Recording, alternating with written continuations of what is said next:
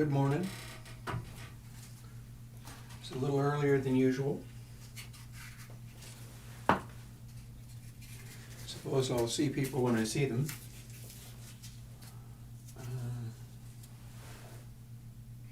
Looking around trying to figure out whether I've got everything else set up properly. Probably.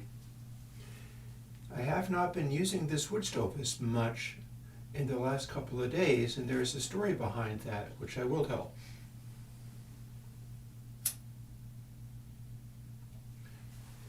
We'll get to that. But the reason I'm starting up so early,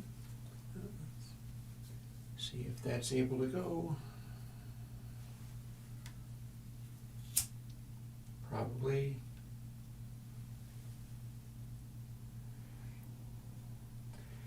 I've been enjoying the post-console X2, post-console H days.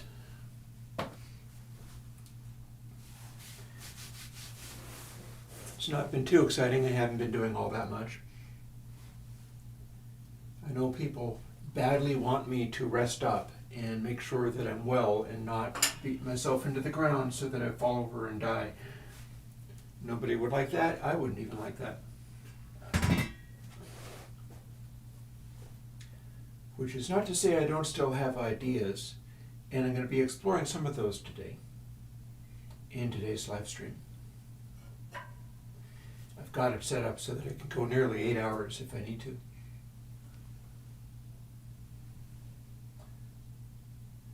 First, I'm going to see whether or not I can get this going. It's not as cold as it usually is, and I'll tell you why. I've been using the oil furnace instead. That's because I had a little scare out of the oil furnace, because the day I went down there and I was like, that's a puddle underneath the oil tank. It's beginning to leak. That's potentially a massive environmental hazard, and it's a super big emergency. So I ran off to the oil company that also does the repair work on the furnace and stuff. And when this is happening, I'm going to need to do something about it. Talk to me. And a guy from the local oil company was like, I know where your place is. I've been working on that oil furnace since before you owned this house, and so I will come out and see.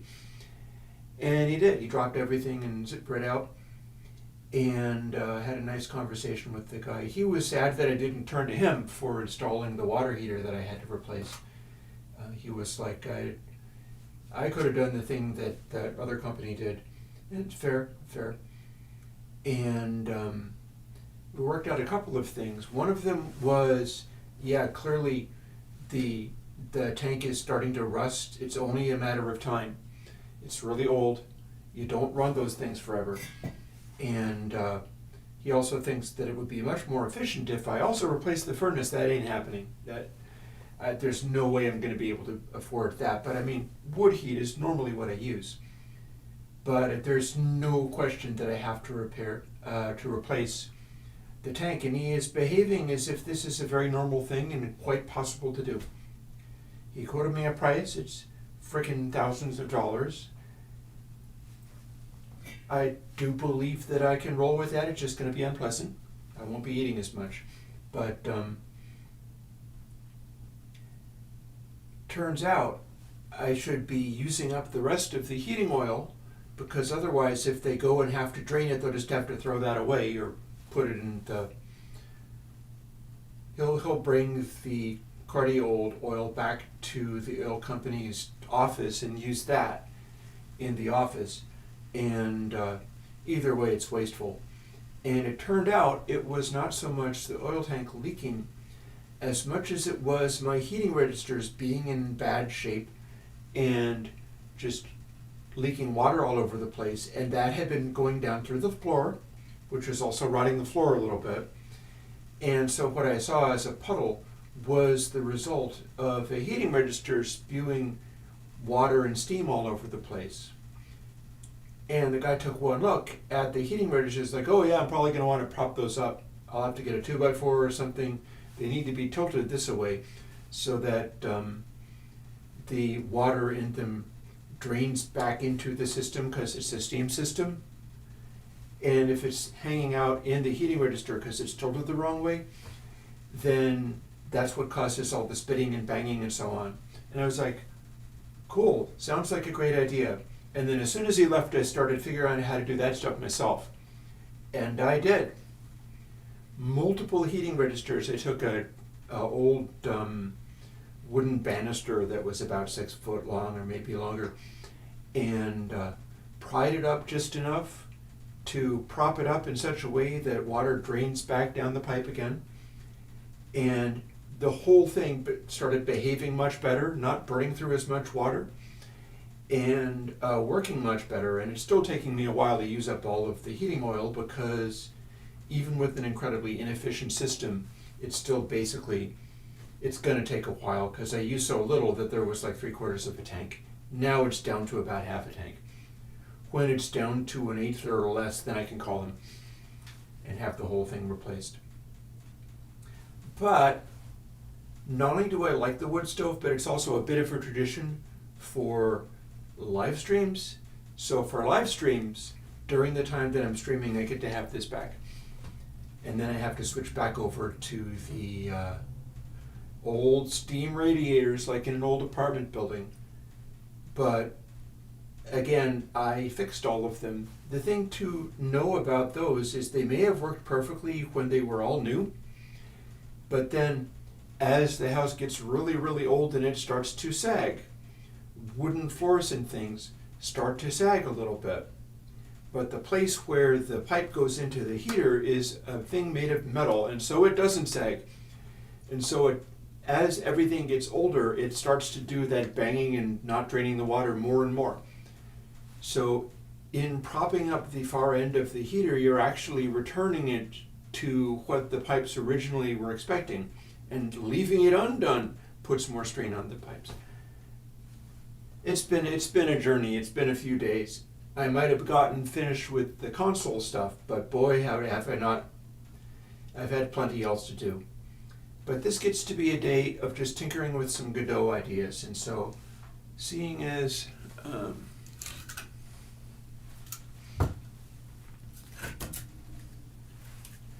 this has begun, looks to be a fine time for me to throw a log in there and move over to where I can see chat, if there's anybody in chat, and start doing my coding. Oh. Come on, go. There. I got a couple of specific things in mind that I'm going to be exploring today.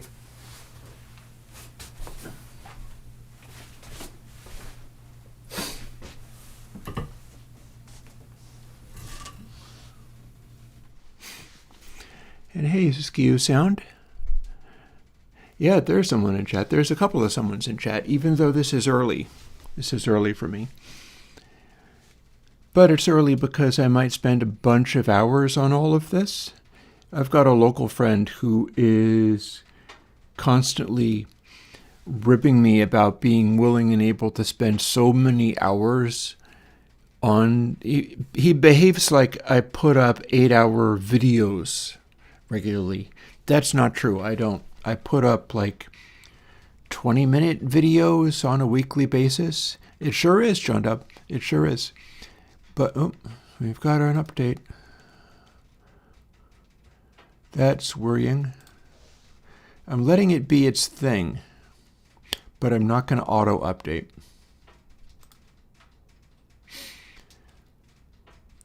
If it ends up becoming too awful, I will cease to use it. But essentially what I'm doing with JetBrains Writer is the C# coding and allowing it to, like, it knows what Godot is, for instance. If there were anything in the Godot engine that it doesn't properly understand, then it can learn about how the Godot stuff works. And there may be updates about that. Oh, look at that. I don't need to worry about plugin Vue.js because I'm not programming anything with Vue or JavaScript. I don't know what Space or React are about, but I don't believe I'm doing those either, so fine, whatever. So what I'm going to be looking at is this one called the Wild Music, but there is an additional level here.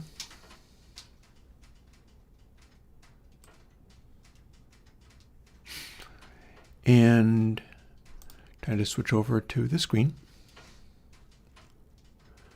I don't think I need this to be here.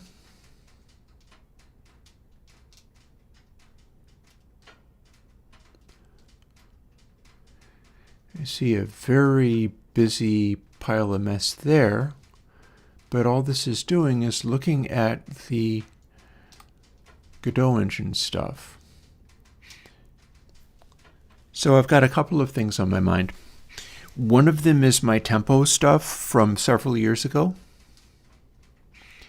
where I worked out that tempos have different feelings to them. And I've been experimenting a little bit with this as I practice drums and bass, and am increasingly convinced of it. So essentially, tempos have feelings associated with them. So songs that are, say, hit songs that are at a particular tempo will tend to convey the mood of whatever that tempo is. And what I observed is that it feels like it rotates around through sort of nodes of just effortless flow tempos where the energy is very low and everything just is smooth, and maximum edge and attention tempos, which are like, there are certain things like, for instance, 122 BPM, 140, 160. These are all nodes for sort of maximum edge. And when you play along with those, it feels more high stakes, like you have to slam out all of the beats very aggressively and rigidly.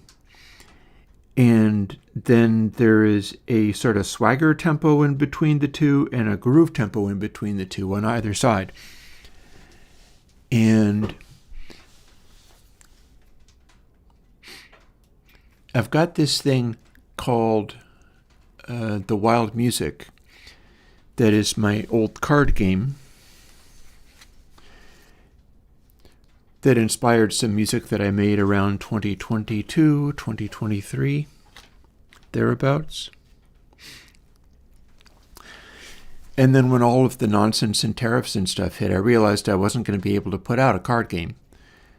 Plus, if I put out a video game or a Godot engine application, I can put that out for free and people can simply download it and use it. It does not cost me anything to manufacture. It costs me something to build. Costs me time and energy and effort, and sometimes doing things like buying JetBrains writers so that it can continue to like lead me through the murky waters of C#. But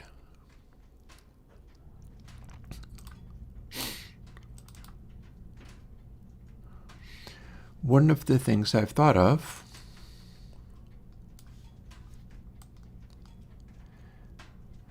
is this idea of firing up my reverb generating thing again. You remember this. If you run this directly, it just does this. And appears to have hidden itself. So maybe we don't want it like that. I don't know why the window size refuses to be smaller than that, but this is what it looks like when I run it. And if I run this program, it's generating possible reverb sounds.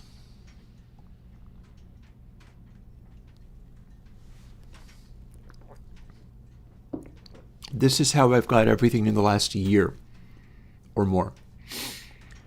And I've been getting better at it as I go. What it's doing is a genetic algorithm inspired combining of different reverb delay timings. I've got a householder matrix. I've set it up so that it'll do a 6x6 or a 4x4. Hey, Grants. And what it's doing is it's trying to get the highest performing reverb along various different metrics. And what it's showing is, on the one hand, it is showing where the reverb delays combine to land. Because in a householder matrix, you're always seeing, like in a 6x6, you're always having 6 of the reverb delays combined. But the actual reverb, this is basically one instance of the actual reverb, is every possible combination. And that produces a really heavy reverb density. So there are a number of things that I must do around all of this stuff. One of them is working with a modified version of Take Care.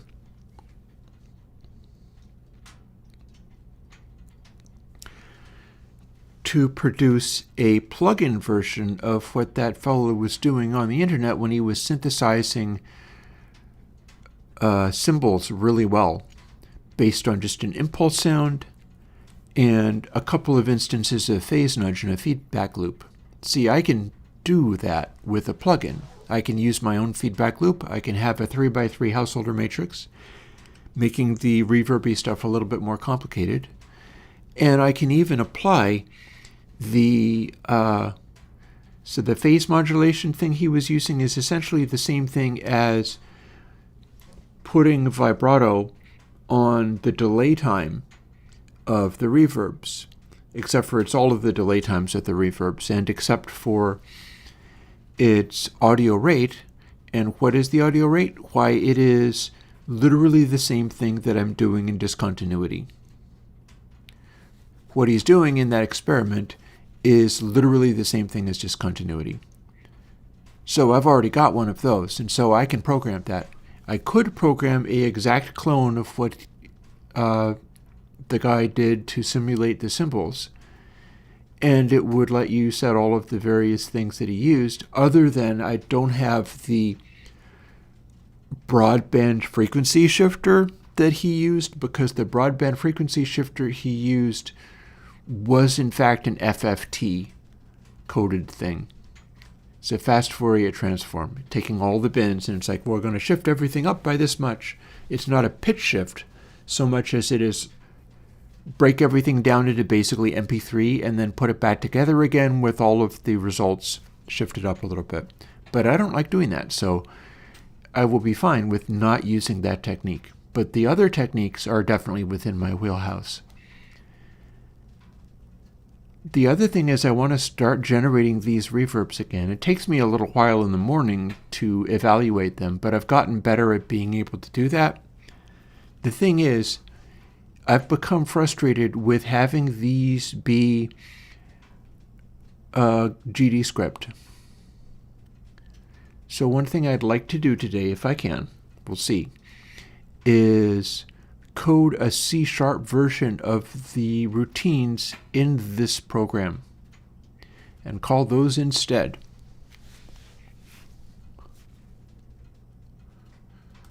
So I can close that and basically start up. And things like this, I don't need to really worry about. This doesn't need to be any particular, this is just outputting the values of it. But this I need to make a C# version of to see whether I can get more out of it, because this is the program that I run like 15 times overnight, or indeed hours into the following day, just to get the highest possible score from any given run. And there's a lot going on with this, but mostly it is this nested loop. Now, I don't know whether I'm going to be able to come up with an algorithm to make that run even better, but I do believe if I'm doing this, I should be able to do a C# version of it. I'd just be duplicating every line of code and translating it.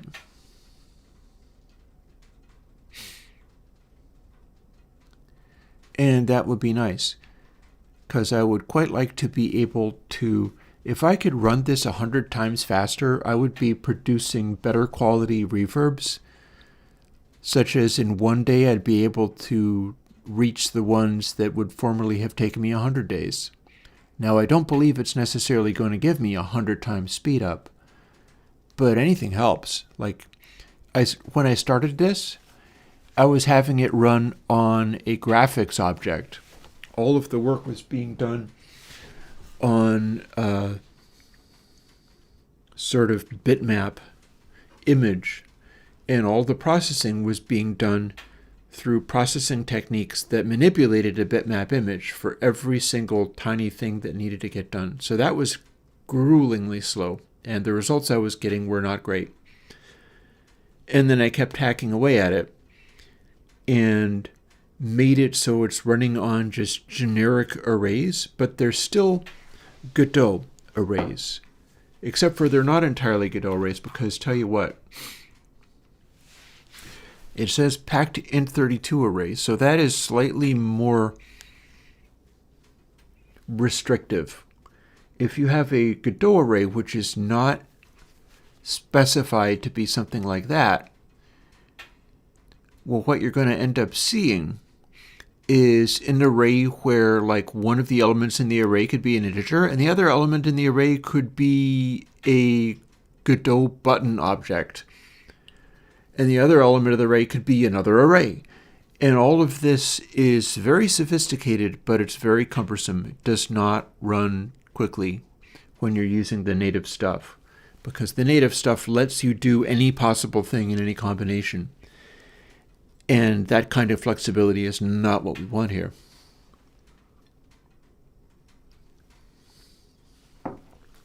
Check how the fire is doing. It's okay for now.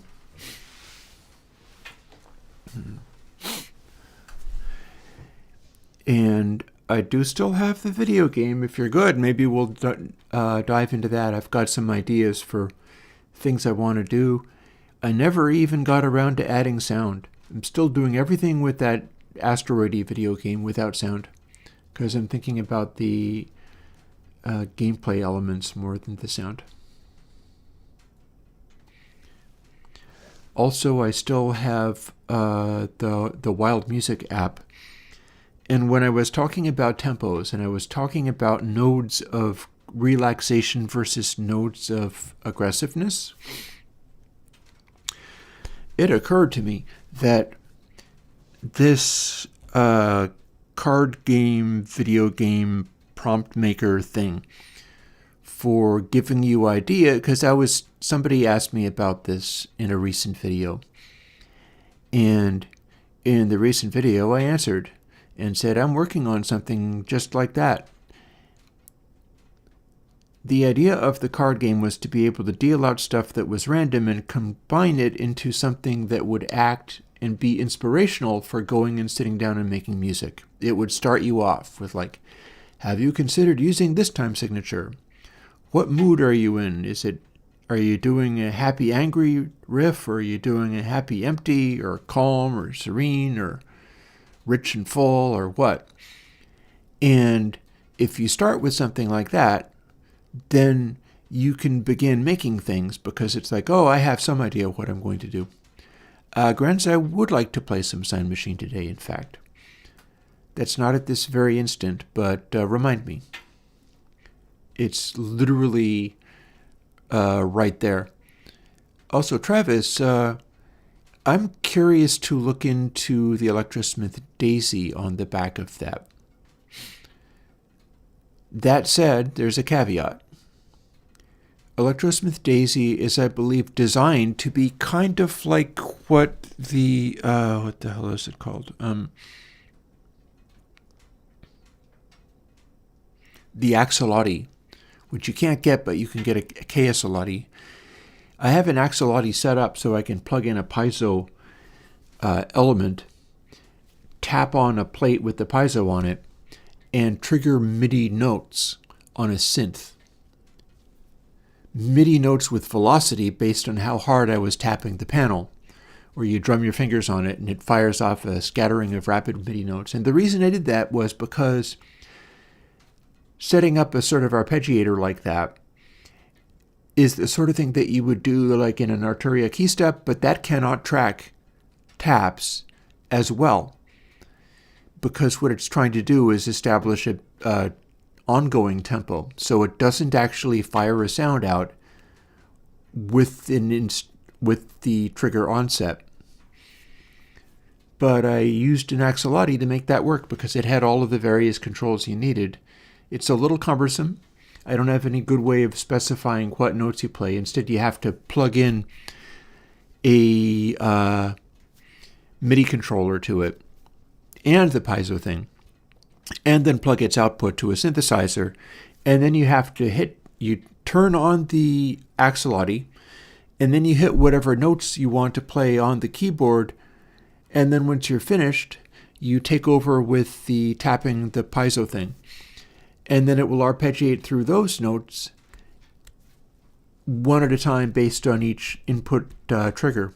And it responds very quick, which is what the Arturia keystep cannot do. And having done that, now that's just sitting waiting for me to use it. But what with talking about the tempo things like that, it occurred to me, if I am fooling with these cards, again, this project that I had, so you wanted to do a track that was like sad calm, well, it sounds like that would be calling for a tempo mood that would probably be flow. Calm would be not a lot of effort and tension in the sound. So that would call for one of the various tempo notes, like 113, 130, 150, 171. There's a whole range. There's an algorithm for this. A guy paying attention, Bodinarius it was, paying attention to what I was doing, used a online service called Desmos to come up with an algorithm. He punched in the tempos and classes I had in there, and came up with a funky algorithm that tended to do things like take x and x to the power of pi plus also x, but times pi or whatever. Just a bunch of weirdness where you could start with a number like, say, 13 would return a flow tempo. And then 13.25 would return a groove tempo. 13.5 would return edge. 13.75 would return to 14 would be back to flow. And it held up. It tracked all the various tempos that I'd measured in this way and evaluated and really stuck to it very closely. So essentially what I need to do is be able to take a tempo, like for instance, if I had an instance of soft clock. Now there's two versions of soft clock that's out there. I'm just talking this over with you because it's all of the things that I'm going to need to do in 2026. Hopefully by maybe next Christmas will be the release of this program for doing the card game thing and all the stuff. But technically, logically, what I need to be able to do is take a given tempo and reverse engineer that to return the place on the node cycle that isn't perfectly linear. It's a like thing to the power of pi is how nonlinear this is.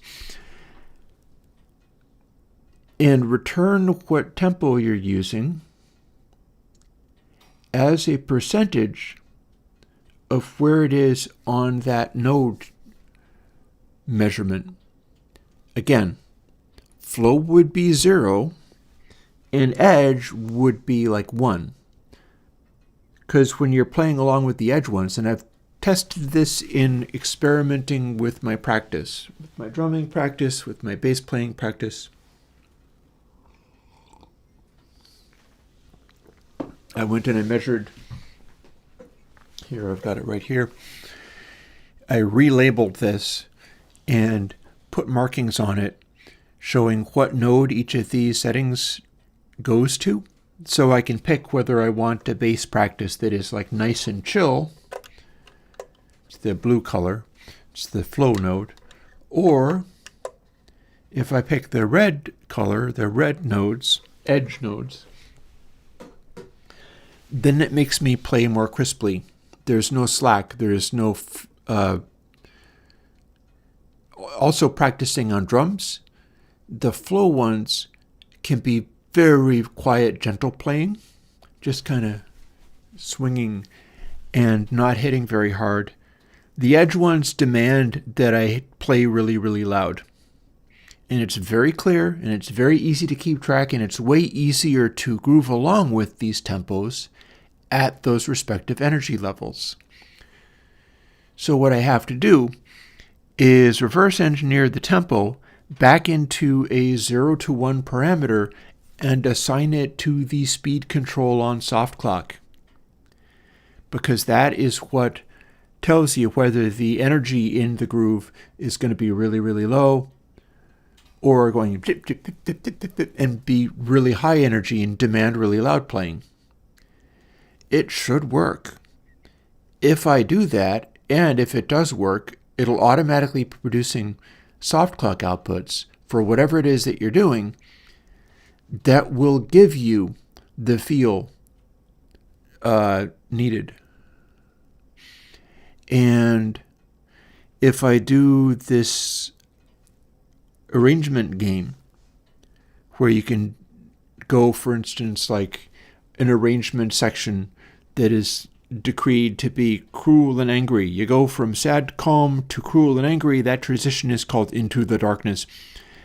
And then cruel and angry are like red colored tempos.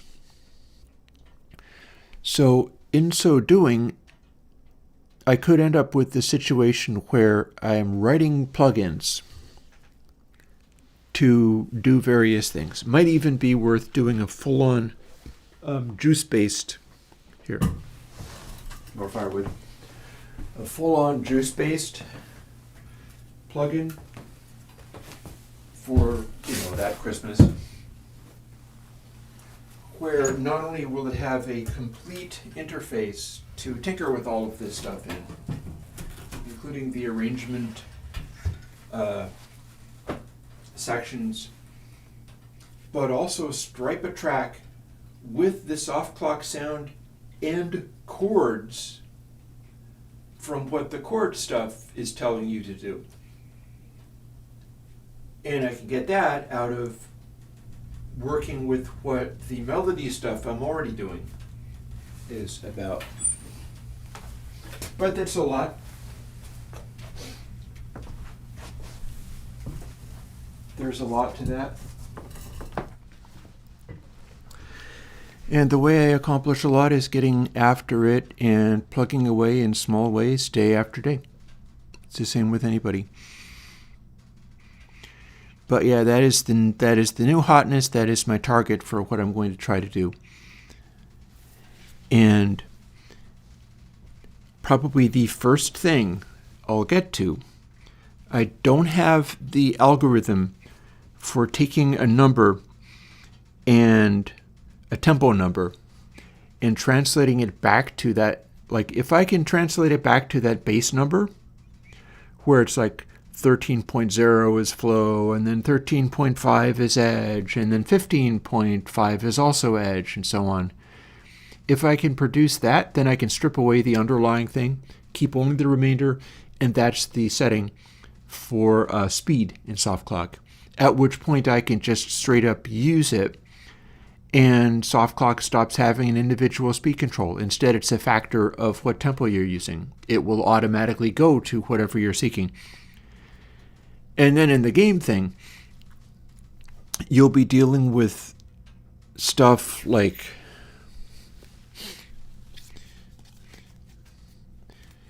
Here is the Redisplaying Despairingly card. They all have these things on them. Unmonitored under motion.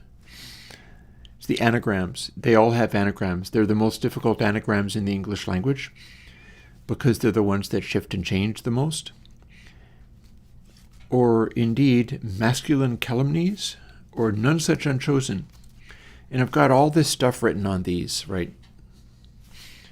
None such unchosen is coming from a cruel and empty arrangement section. And I figure if you have that built into your song, you figure out a way of making noises that seem to be like that, it would probably be a high edge groove. Because cruel and angry or cruel and empty should both be the most edge possible, so they would be the most strenuous sounding, most unforgiving tempos that you could have. So you'd be constructing an arrangement out of like successions of these cards, or whatever it is that I do, to get sequences of kind of vibes. And then you get a choice of, do I go from cruel and empty to sad and calm, or do I go from cruel and empty to happy and angry? This card has those two options on it. Each of those transitions has a text description. Each of those transitions has a suggested time signature. It also has a key written in there, which may or may not end up getting used for that, because the thing about it is, if you're writing to sing, then your range of possible notes to play may be very, very limited. So the melodies will be a factor. What I'd be doing with that, here, let me close this for just a moment. Let's get back to another thing. Assuming I can find it. I can find it, right? Sure can.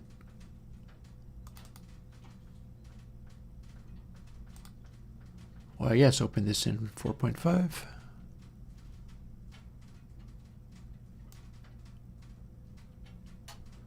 My window size was already perfect. Cool. So this is what I had. I'm going to work on this some today.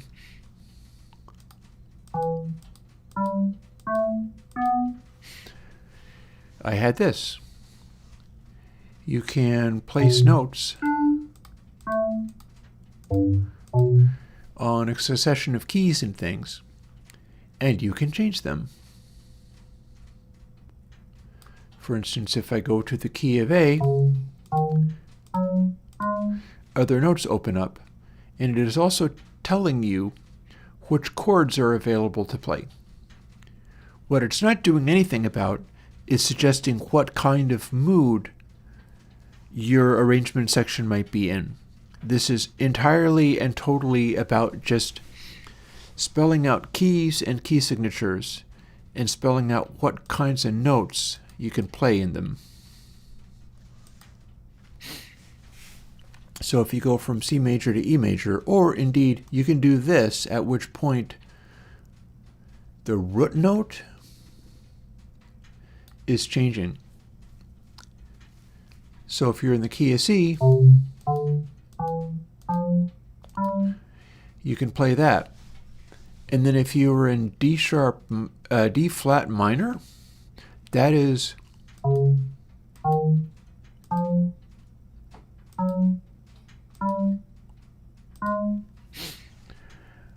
overlaying those two onto each other means you have a much wider range of chords.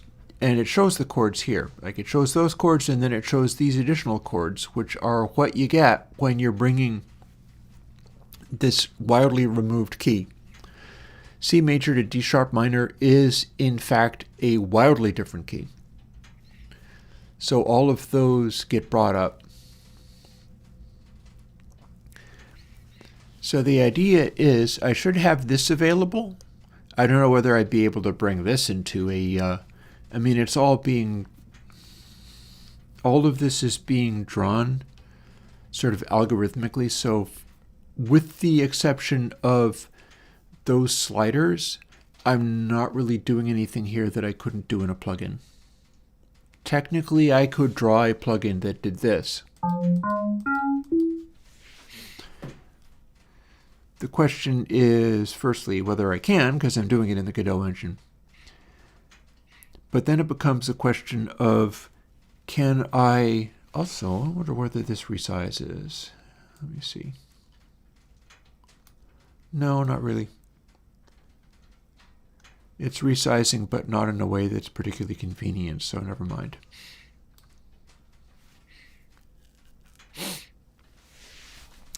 The arrangement stuff has to work differently.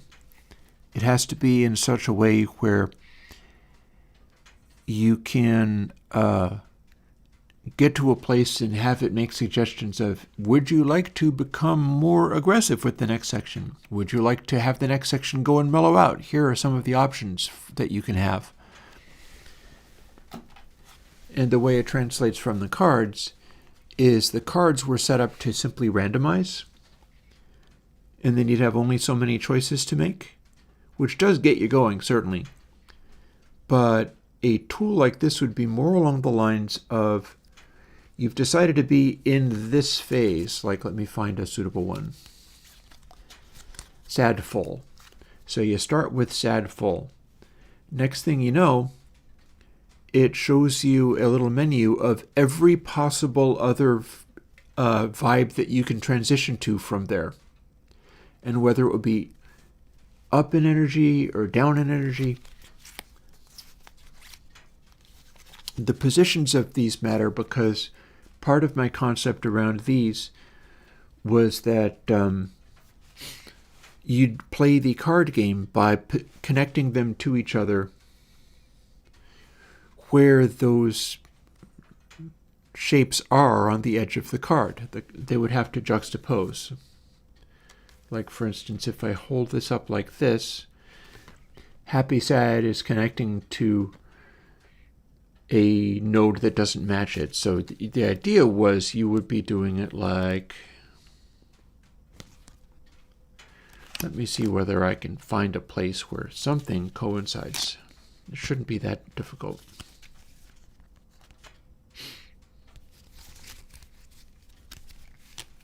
Let's see if I put that on top and find, aha, got there. Cumbersome. So look at how these arrange themselves. If you are starting and you're playing the card Streamline Eternalism, you're starting from happy empty. And then the transition you're making is to cruel empty. That is a big change in some ways, but also similar in other ways. And I've named that transition Unexpected Twist. And you can go to this other card. It says Definable Beanfield. That also has a cruel empty on it.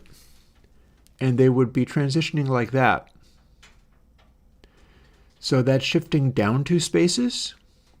And the idea of the arrangement card game, which is pretty thoroughly worked out, but I haven't implemented it in a video game form, is if you can get a sequence of cards to loop, to return to the same color, and then return to the same physical height, rather than having them just all kind of go down in some direction.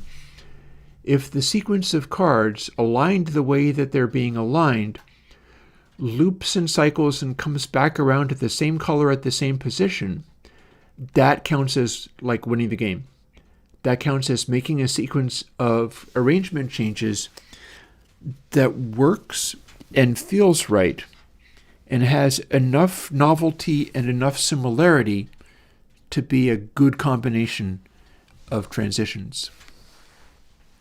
Now, that's largely what happened out of the game form of this, the card game form of this. I'd be wanting to do something like that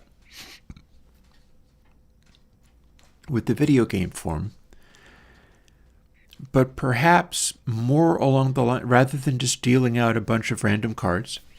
I've got this all set up in an amusing way. Honestly, I could put this out as a video game, a card game.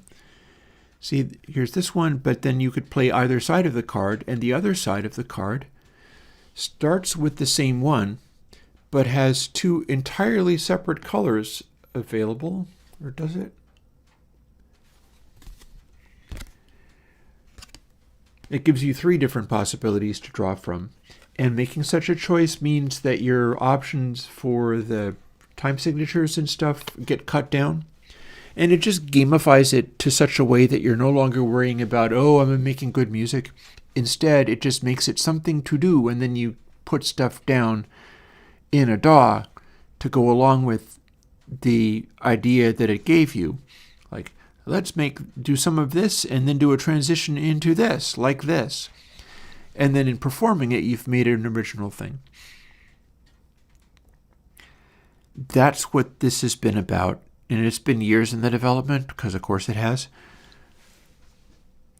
The tempo idea is very helpful, because what that means is I can tie each, in fact, I've already begun to tie these to tempo modes. Like, this is cool empty, this is cool angry. So obscurantist subtractions and Aristotelian retaliations are both edge mode. Abrogated Goatbeard, on the other hand, happy angry. That is tude mode. The attitude, it's slightly off the super high attack. Sad calm, this is obscurantic subnarcotic. It has a possible transition to cruel empty with a time signature of 0. So that's basically telling you, switch to an ambient space that is kind of off-putting. But the sad calm section of it operates as a flow node. So the thing that I'm going to want to do with regard to these tempos is, firstly, determining those nodes means that there is a limited number of tempos you can even use. Flow node, I've got it down in these cards. You can do 113 dB, call it statement. You can do 130 dB, that's also a flow node, that's confident. Beats per minute. 150 beats per minute, that's weightless, that's also a flow node. 171 beats per minute, that's dizzying, that's very fast, but it still feels kind of effortless. And those are the options you have in the nodes. Anything slightly off that is going to be leaning in one direction or another. So you could use soft clock and say push it slightly in some direction. That should change the energy level being put forth in soft clock to match whatever the tempo is calling for. And I may not have the inverse formula for taking like x to the power of pi plus x times pi plus 60, which is roughly what it is. I can't run that backwards. I was trying yesterday and I got nowhere, but one thing I could do is just do a while loop and start it slightly lower than it's going to come out and go generate starting from, this number, like 13.01. Is that the tempo number that you want, or is it not high enough? If it is not the tempo number I'm trying to generate, because I can run it that direction, then let's try 13.02 and so on. And it'll grind through all of the possible beginning levels until it reaches the tempo that I'm trying to work backward from, at which point I will have whatever the remainder needs to be. And then I can just assign that to the speed knob, and it'll be ready to go. So I've got a way of doing this in a soft clock update, and that's something I'm going to be working on in future. Again, what would be even more fun, particularly since it's along the lines of making things inspiring to start doing music to, I've gone off sequencing stuff. For at least the last year or so, I've been like, nope, sequencing stuff is dead. It's just going to sound like AI anyhow. I'm no longer interested in my machines. I'm no longer interested in like running a machine to mechanically make beats. And then even if I'm moving them here and there in the time domain, I'm still not interested in anything that rigid. I'm more interested in stuff like, can I do electronic genres, but give them that sort of Grateful Dead feel from off of the Console X2 demo, which is just me playing instruments, most of them straight into the DAW. It's using a bunch of guitar sounds and things. Those are all versions of Pointy Deluxe or Chimey Deluxe or whatever. That bass part was the demo for Chimey Deluxe, in fact. And it's all basically just me playing stuff into essentially what, same as a laptop or a Raspberry Pi or whatever. And you don't even have to do that. You can use a soft synth. Everything can be straight up downloaded and made music with. But I have gone off wanting to sequence together pieces of music. So one thing that will probably help with regard to that is, am I generating something, for instance, with soft clock, where it's this ambiguous groove, so you're supposed to key into the groove by the wavering of the pitch? I don't see any reason why I couldn't simply generate a chord or a chord sequence going along with that. It would make it a little more complicated, but I could still do it. Where the cycling chords would be expressed by just little wave generators in there, and the amplitude of the chord being hit could be the amplitude of the wavery noise that is soft clock. And that would make it be a chord underpinning.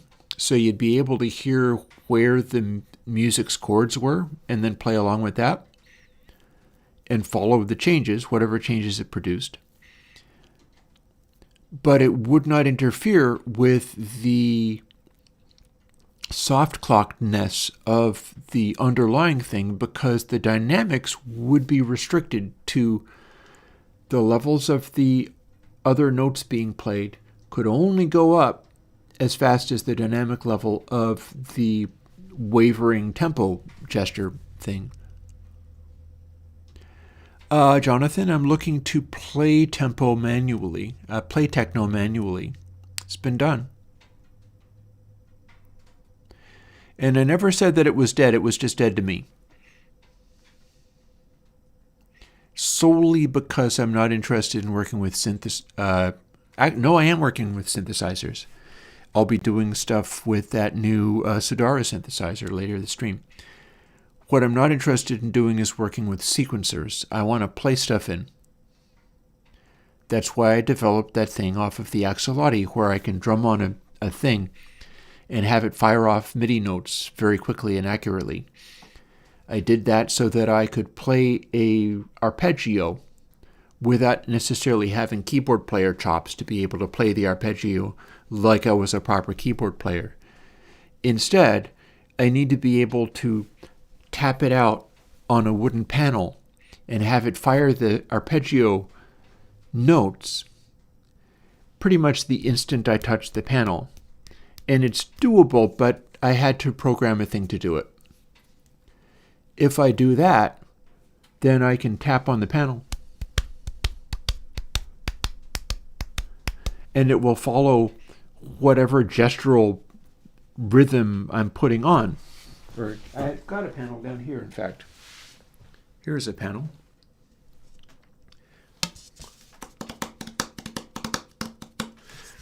So if I was to take this and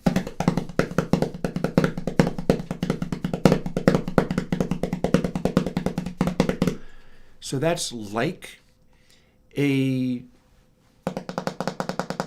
mechanical rhythm, but since I'm playing it on effectively a hand drum that's a sequencer,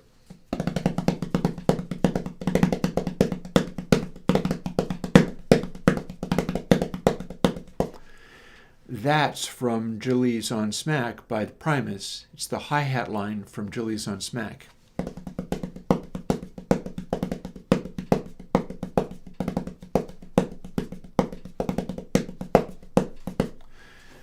It's hard to play, but there's dynamics in there, and it's more interesting than just setting a machine to go tick, tick, tick.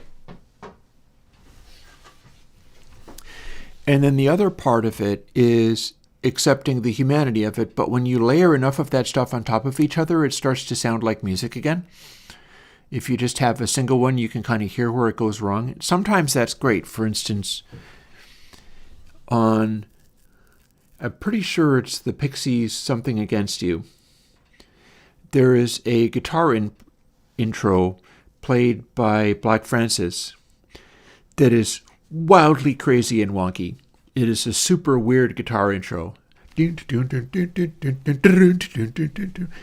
then when the drums come in, it straightens itself out, because he's playing something too weird for a band to follow. But when it's starting up, man, is it an original sounding thing. And that is easy to do when you're just playing something in. You might have to hope for having a particularly inspired day, or being in some kind of mood that causes your rhythm to act that way. But bottom line is being able to do something original and distinctive rather than something that is machine-made, extruded, and interchangeable with every other machine-made extruded thing can be quicker than programming all the stuff out to get it perfect. Because if you just sit down with an instrument and go, well, it might be good, it might be bad, it might be right, it might be wrong, but it took you 6 seconds to say. You just do it, and you go. David Bowie is another example of that. David Bowie, it turns out, because I have a book on all of his songs and what it was like recording, and there were multiple references to how he did not like to do overdubs or multiple takes. The man went in and sang his thing and stopped. A lot of the David Bowie songs that you can hear, especially the ones that are very organic and natural and stuff, he is skilled, he is talented, he's doing a really good job, but he also did not want to sit there getting everything right like as if he was in Steely Dan. And so a bunch of that Bowie stuff, the reason it sounds very human and very like superstar-like is because it is this spontaneous expression of a person, but it also only took him like 3 minutes to lay down one of those tracks, and then he moved on. Same deal with like the Elton John band at their height.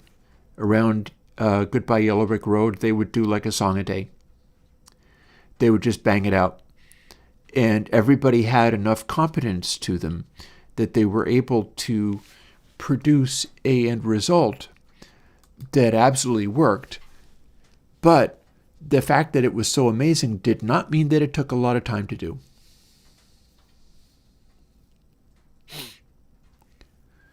So let me close this again, I think.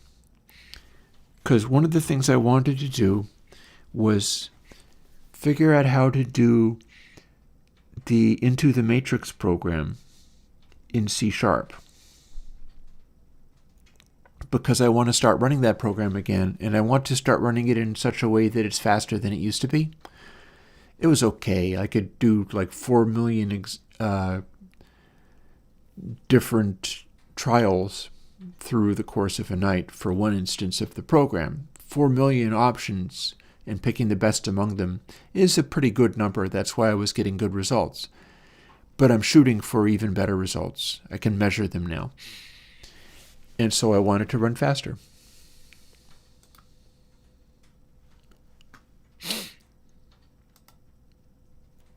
Let's see where we start with that.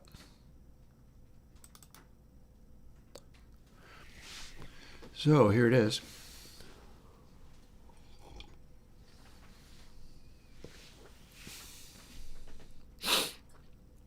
I'm going to make another cup of coffee around noon or so. And then hopefully not be working all until 9 o'clock at night. That's off limits. I don't get to do that.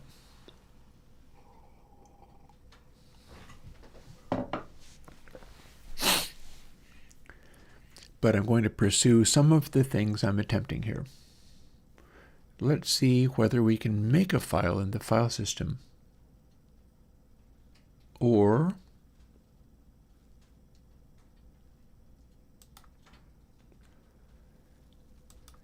I can do a new script. So what's going to happen here is if I specify a C# script, I think I can even specify it with the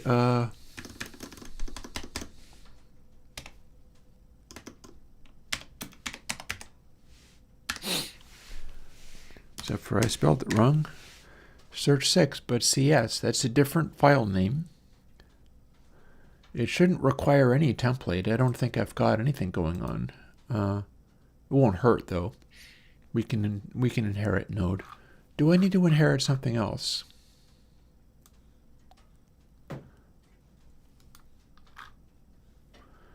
Let's back out of there again. What is this from? Extends button. So if I make one that extends button, then I can have a function called pressed, and those parts of it will work the same as before. Fine. So we're going to extend button with the new script.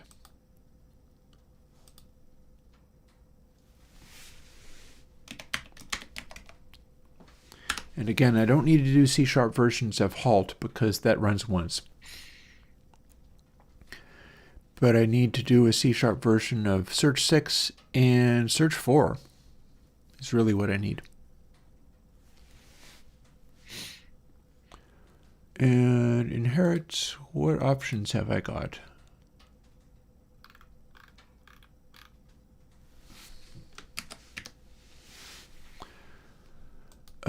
Button, okay.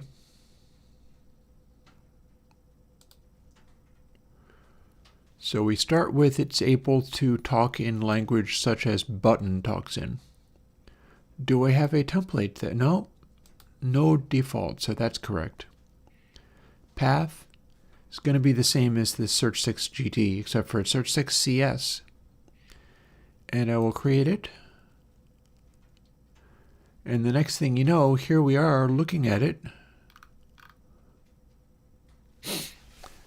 in JetBrains Writer.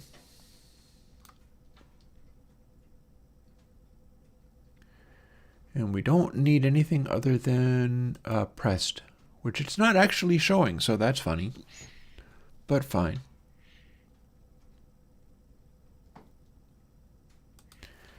And then there's all these different parts that require porting over from the GD script stuff. But if I successfully do all of this, then I can assign this to the button instead of the GD script. At which point it will do and talk to and alter all the same things. Question being, how much of this is easy to work out this way and how much of it is not? And the only way to find out about that is to try.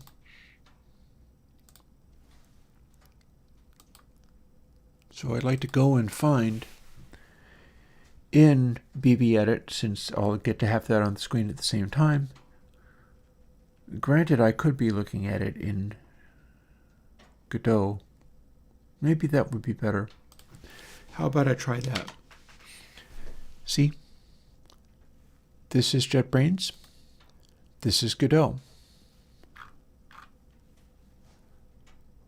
So if I scooch this out of the way, I can see what's being drawn here. And then I can work in here. Or indeed even shuffle the sizes of the window so everything's showing a little bit. After all, I'm doing it as a live stream, so I might as well let people see things.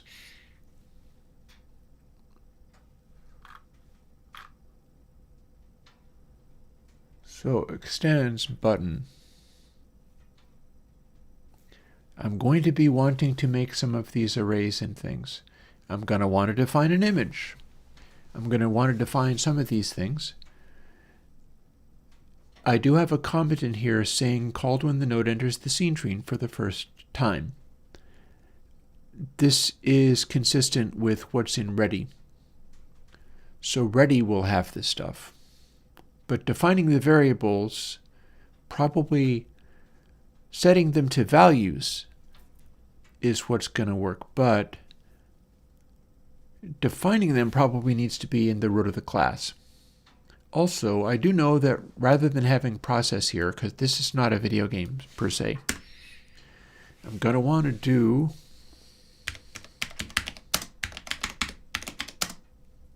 I bet it's a void. No, not process. Underscore capital P for pressed. Okay. Let's see if it let me do that. Boom.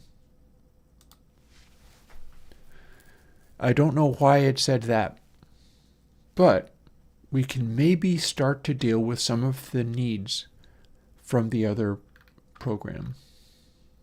I haven't defined any variables yet. I'm going to need to explore what arrays mean in C#. That might involve some searching around on the internets for stuff like that. Things like this resize and fill might not be a factor for this. Stuff like display image create is going to be a factor for this. That's how I'll be able to tell that it's doing anything.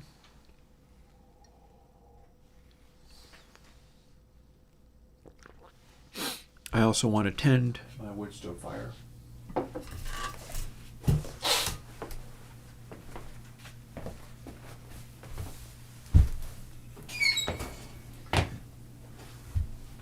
I've really missed having this going. As much as I'm down with using up the fuel oil so that I can get that tank replaced, it's just straight up not as cozy as having this go. It's also less exercise. Trundling the wood around is definitely exercise.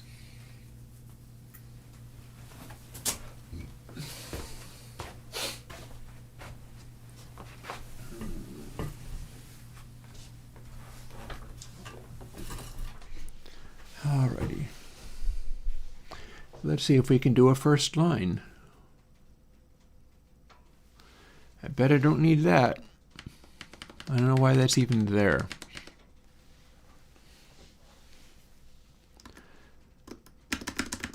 It doesn't claim it needs to be there.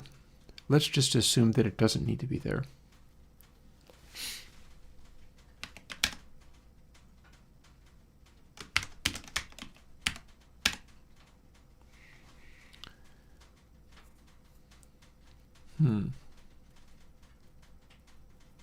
Also, I've got several complaints sitting around here.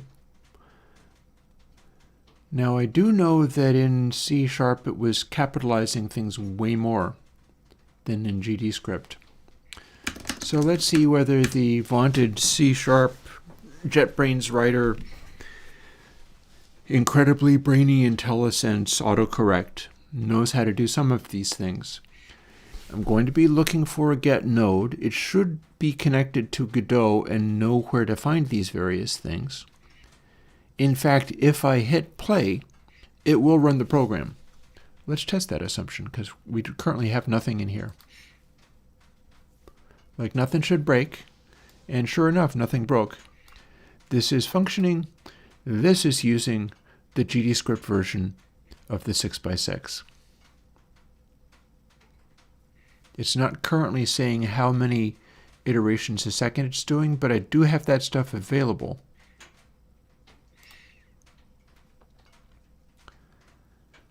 And I can stop it. Oh, I guess I'll hit stop to stop it then. Good enough.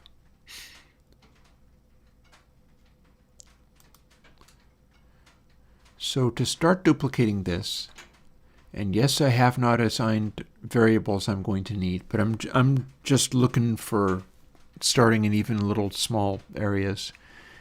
Because anytime I wander into the void this way, it's a big struggle, and then things start to click maybe days later. After days of struggling, things start to click, and all of a sudden I'm off and running. Once I understand where things are at. But I don't currently understand that, so we're going to see whether we can make any of this work.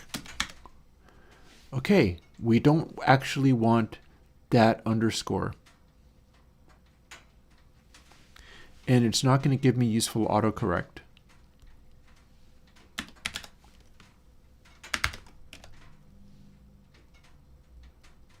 Oh.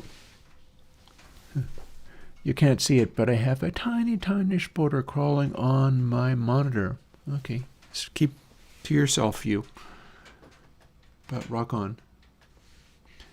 Next thing I want is not queue-free. Next thing I want is a get node. It's going to be spelled the same. It's not going to be I don't know why it keeps wanting to queue-free.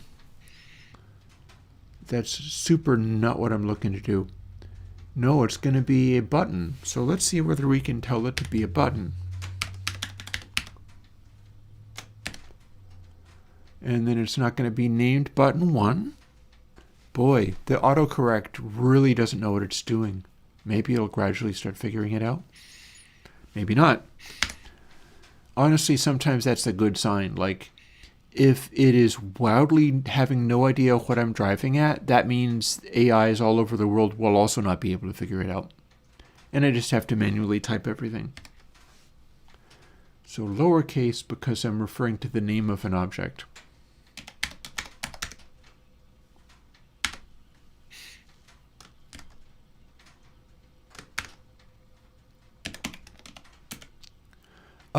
It wants that to be capitalized too. But in fact, I finally got to where the autocorrect knew what it was doing. And that is the same line of code, but it is in C# rather than in GDScript. Yay! Got a thing.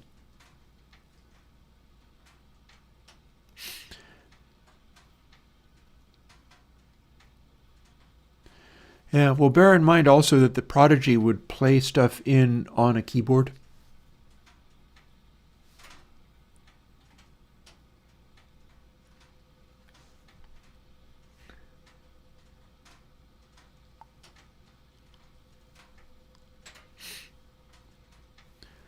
Now I've got a whole stack of more of these to do.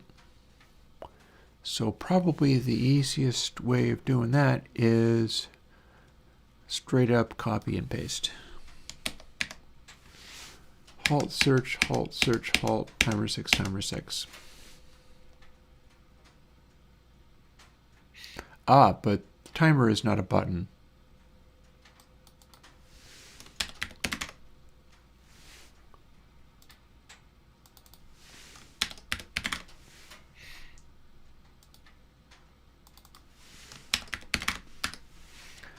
I'm not really that sure what timer's doing at this stage because it's been a while. I do know, however,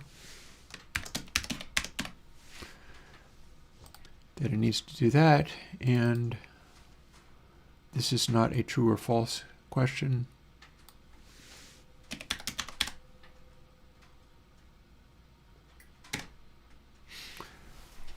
Okay.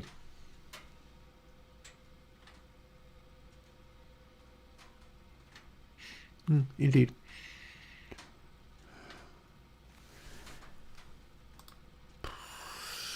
Five, 4, 3.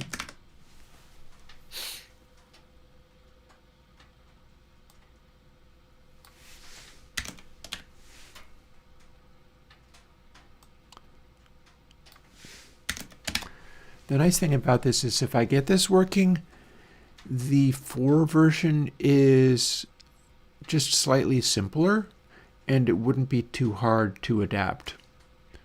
So if I got to do that, then I do that.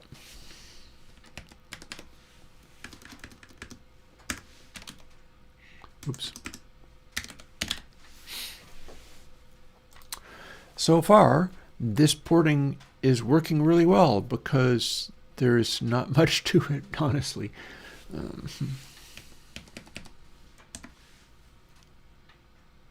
Okay.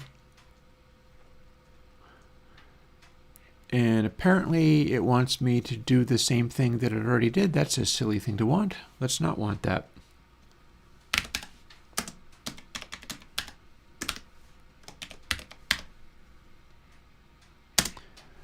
Boy, the auto crazy is strong with it today.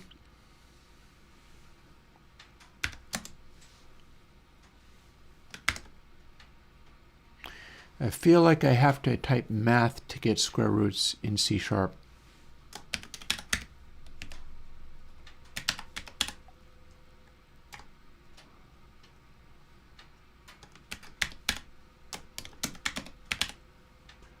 Parent.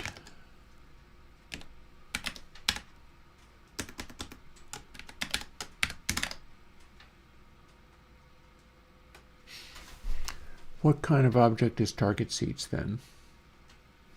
Probably should go and look. Hello, target seats. Which one is target seats? That's iterations. Seats, this one's target seats. That is a text edit.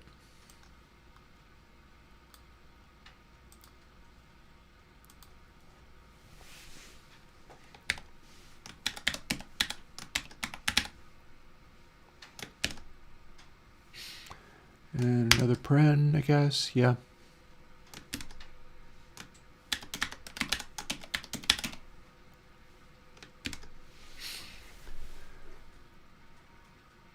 Wait, why is that a problem?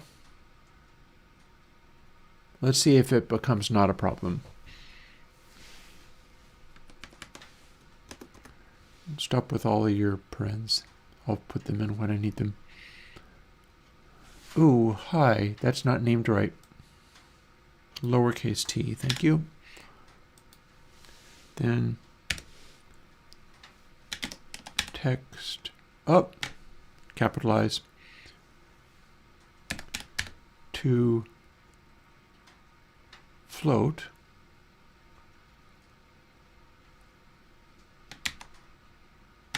Okay, it needs to be capitalized also. Another one of these times 618.0, we'll put in the F, and then like that. Why are you now having a problem?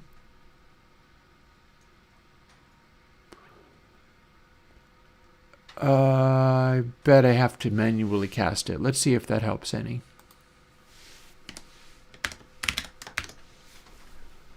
Boom, got there. We have our first line of code.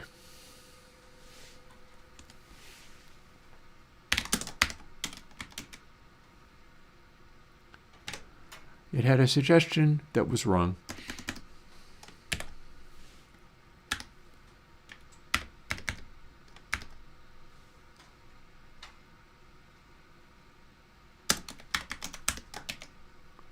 But that suggestion was correct.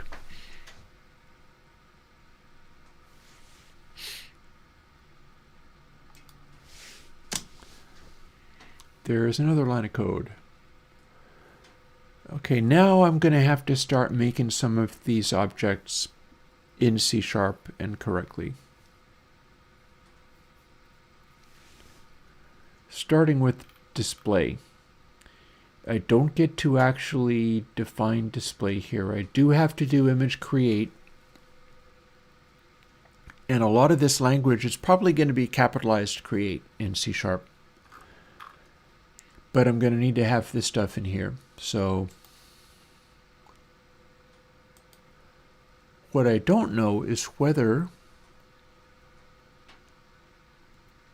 I can even establish these things this way. So we'll start with literally pasting in the code from another language. And it's not going to be in ready just because that says called when the node enters the scene tree for the first time. That's where we'll establish numbers. That's where we'll define these values to be something.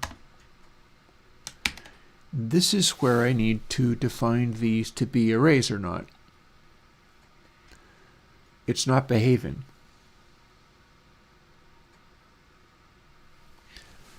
But then it doesn't know what a var is, so, and it doesn't know what those comments are, but I can translate that into being the correct kind of comment. Even the spacing is wrong. That's tiresome. However, I heard a trick for being able to do that. Last time I was hacking with this stuff. Shift Tab, I believe. Oh no, apparently not. I stand corrected.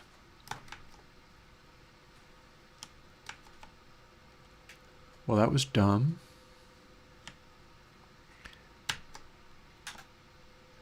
Okay, never mind. That was a macOS thing. Very much due to performance, yes, Guybrush. Very much due to performance. I don't know how long this is going to take me. Bits of it went fine. This might be causing me big problems. I don't really care. Whatever. If it's problems, it's problems. Big deal. So I don't think, from it being drawn out as a red area, I don't think C# has any idea what a packed-in 32 array is. That said, I don't actually need to use the Godot array for this, nor do I even want to. I don't think I'm using any features in Godot arrays that can't be had in C#. And this other stuff definitely doesn't need to be here. Firstly, var means literally nothing.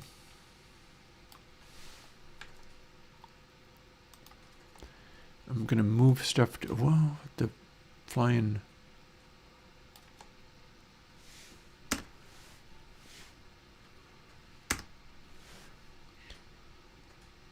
I hit tab and it kept var there for some reason. I don't understand. I'll just put a space in. That's better than nothing. I'm going to be wanting to make these arrays like this. But when I get down to here, this starts to become what I can actually use and do. I know how to make an integer in C#. That's not hard. We just have to do it like this. And then change the other stuff.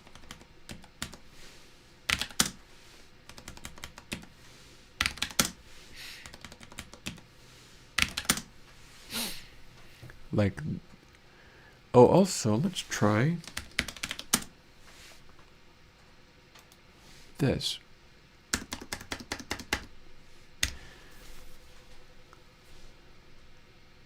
It's probably, okay, it wanted it to be private. Fine. That's probably fine. Having all these things be private is probably fine. I wonder if it's going to do it for all the other stuff too. Yup. This is determined that these are not to be public variables, if you say so.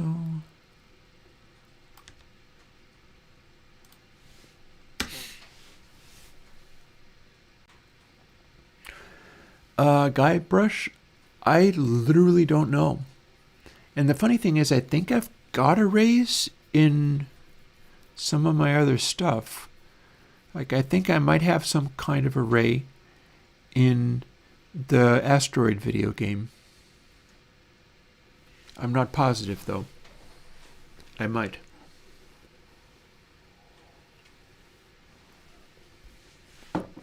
If I did, I could look that up in BBEdit without using either of these programs.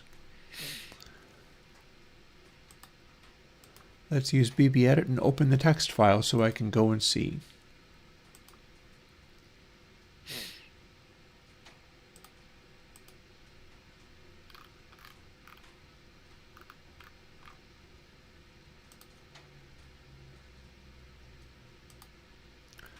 There's the current version of Counterpart.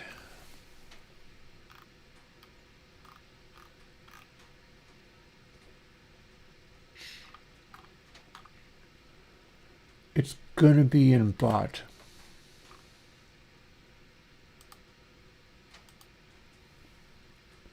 Okay, so there is my code for bot in the Asteroidy Zappy Talking to Bots video game.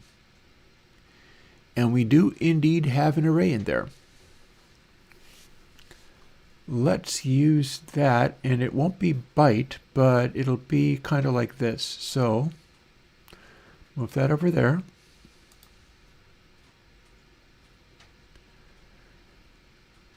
I feel safe in saying that private is going to be fine.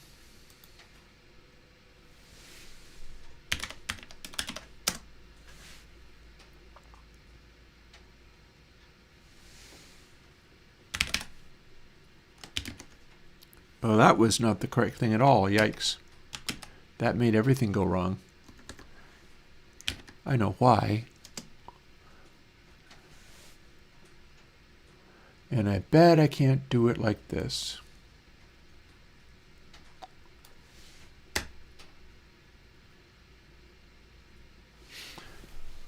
Although, who knows, maybe I can.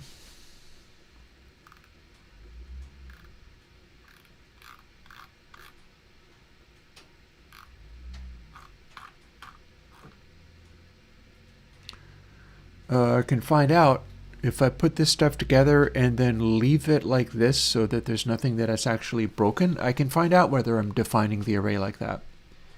If that's possible, then that'll save me a bit of trouble, because I'll be able to define the information in the array from just literally right here. And these are all going to be int arrays.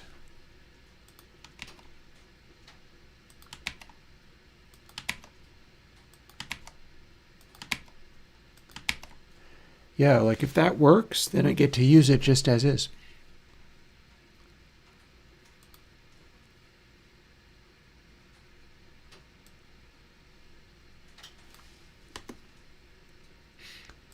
Looks like it might work.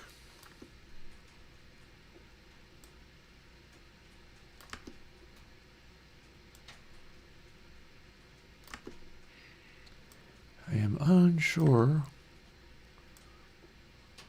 whether there's anything else that's going to come and catch me. Oh, and I do need to put semicolons at the end. GDScript does not have semicolons, but C# sure does. Oh, look at that. It tried to make it into a... Oh, no. Okay, it scrolled. So this is as many primes as I have in my storehouse. Takes up that much space to get to the end of them. This, at least, is going to be a little less spammy. Or more spammy than I expected. Because it wants to put a space after every comma. Fine. If you insist.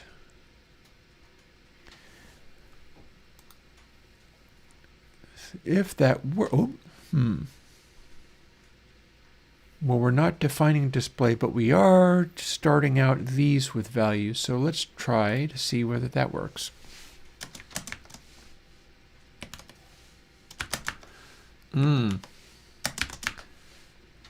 Gray means you didn't have to do that. I'm not sure if that's true.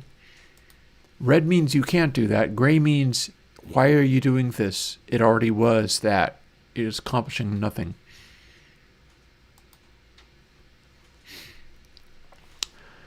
Let's quick run this and see if it runs. If it does, we successfully instantiated these arrays and perhaps even assigned them to these values.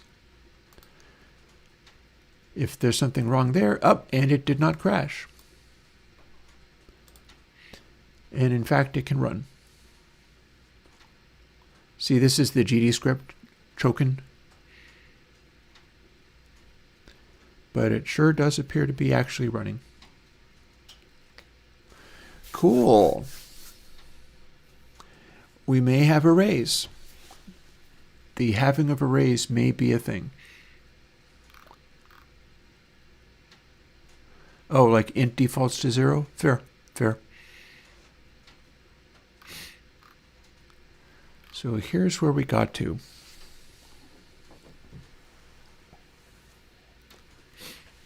You know, I'm thinking in terms of maybe I should make my other cup of coffee now, so that it's not too close to noon. Yeah, I'm gonna do that.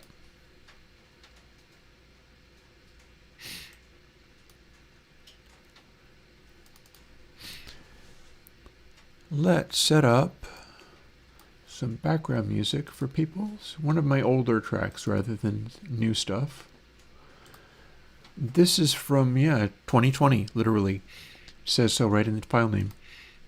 From when I was doing modular synth, going on the internet into a live stream just like this, and recording this live on the fly. And this is sort of the apex of that. I had been doing that for months and years, and I got it up to this point. I started trying to assign like album covers to them and do a potential entire album that way.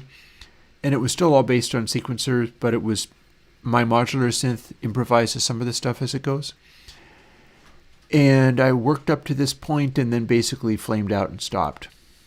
Like the sequence of these. This is like the final one. And it's a synthesizer jam, so here we are.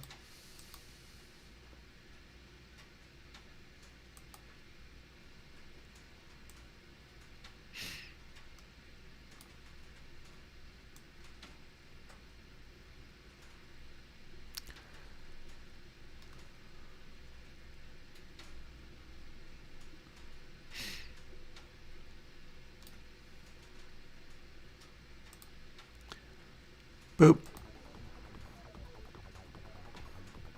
Oh, hang on. I'm sorry, did I say boop? What I meant was boop. I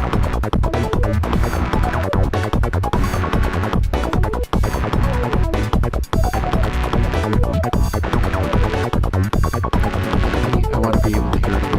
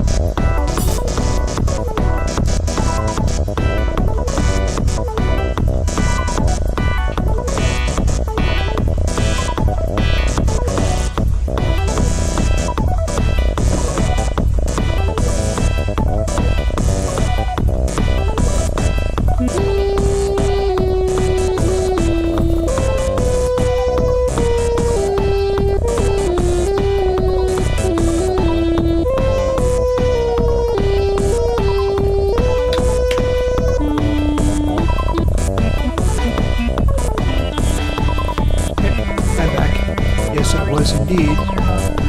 Making coffee.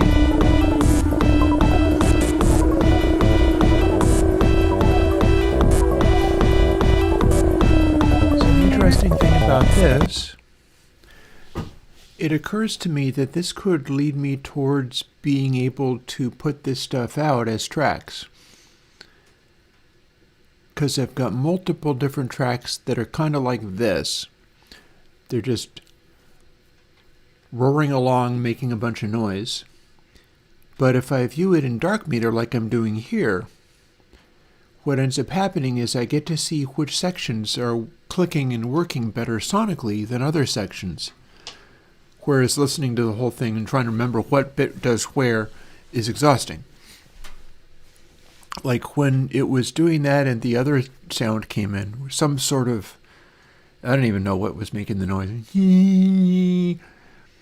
That shows up here, and it took away from the roundness of the track, the fullness of it, down in the deep bass. I could also keep an eye out for where areas are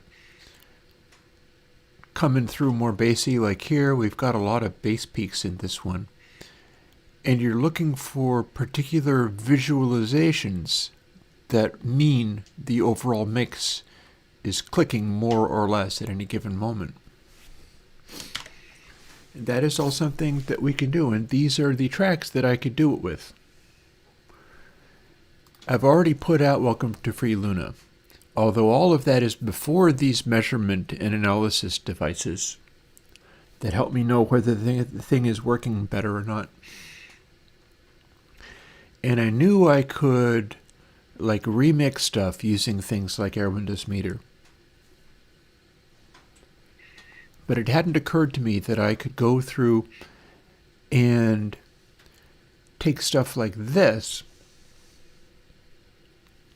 like hour-long, 70-minute-long tracks, and use it to rearrange stuff by finding the bits that are best and leaving out the bits that are not, and juxtaposing them in interesting ways.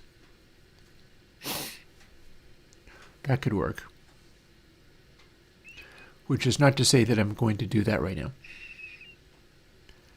But each of these things could go from, like, see, a 70-minute long thing to, like, a track. Maybe a somewhat extended length track. Something that is not quite as long as all this, but sequences together the cool bits. Like this would be warming up sections. And I could go into sections like this anytime I wanted. And if getting the jam together was maybe not really doing it,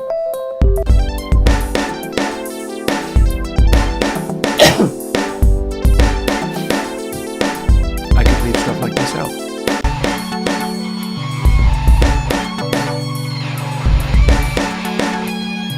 Or snap into stuff like this just briefly. Also, you'll notice that doesn't sound amazing. And there's a reason why. Because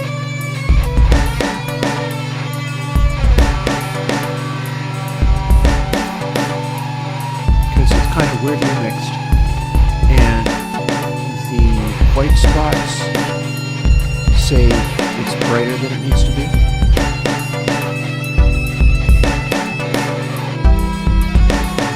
And their overall balance is not awesome. Okay, but it's not necessarily awesome.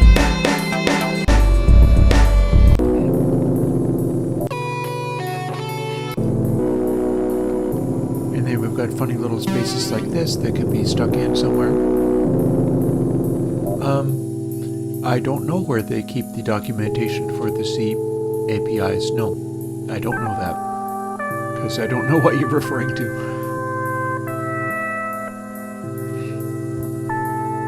That's guitar synth, by the way.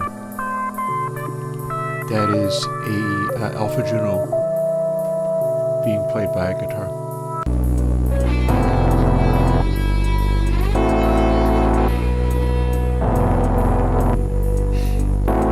So even one like this, that's really kind of all over the map, has sections in it that can be used. Like you could start with something like this, and it's doing a bunch of neat things. This is my modular synthesizer basically composing all this. I was jamming along to it, but I'm letting the random sources on the modular synthesizer dictate what chords and notes are being played, other than the ones that I'm playing. That even includes the arpeggios in the background, when they're regular. That's me playing a dissonant guitar solo under it. Guitar solo with an echo.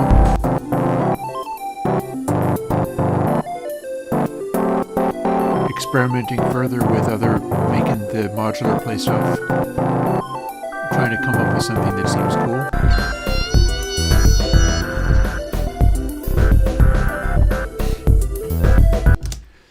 So that's getting into a more interesting groove. And if we throw dark meter on there,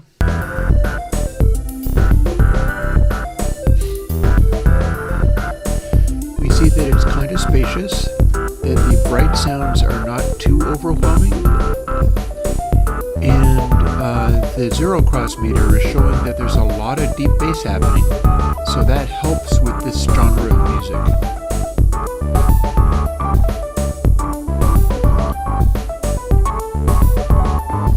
Now I had to mix this on the fly without any kind of reference to any of this stuff, so this is entirely by ear.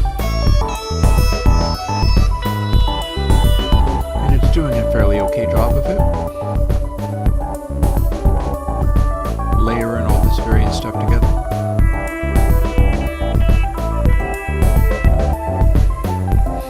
I have no control over what those chords are. The synthesizer is just making them up as it goes.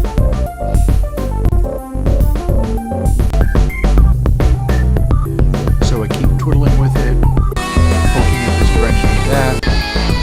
We're going into a full-on guitar solo section, which didn't always come out of this one. Apparently we now have... Let's watch what that does. See what it's like.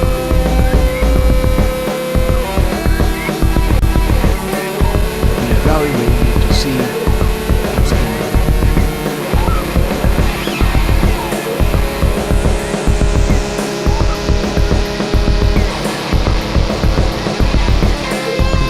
While I'm checking this out, let me try to understand what Lisa is talking about.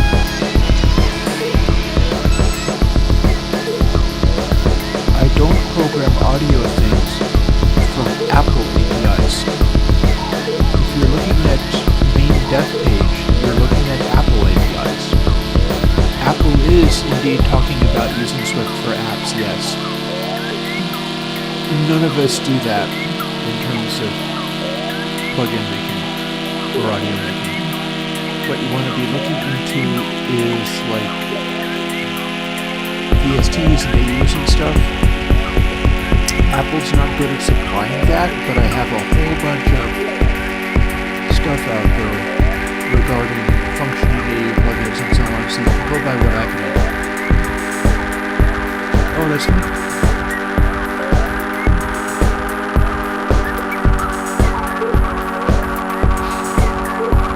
So this would be kind of a goofy section of music.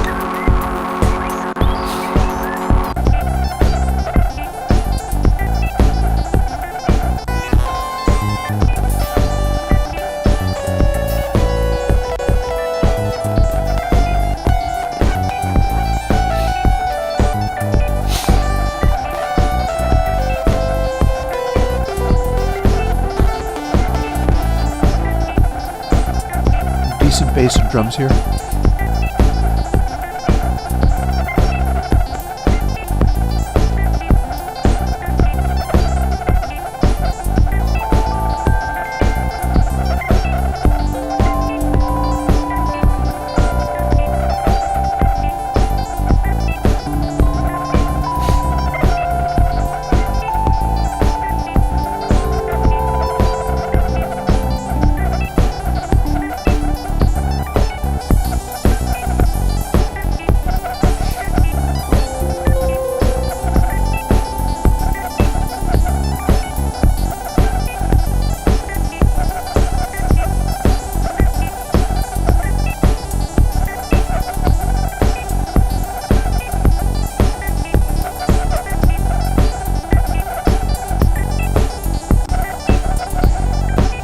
skip ahead.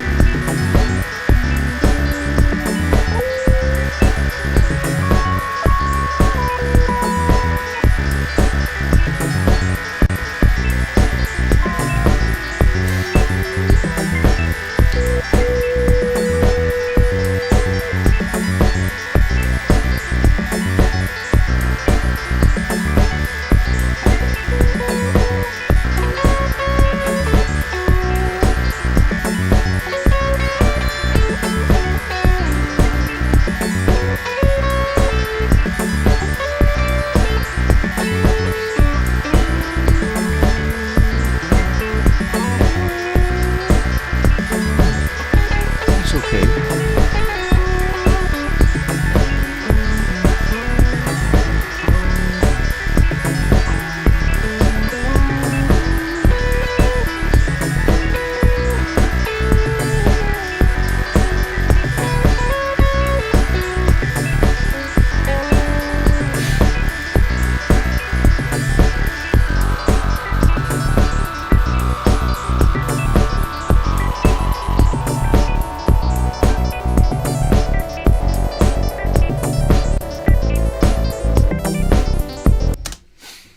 Yeah, so that is demonstrating some of the stuff I was doing with the modular synth.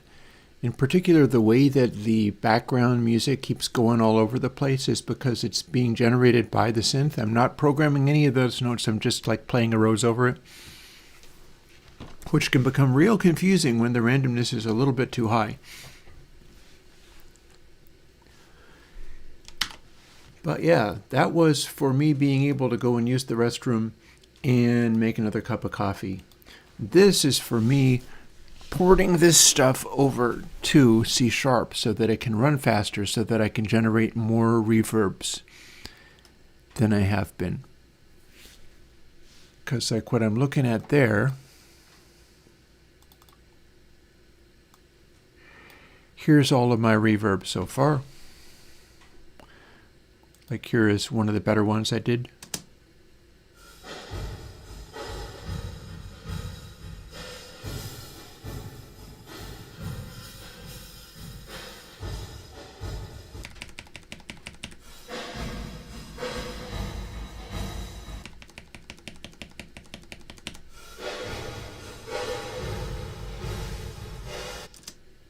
So yeah, so I can generate these, but using GDScript it takes a really long time, and I'd like to grind through more of them for each session of running a bunch of this program and then coming back in the morning and seeing what it came up with. Because the longer I run, the better the results tend to be, but it still takes forever to get to the really good ones. And yeah. Where'd we leave off? We left off with this. We left off with creating a display as an image. Do we have this language? One way to find out. Oh, I wonder if it has time get Unix time from system. Huh.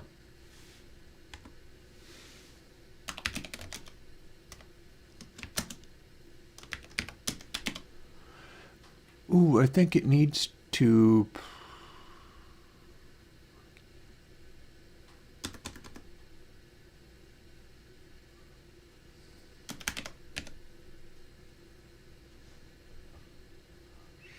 Ah, look at that. I have this available, but it is deprecated.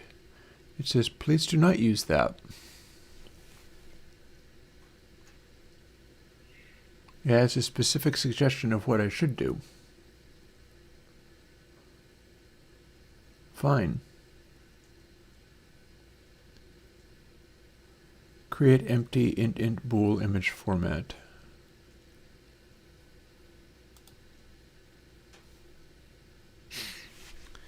Okay, let's see if we can make that work.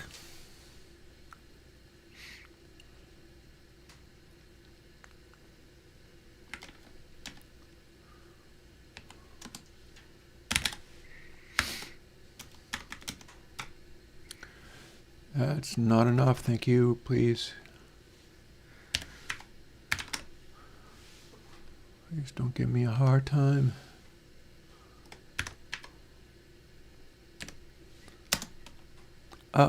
Also, that's a mistake.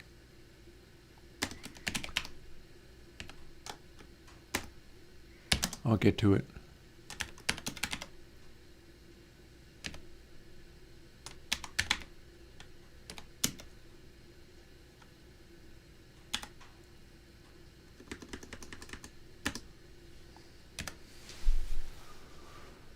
I'm looking for something that looks like format underscore RGBAH. And it's not going to be there.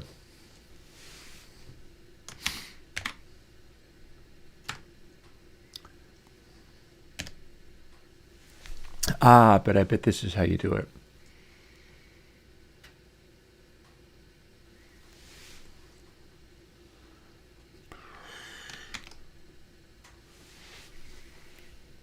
Haha. That's what worked here, so we'll try it again here. Is that a period? It's not supposed to be a period. Thank you. And we're casting this to int, but we have to do it in parentheses because we're in C#. Boom. Think it worked. I think that may have worked. We've successfully ported a line of code. Yay.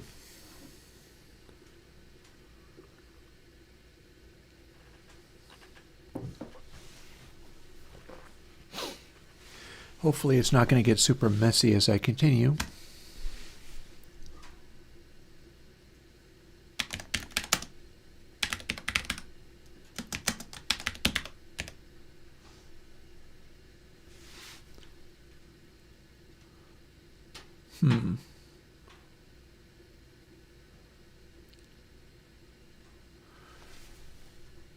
Okay. Indirection. That's dumb.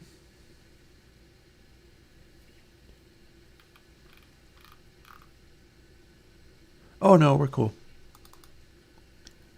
That's the one I want. But I'd better cast it.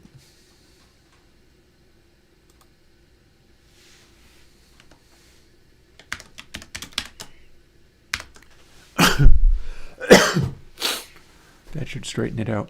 Okay, one thing at a time. Who am I fooling? I always do 5 things at a time. In this case, I'm kind of doing one thing at a time.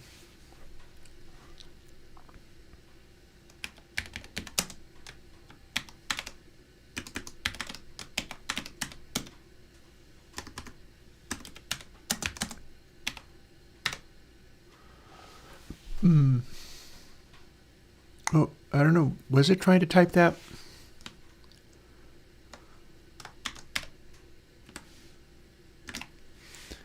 It may have been trying to type that.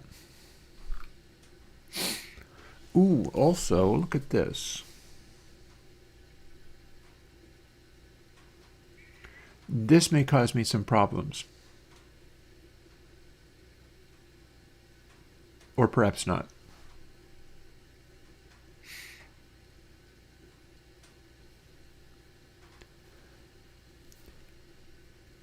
We do need some of these.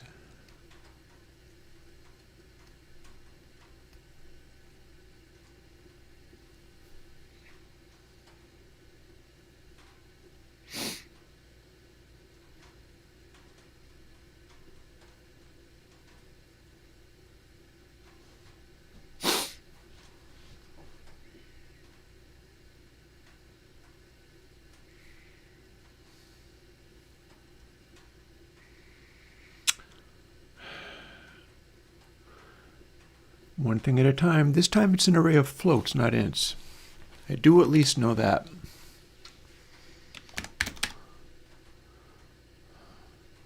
Let's try to translate.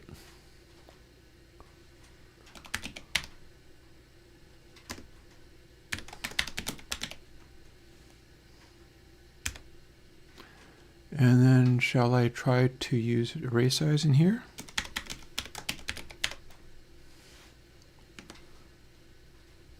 Or is that bad? I guess we find out. No, it didn't like that. Oh, have I already defined it? No, I have not.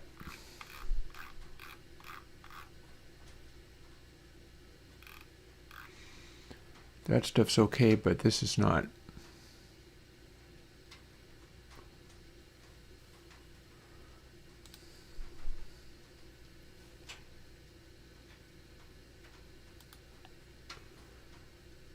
Alrighty.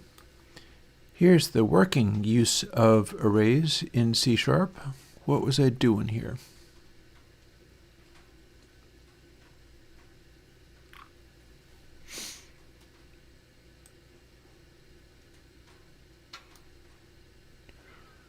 Ah, okay.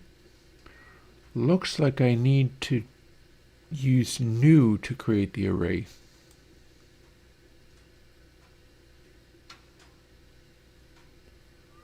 Maybe.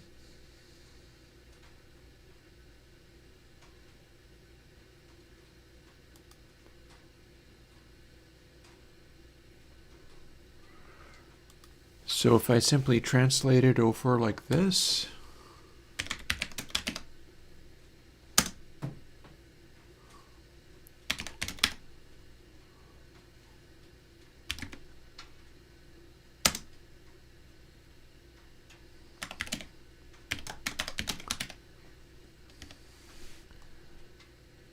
oh, it didn't want that, did it?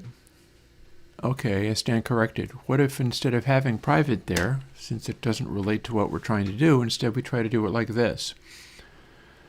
Then displays equals new.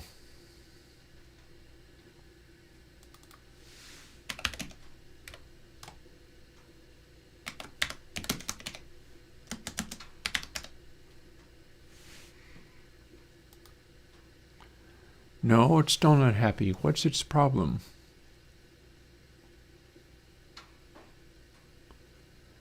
It can't resolve the symbol.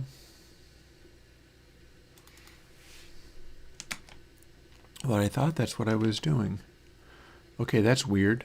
I don't know what happened there. How about you not try to do that? Oh, boy. Oh, no, I see what I did wrong.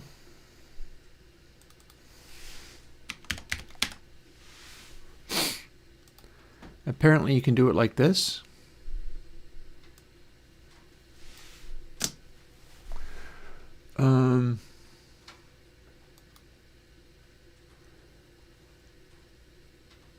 Alrighty then. I'm willing to believe that that is something that can work. I feel like that might possibly work. It's acting like it'll work, and this is the same syntax I'm using here. See where it does byte brain, and then brain equals new byte, so it's not brain equals new brain. It's brain equals new byte and then a number, and the array thing seems to be able to use that number. We'll go from there. Although I don't know if we have, do we have fill? Let's find out.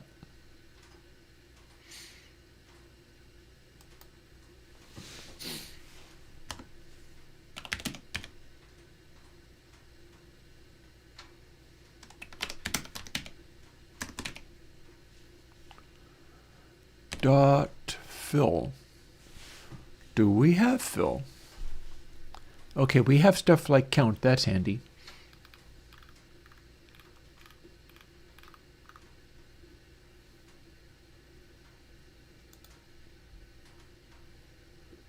Set value means it has to be, okay, so initialize,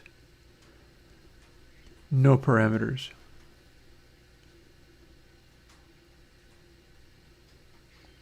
I'm willing to believe that that is the same as going fill 0, 0.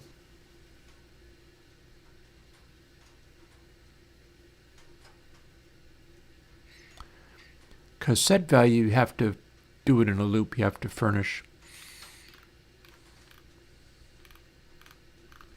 What else have we got?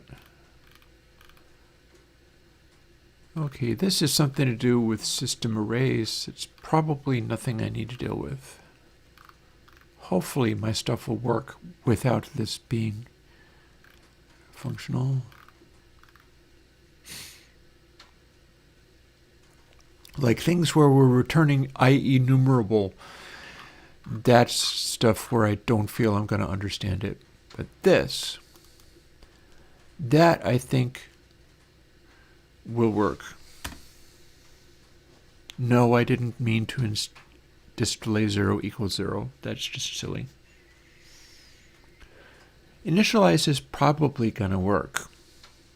I may not actually be needing to fill displays with 0, 0 anyhow, but it's acting like a generic initialize, so that may be all it needs. And since it's in C#, you can run things together because it doesn't use whitespace in the same way that GDScript does.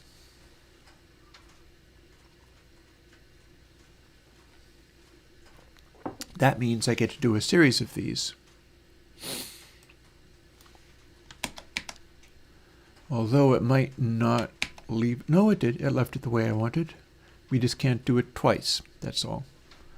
Delays, int delays, spacings, angle change.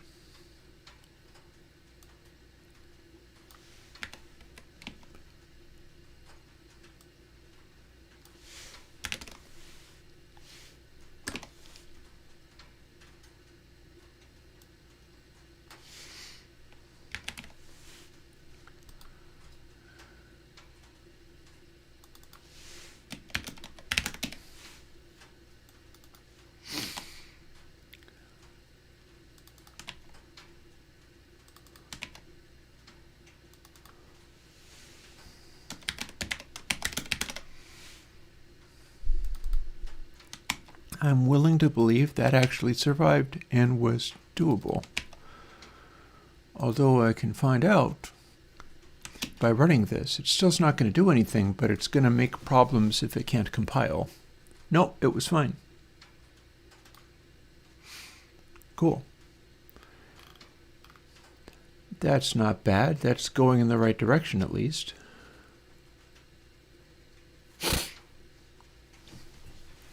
Ah, boy.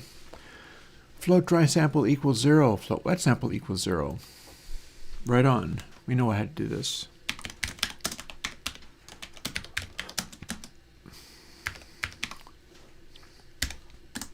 Only thing I'm going to add is I will add the F, otherwise it won't understand that it's a float.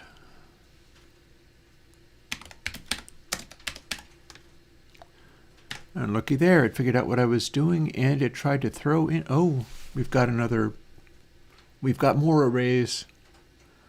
We've got more arrays, they're reading controls. So let's walk our way through these. At least that stuff is going to act about the same as previous. Those are also array size. However, we're not having any problems with creating lots of array sizes, so that's fine. Also has this doing. I could throw a little more wood on there.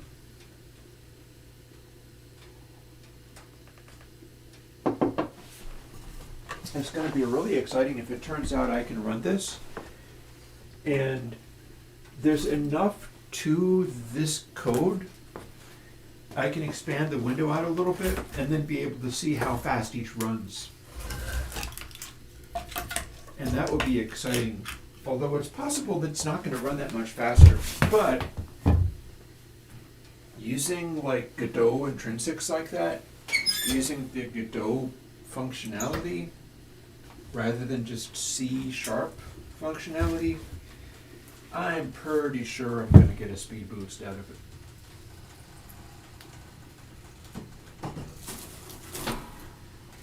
And honestly, the bits that I've been worried about are more getting the arrays and images and things to work.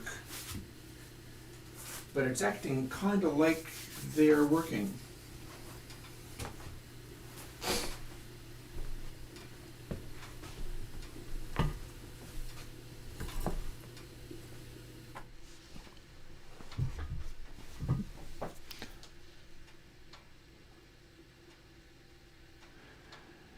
int array size equals int math square root get parent get node text edit target seats text to float. That's the one I need to use. I'm limiting it to 6/1800. Golden ratio again, of course. Bit of a tradition.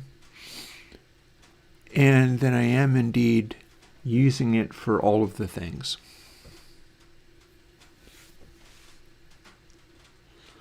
So let's just grab this and start using it too. Maybe I'll do one of these and then just duplicate it every time I need.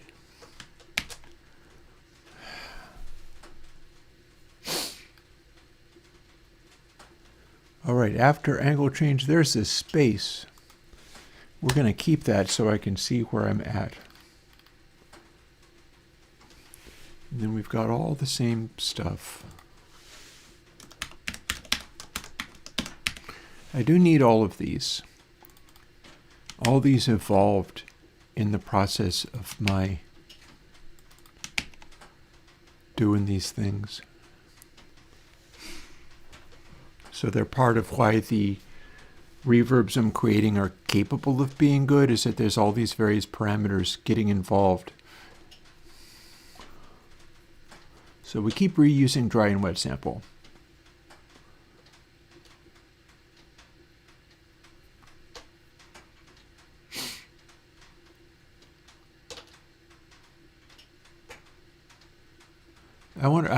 I bet I can't just copy that straight over from GDScript. It's going to, at the very least, want capitalization changes, and it might need entirely other things. So I can't do that. So we're going to try to do it by hand.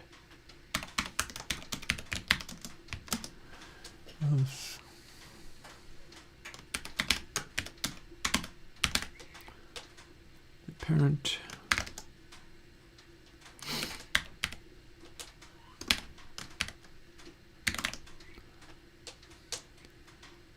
And let's see, text Unicode. It's a text edit. It's definitely a text edit. Whoa, didn't need to do that.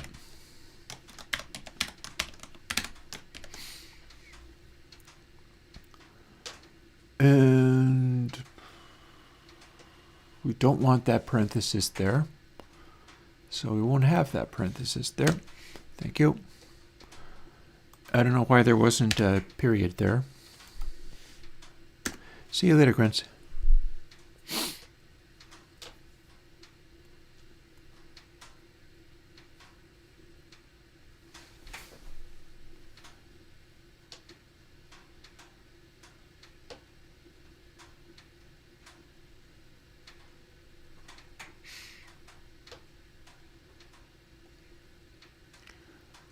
So it appears to be controls 1 I want. Let's try to do that.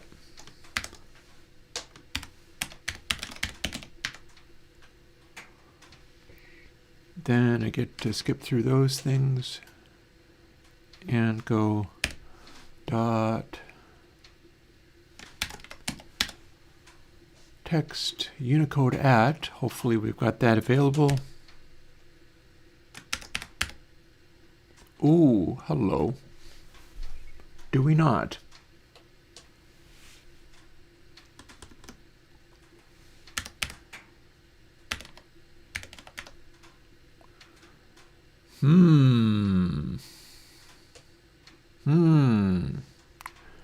Do we have to write a whole separate thing?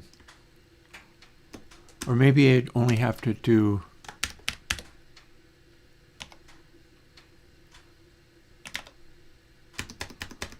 Well, that didn't help.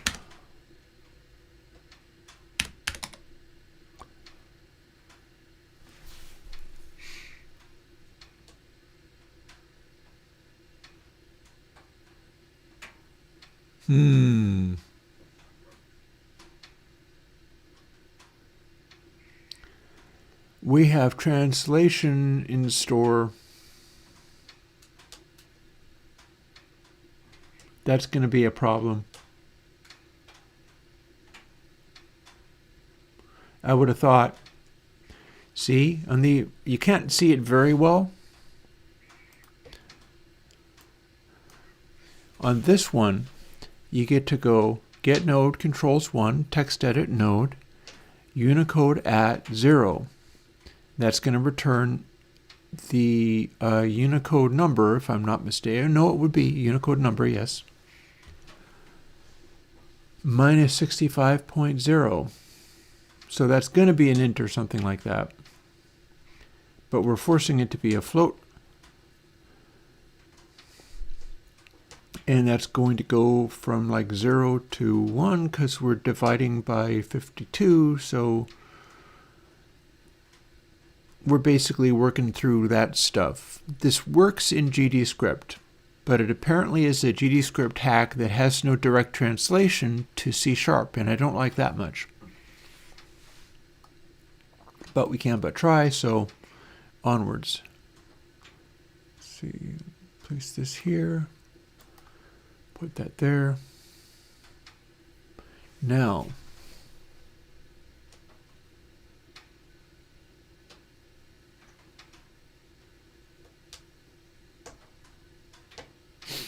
I'm going to look it up on the internets.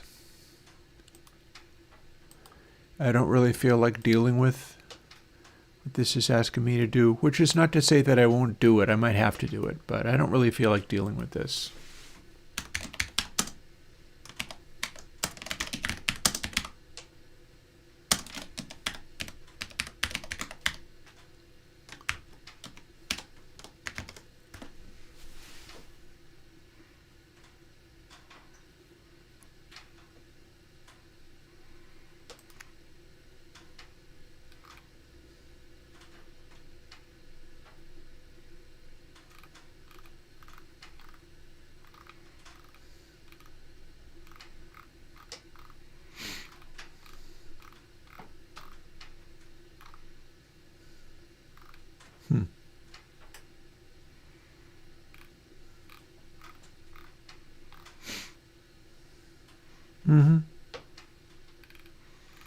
Yup.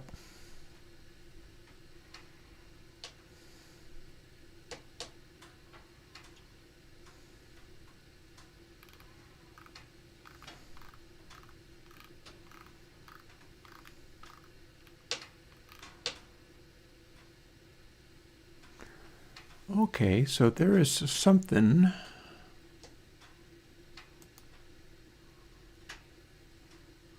Oh, and that bounced straight over to this.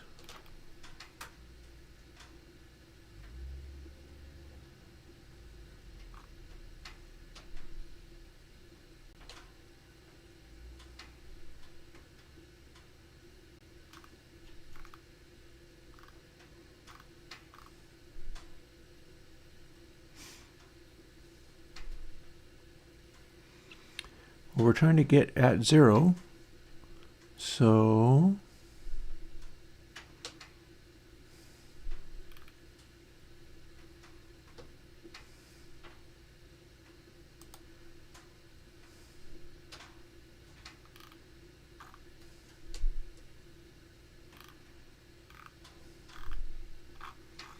scroll too far.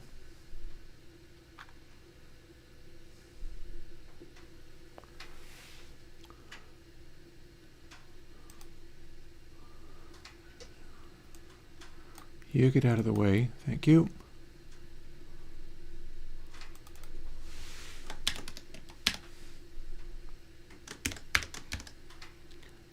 What? No, no, no. No, no, no, no, no. I should not have held down the key for that. That's supposed to do the thing. I guess we'll find out. And that's going to return char, which is like an int-like thing.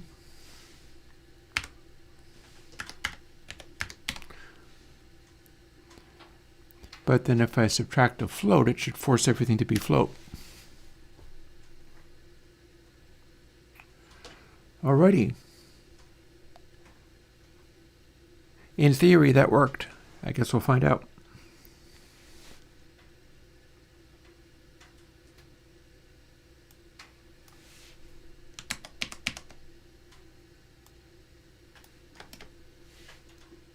lowercase.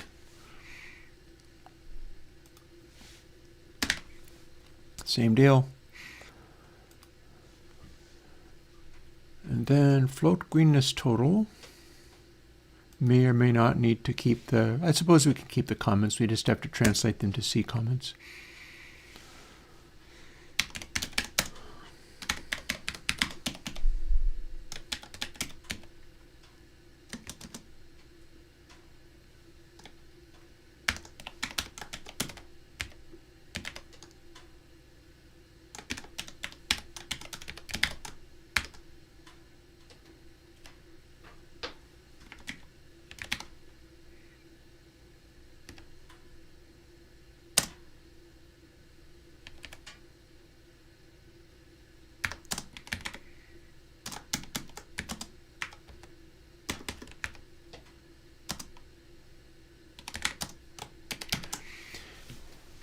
This is how an earlier version of my program worked, is you would type in these letters to govern things, and that would be controlling it.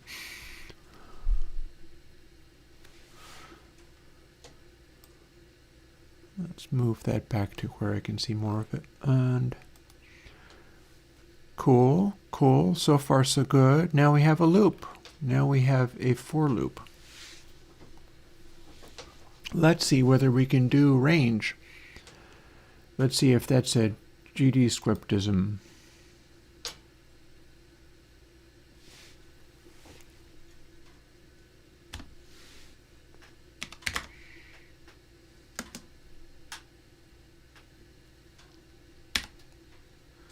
I bet I can't use this exact scene. Oh, for Pete's sake.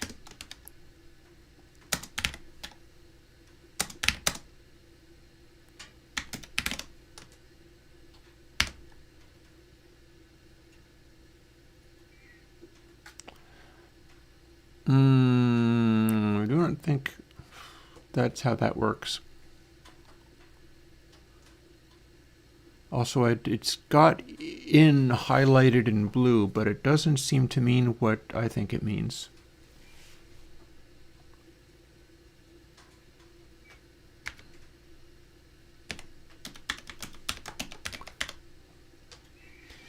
I've done for loops before. I'm just fooling with this to see how much it needs to change. I'm guessing it needs to change lots.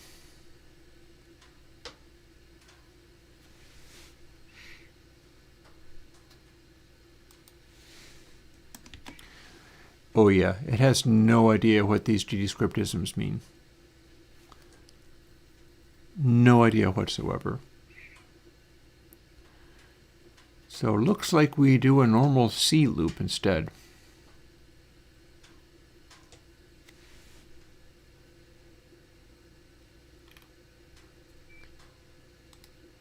Pretty sure I have some of those in here.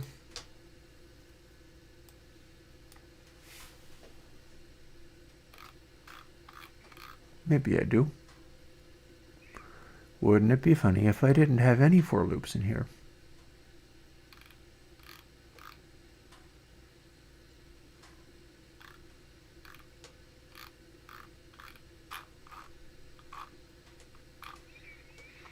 Go figure. You know, I programmed these things millions of times in audio code. My brain is strange and broken, and it doesn't work, so I'm unable to do a simple for loop in C# that I've done a million times over in C, because my brain's in somewhere else and it's thinking in terms of GD script now. So I'll get through this somehow. All I have to do is get through it once, and then I can repeat it.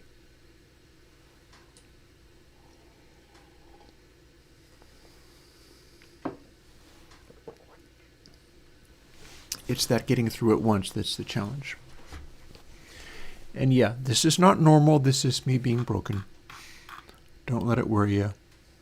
This is always how it is.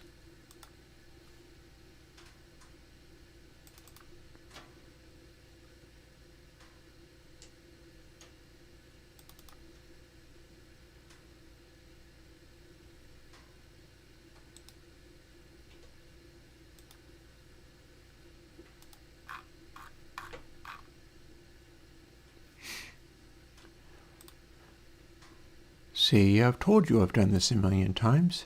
This is a for loop.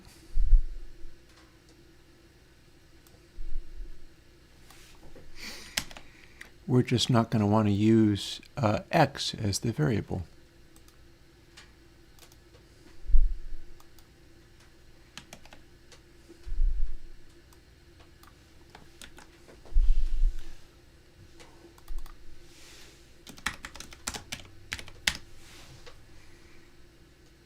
Also, I don't want that to be capitalized. I don't know why I did that.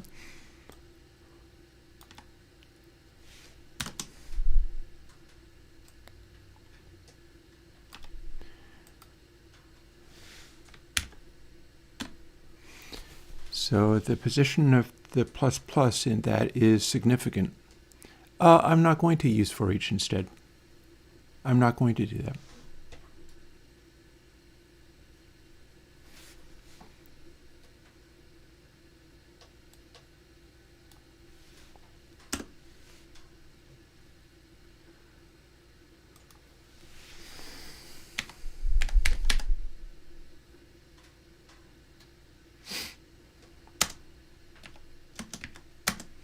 Let's see.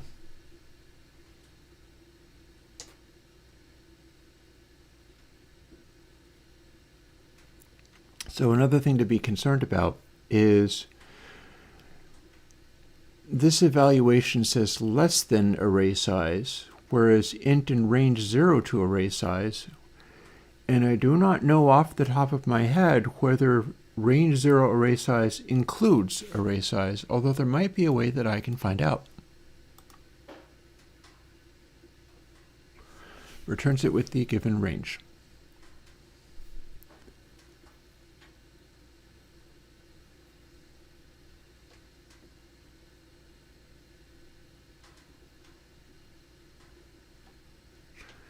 So I could have just had range array size.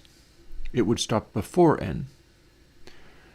This is specifying the 0, so it starts at 0, which is the same as it would be without it. And it stops before n. So this stops before you reach array size, which is an interesting observation to be sure. And this only executes the stuff inside when this part is true. So this also stops before array size. And then I don't think we're evaluating t. It wouldn't matter whether it's plus plus t or t plus plus. So oh yeah, no, I'm all about the C vibes though. I don't want to bring out a for each if I don't need to. C stuff should be C stuff. Let's see, float x. X equals float t divided by float array size.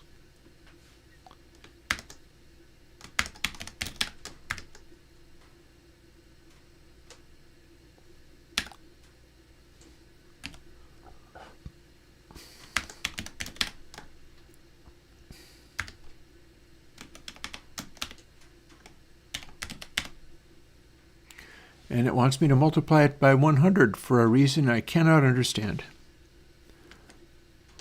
Let's not say we did.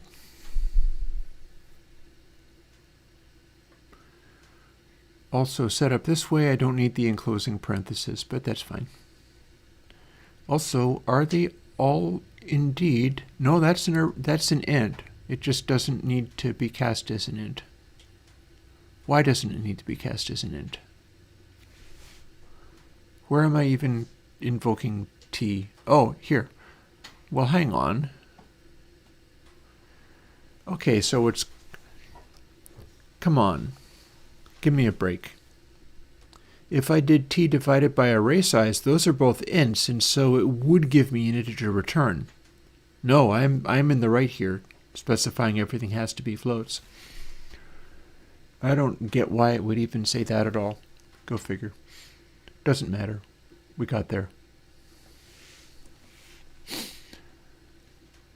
And then we do this thing to x.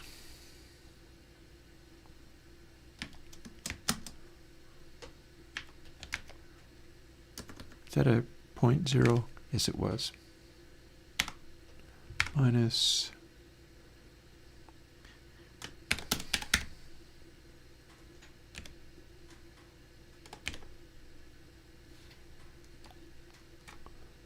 Might need to specify it's a float.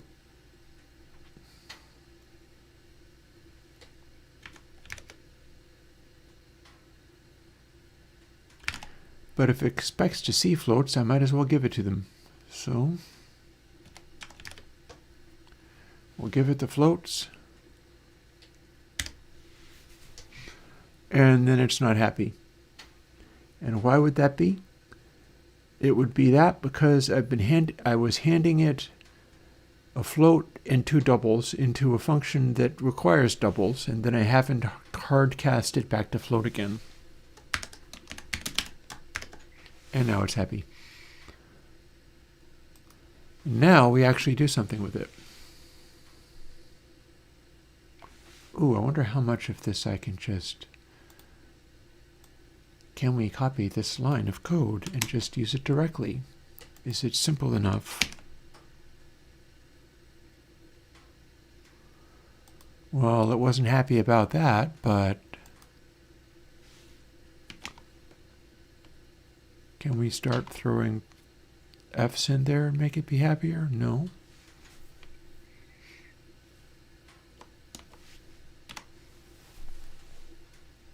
Oh, but now it's a little happier. Ba-dum. I think it got there. That looks to be exactly what it meant to be. And maybe it looks kind of arbitrary, but all the same, that's the code I'm using. That's what I had.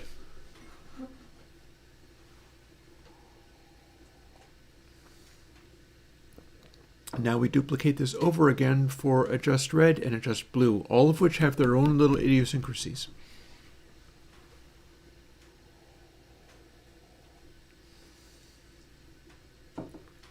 And that's fine.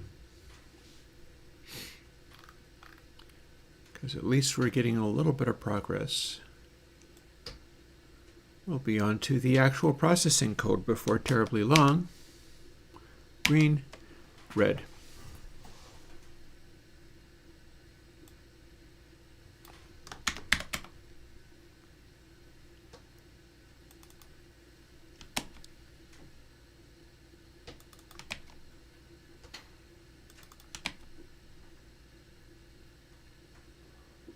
And then this is going to be controls 3 and 4.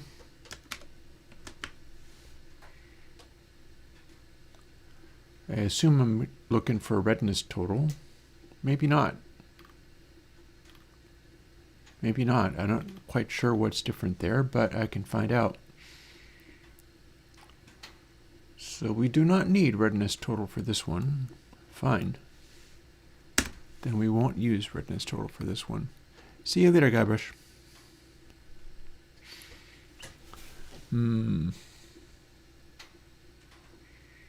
Same deal here. Same deal there. Same compensation there.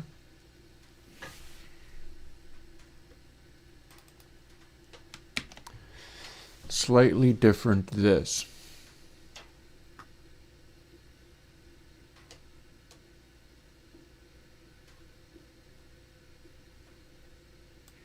Because this one is okay just doing this.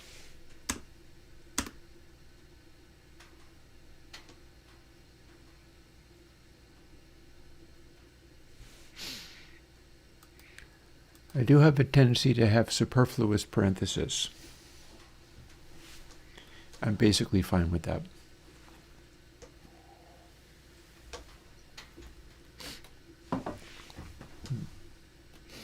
Lovely and warm with the wood stove. Again, I'm trying to consume fuel oil so I can get my tank replaced because I was worried that it was going to blow a leak. So I haven't run, I'm only running the wood stove now on live stream days because it's part of the, like, switching to the stove can, man, that's just part of the live stream. We're going to keep doing that. So adjust red appears to be done.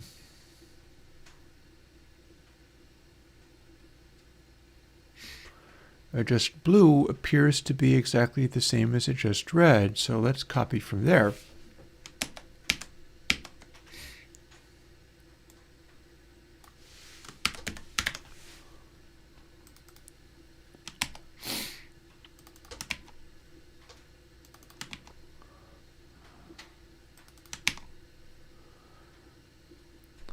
I feel like a lot of these are going to end up being the same, but I have to watch for the variations.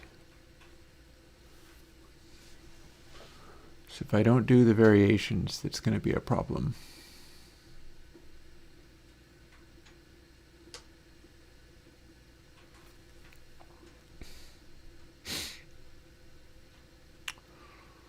Okay, still fine.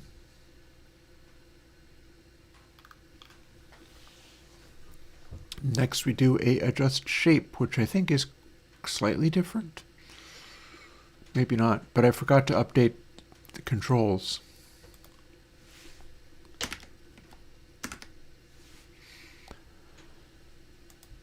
Hey, well, that's not how to do that. Oops. Don't know what it had in its silly little mind. Its silly little text buffer. All right. Adjust shape.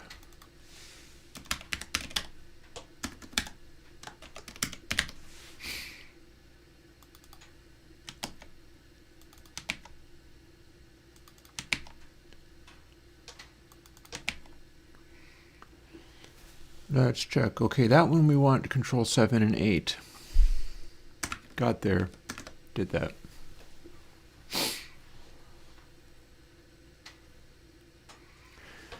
The end result should be getting it to where I can run it, switch it over to the new script, and it'll act and do everything exactly the same as before. There's fairly easy to test whether that's actually working. So there we go, 7 and 8.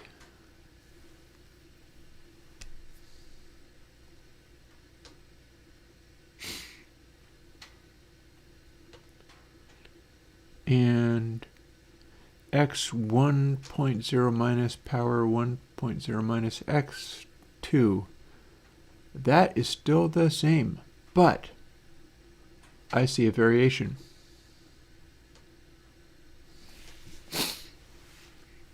Because this now gets to be different. Looky there.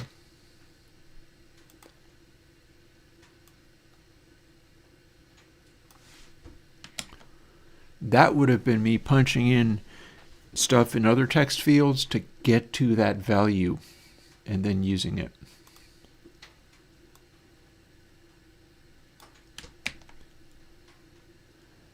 And now it's going to complain until I tell it that it's floats. And then it will be fine. Got there. Weird interleaving of which floats matter and which don't. I mean, which parens matter and which don't. Also, okay, fine. It's that early afternoon time when people go off and have lunch. For people who have lunch, I don't always have lunch. In fact, I almost never have lunch. Simply not a thing I get to do.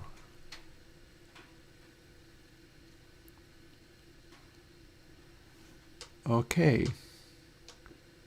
Here's more of this stuff, but then updating it a couple of different ways.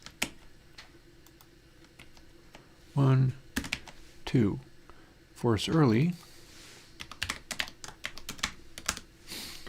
is Control 9.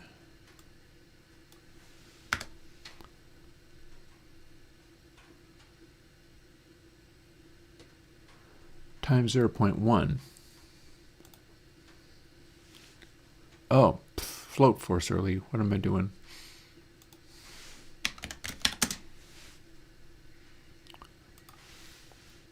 Here's the parenthesis I like to see. And here's the times 0.1 f to make it happy. Got there. And then float priminess.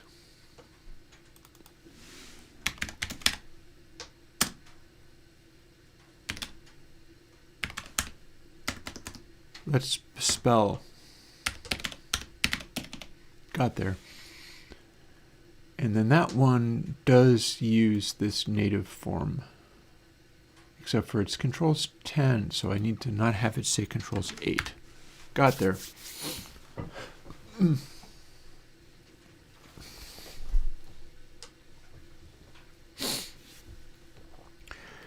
Now we have even more arrays, but these are int arrays, not float arrays. And we're going to be doing lots with these, but they're going to follow the same basic technique as the other ones.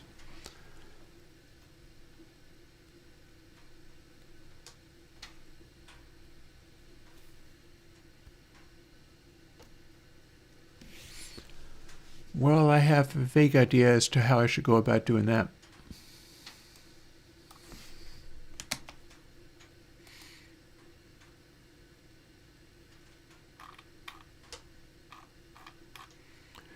And we're still within pressed.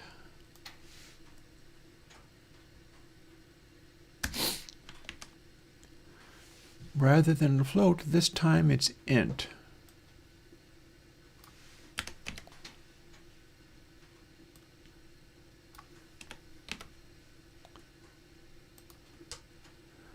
And rather than a just blue, it's delays.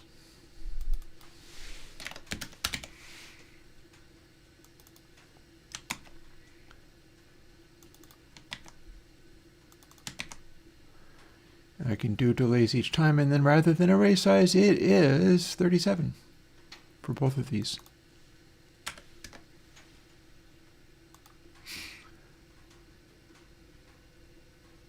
Right.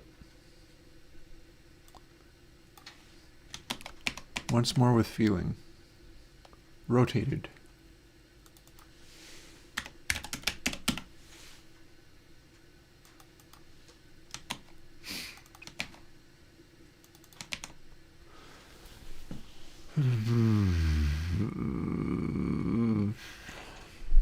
Oh, look, it says do printout. We're going to grab that from the interface in somewhere. But before then, apparently we do float most equals 0.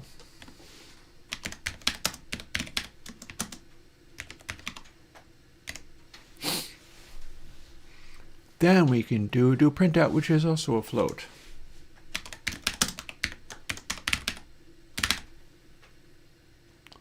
No double capitalized, thankfully.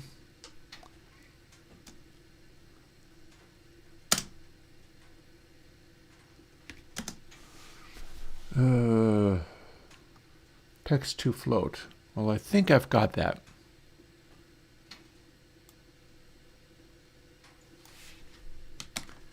I think I have access to that. But we're going to be looking at pref score 2.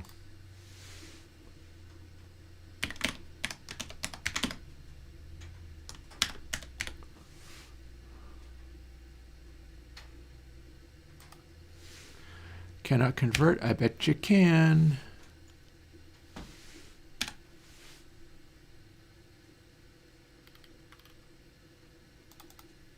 Told you you could. There you go. And got it. Okay, so rotated, I have already resized it.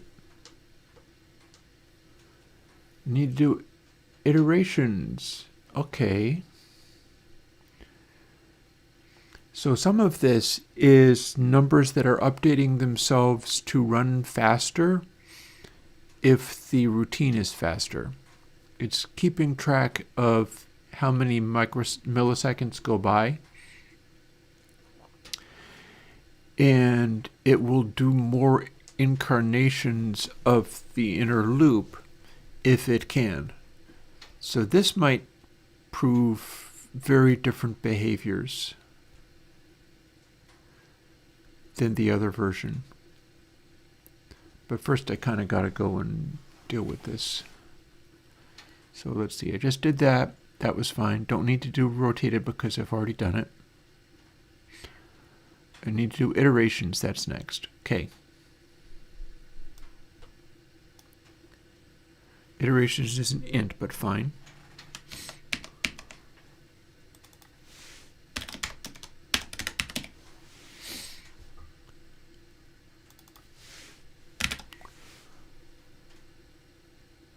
Capitalized iterations. Text to int. I bet that's capitalized 2. Boom, got there.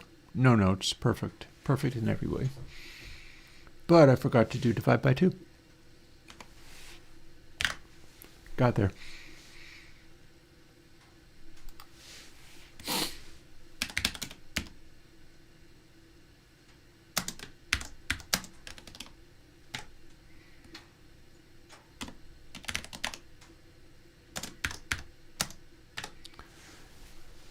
It even knew what I was after. That's nice.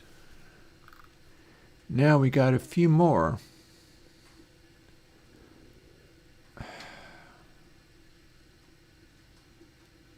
Okay, that's another text edit.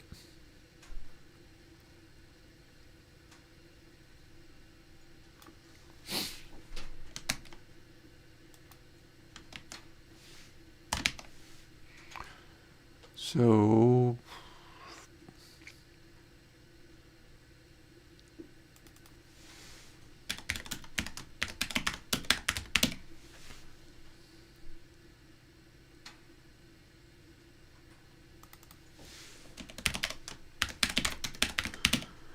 this could conceivably be slowing down the whole system because I'm constantly referring to these Godot objects that are off screen. They exist in the program. They're off screen. But we're still referring to this stuff. It's possible that there could be a speed up there. But this is not, profiling wise, this is not where it spends the most of its time.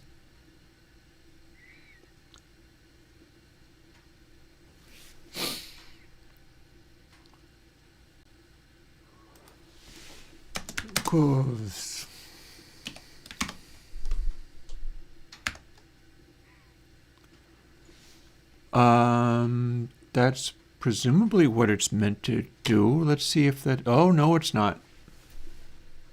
No, no, no. You can't do this, but can you do this? No, you cannot. Alrighty, how about if we do total and then put a dot after it and see if there is a convert to string from here. Cool. That worked. And then the next one is since. Lovely. See, it's always a little bit different, but there are ways through. It's just everything has to get translated. Sometimes in super obvious ways, sometimes not as obvious as all that. Okay, here's another one with text to float. Here's a place where I did text to float.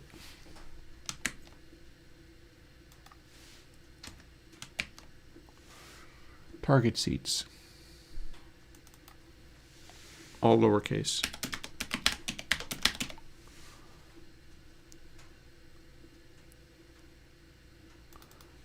Target seats with an uppercase. Got there.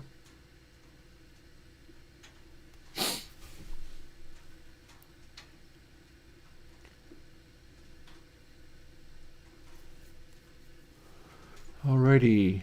Oh, but I've forgotten its S. Good. Fixed it.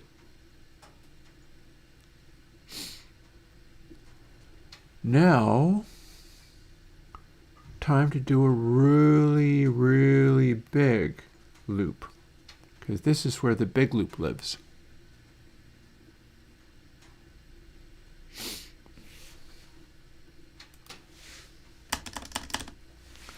Make a little bit of space for it. And it's going to be the same form as the other stuff. It will go up to iterations -1 and then stop.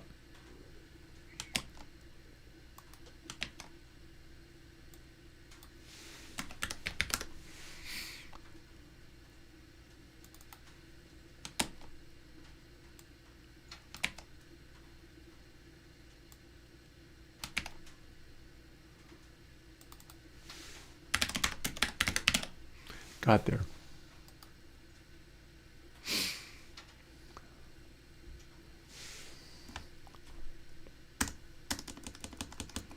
And then a whole bunch of stuff is going to live in here.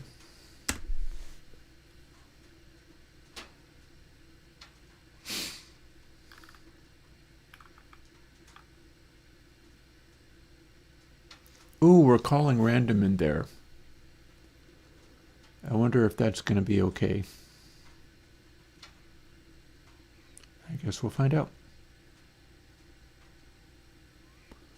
This is not the guts of the loop anyhow. The evaluation part's different.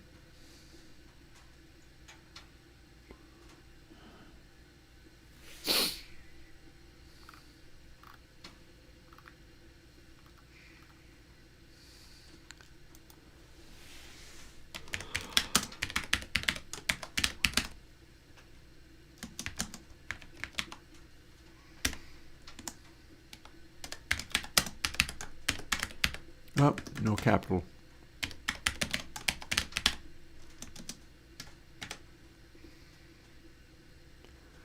Room size is like these other ones. It's a 2 float.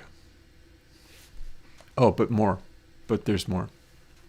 It's more complicated. More complicated than that.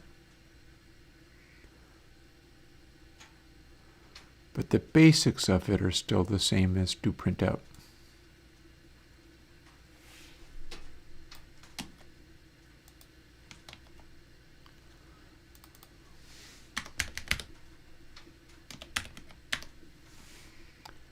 Checking to see that it is not wrong. Math square root.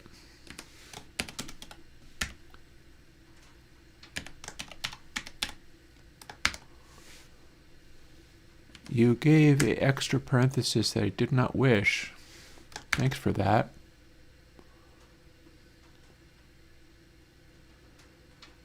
And I bet you're complaining now because you're not able to divide by the thing.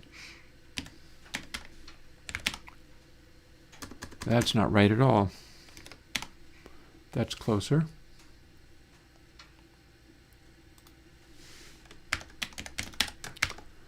And that straightened its act out.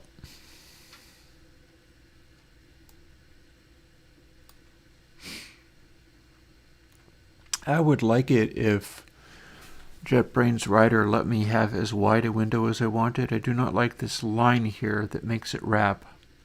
I do not like that line. I do not know how to stop that line. It makes me sad and I don't enjoy the way that works. And there's F all I can do about it. If statement, engage. I don't know why my spacing here is wrong. Answer is my spacing's not wrong. It's fine.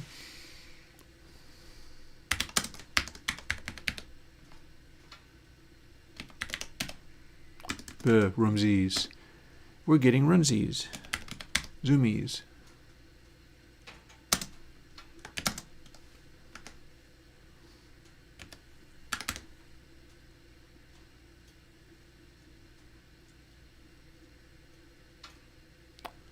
Okay, where did I find that? There it is.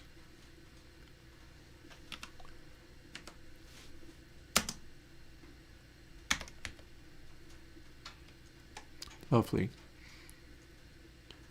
For once, it figured out what I meant.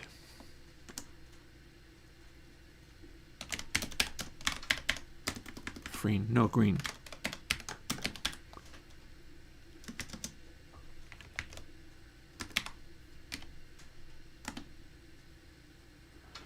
Oh, it's guessing what I want. I don't know where it sees green and red anywhere, but maybe it sees it in the Godot engine.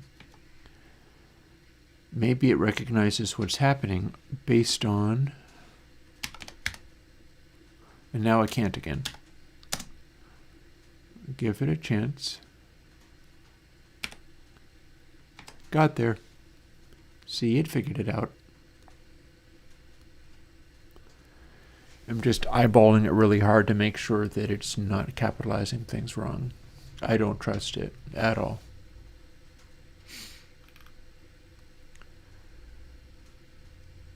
So for entries int in range 0 to 37, same form as this.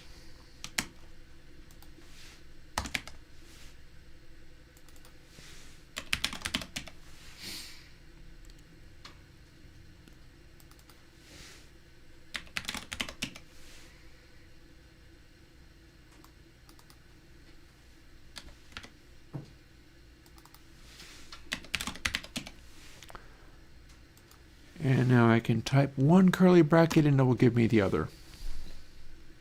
Sometimes that's a pain in the butt, sometimes it's fine.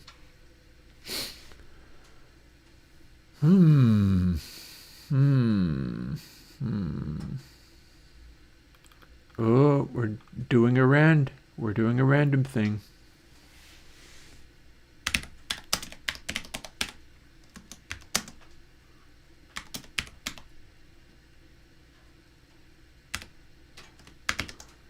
Okay, that was completely insane and not at all what we wanted. What do I gotta do to get rand I mod begins room size times 240? Because that is apparently what it thinks it needs.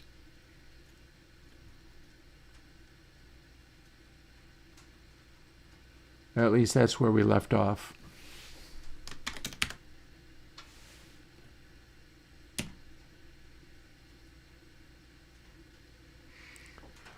That's probably a good start, but also not. Is it one of these? No. Alrighty, how do we go about doing this? We need the integer.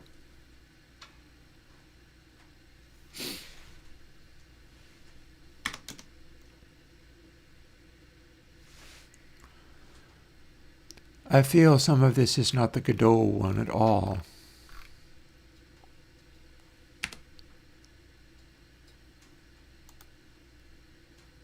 Oh, that's a Godot one.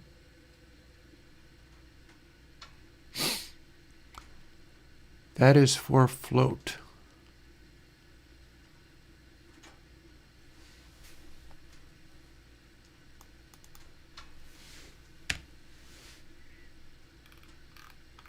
And you have to do it a different way. Frustrating.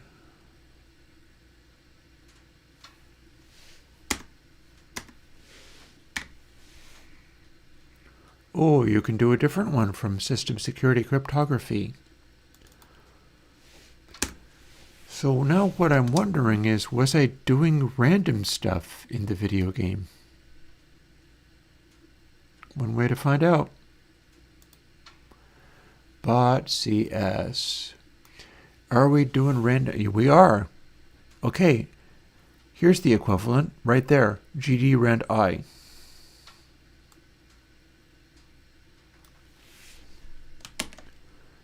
That should be all I need.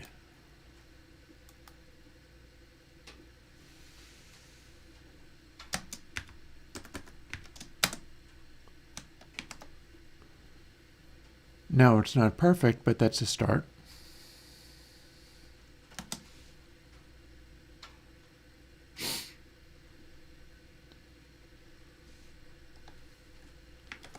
Mod begins bracket size times 240. It's why we're controlling the sizes of these things. And let's see if it's sufficient. Apparently not. Why not?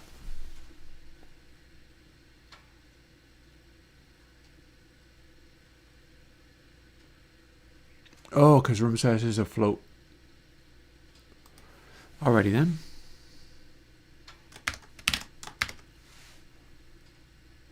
Oh, are you still not happy? How about we enclose that in parenthesis?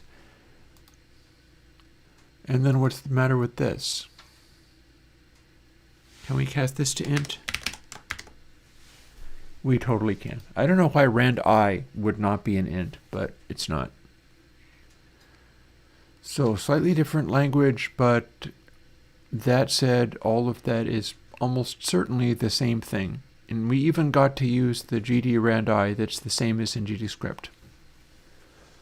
That's probably fine. Now we have a complicated stack of if-else statements.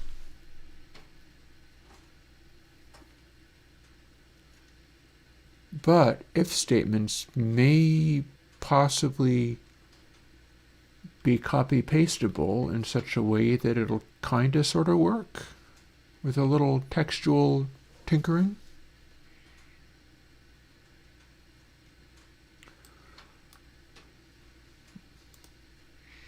I'm going to keep this detail too.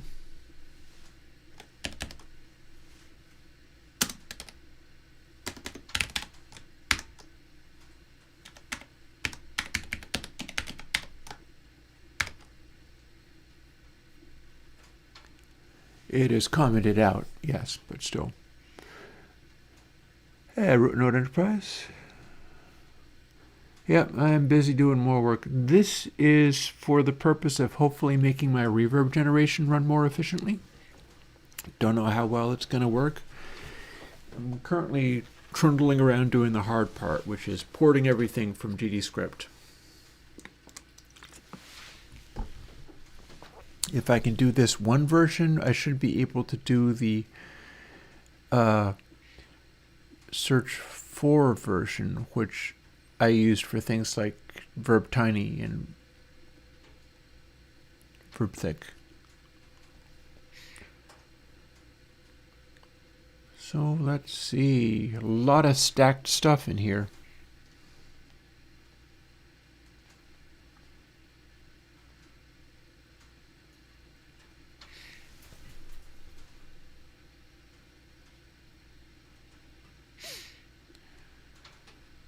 This is a fairly twisted little shenanigan.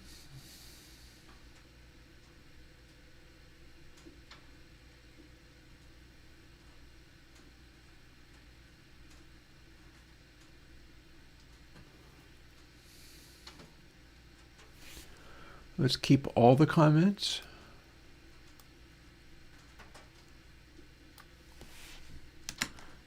Because this is bad enough without having comments, I tell you. Now let's see if we can make this behave. Maybe all I have to do is remove those colons.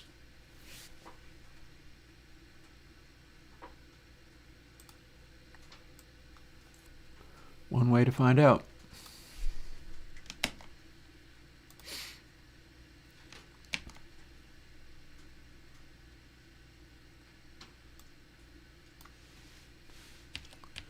Guess the first thing I can do is turn these to comments.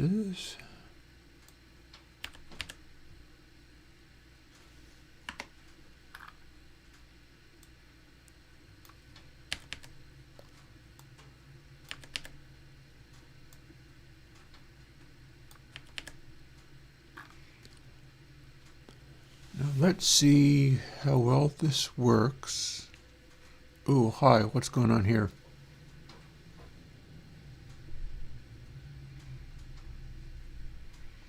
Oh, that's supposed to be commented out, isn't it? It's all meant to be commented out. I had used it at one point and I ceased using it again.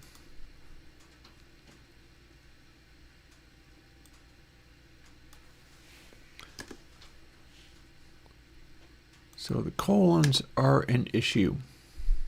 But these are all single statements. So I may just be able to make this logic work by taking out these syntactic things.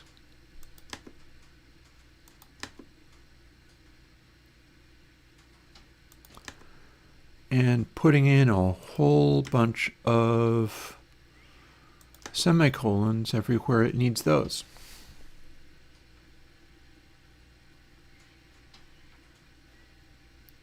So that's legit.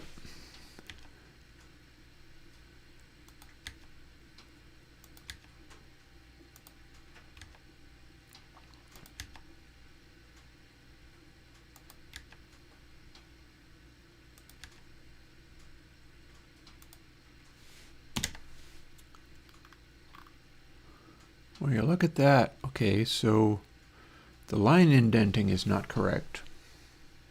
But, you know, that's not that big of a sin.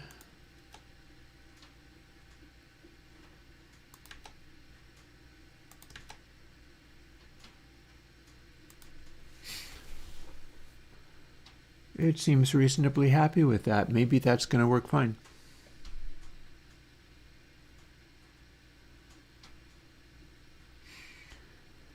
This is part of the genetic algorithm stuff. Hey.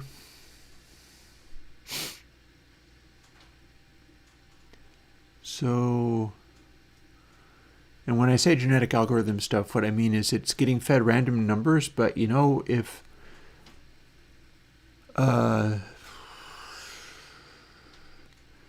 it's drawing from previous instances, it's drawing from previous successful entries.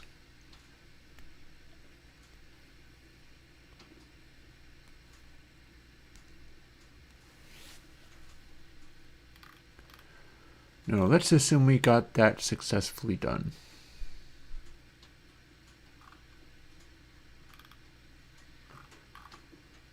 Well, in this case, GDScript is indentation sensitive, so do printout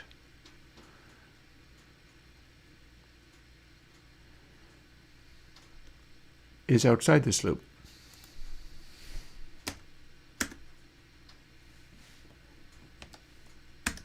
There we go. C is not indentation sensitive. GDScript is indentation sensitive. So we're getting closer and closer to actually doing something with this stuff here. Do printout is a float that already exists. And we're not doing anything fancy with it. So let me find another one. Oh, hey, we're reading do printout again from exactly the same place it was in the first place. Cool. We're just going to read it again.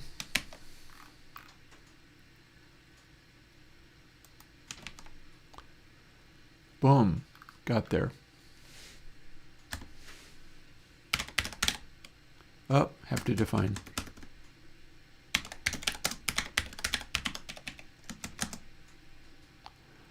Settle down. I don't know. Good Lord. I don't have a text edit named that. I don't know what you're thinking.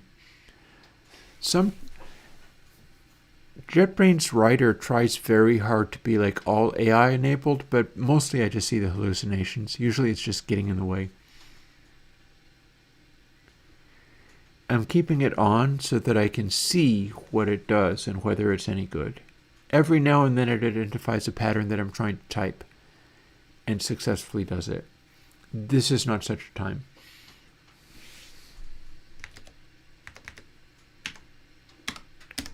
Boom.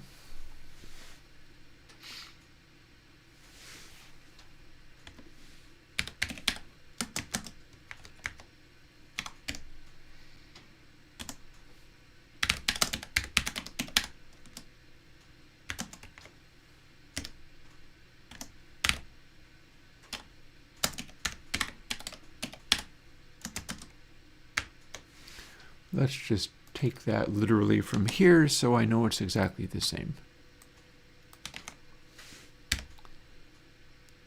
Ooh. Okay, maybe you're complaining because that is too large of an int to fit. Yeah, it's a long. Okay. Tell you what.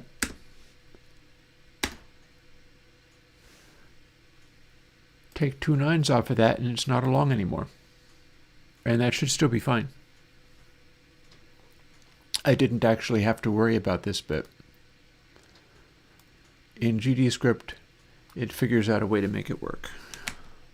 Or it simply ignores the problem, if there is such a problem. Boop. And this delays, I believe there was an initialize available.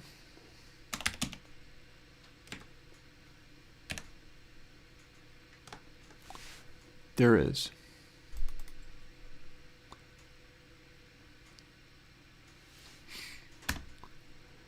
And now we have a stack of for loops.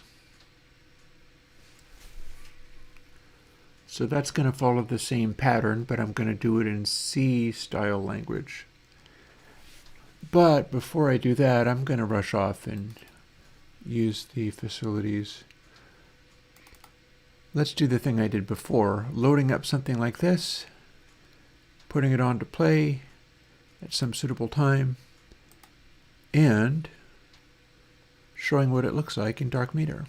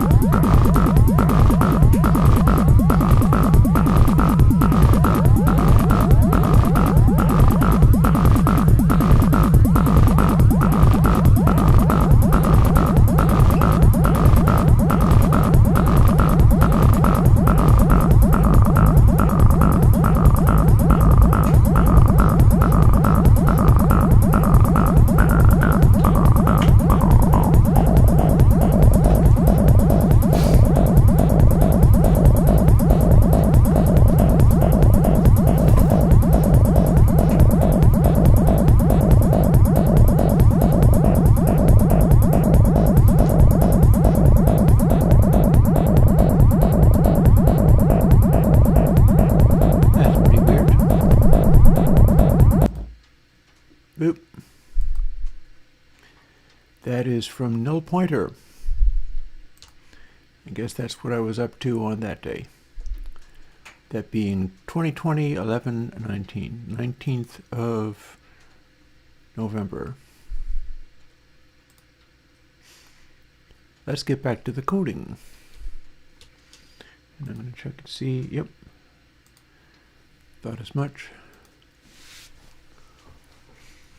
I wonder why this is being shown in red.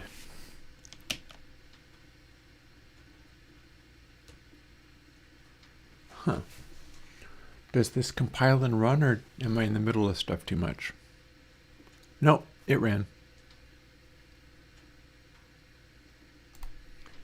We're not actually running this, mind you, but it ran. That might be simply because it expects it's part of a GitHub project and hasn't been uploaded. Oh, that would be why it is. This does have a GitHub presence, so you can download this, but it's all in GDScript until I upload the changes.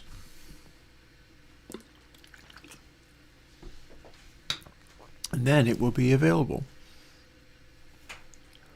For now, I still have to do all this. So, let's see. Displays. It sort of randomly flashed a giant batch of primes for a moment. Just a moment. All right. Here's the form. Here's the form of this. Here's how we got to do.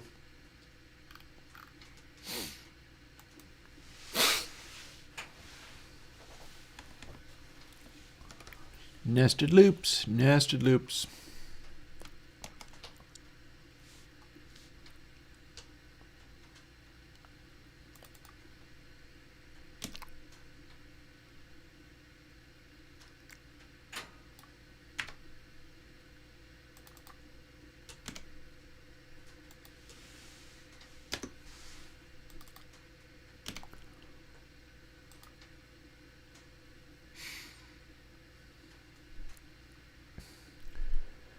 And then we just follow that pattern.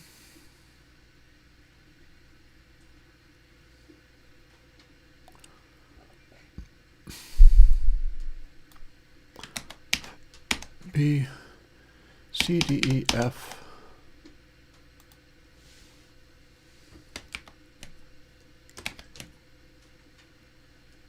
Excuse me, thank you.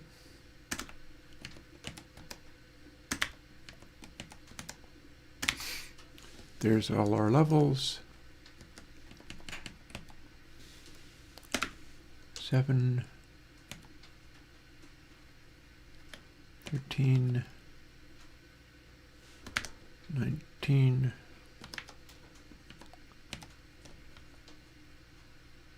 25, 31, and 7, 13, 19,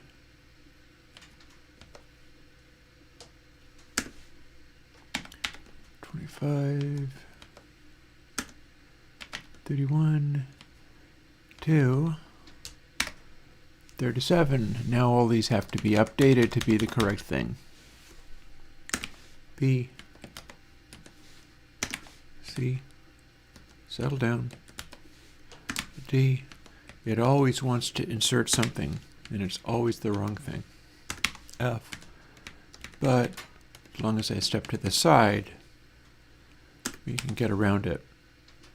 See, it wants to insert itself, but it stops me from being able to do anything that way.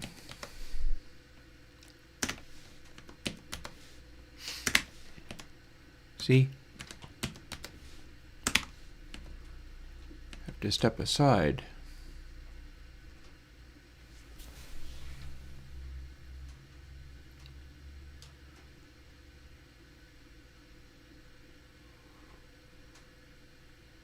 Well, now this might be interesting.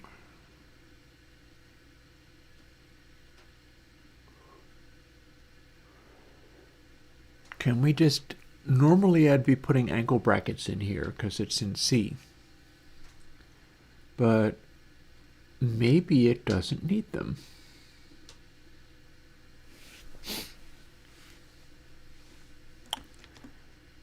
We got some angle brackets here, yes, but maybe these it doesn't need them. Because it is just stacking for loops on top of each other, and each contains the following. Or maybe I'm just full of it and have no idea what I'm doing, but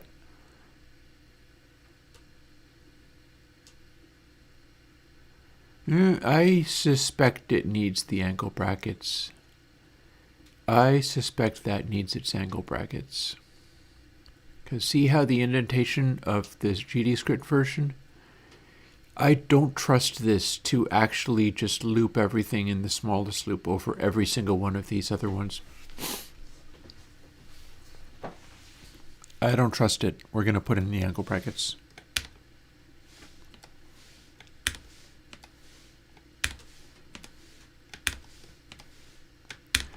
I do not trust it.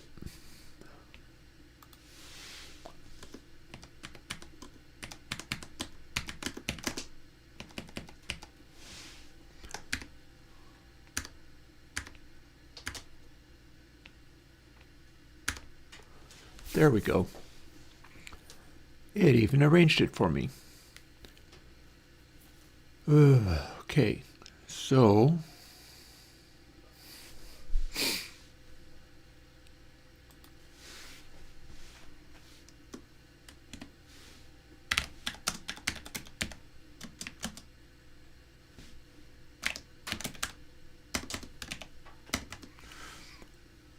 what am I doing? Just copy it. Just copy it, Chris. Come on.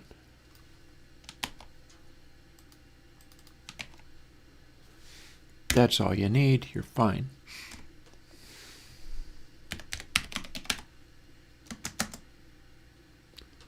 Hey, I really wonder whether it's trying to read the other stuff in the project. Because that is a correct translation of what it needed to be. The question is, can it also do it for shortest? It did. Okay. I think it's able to read the other lines of code. I think it's able to read the GDScript, and it is trying to translate them. Let's see whether it can do any of this other stuff.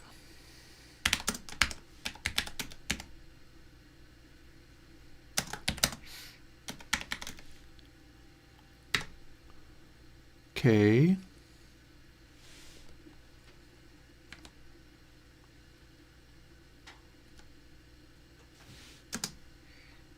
Only one statement, so I don't need angle brackets here.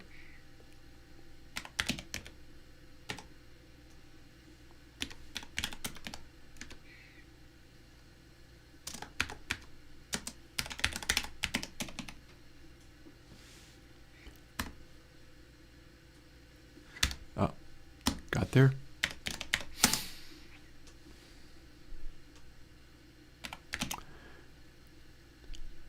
And it's not reading the code in the GDScript at this stage. Oh.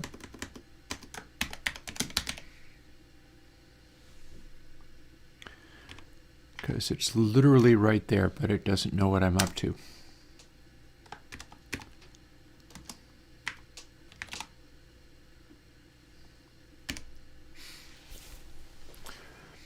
And what this is doing is jacking up disk delays, except for if the sum total is beyond the range that's available, we're boosting one of the instances really high up.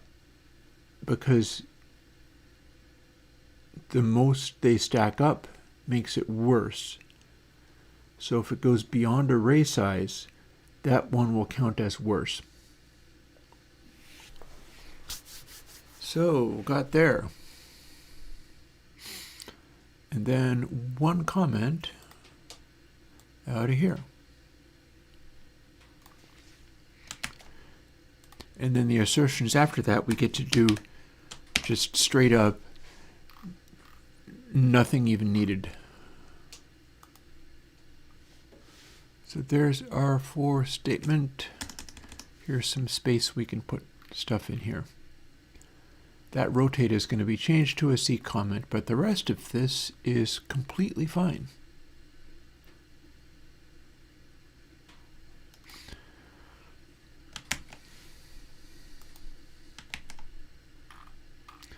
Other than it needs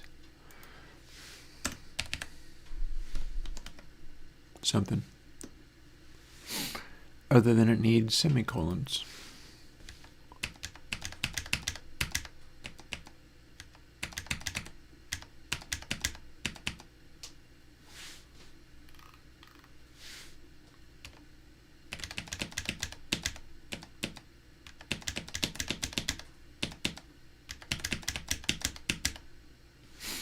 Cool, cool. Oh, a little more. Got there. And now we need to do it all over again.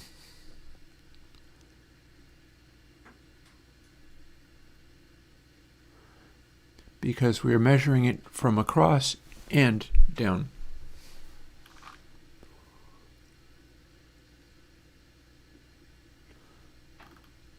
Hang on, wait. What the F? I see a bug. Why do I have a bug? That stinks. I thought I was better than that. Well, we're improving the program as we go.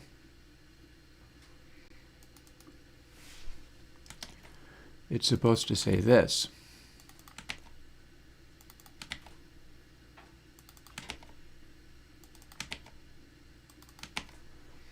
So with a bit of luck, that's going to make all the reverbs this generates a little bit better than they were because I was doing it wrong. I wasn't doing it so wrong that the results were invalid, but I was doing this part of it wrong. Go figure. What an embarrassing little fumble. I thought I was way better than that, but oops. Well, we get to copy this over anyhow.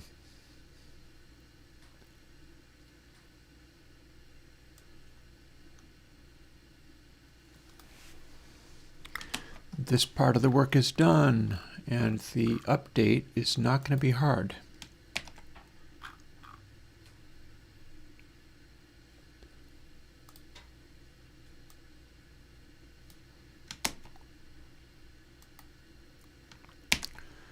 It will be interesting to see whether that changes things. In theory,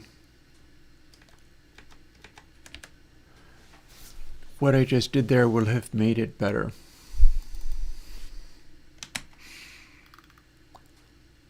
That would be the big hope.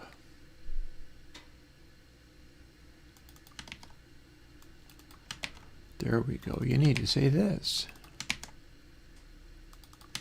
If you don't, all we're doing is measuring it one direction twice. So there's a whole range of information that was failing to get through. So in theory, next time I run this, it should do better than it did before. And it was already giving me all of the stuff that you've heard so far, reverb-wise. So who can say? Maybe my collection.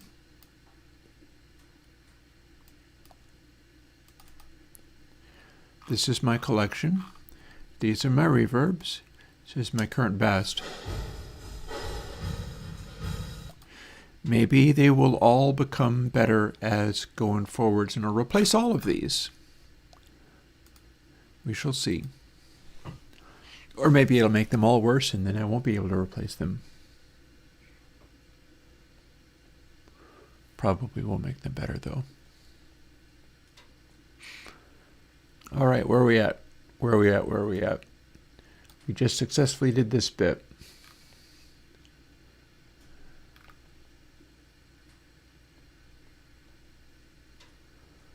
That does indeed appear to be, yeah. That's still legit. That's still the way I needed it to be. Seems good.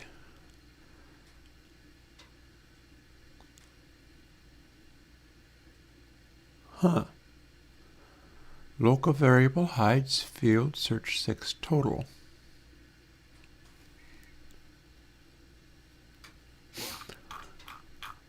You know what that implies.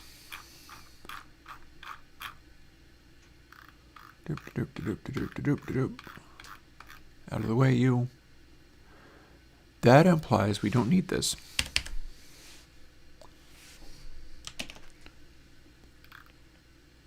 But is that true? Oh, we have another. Okay. Okay. So I do in fact want that there, but that means something else. How about we just adjust this then?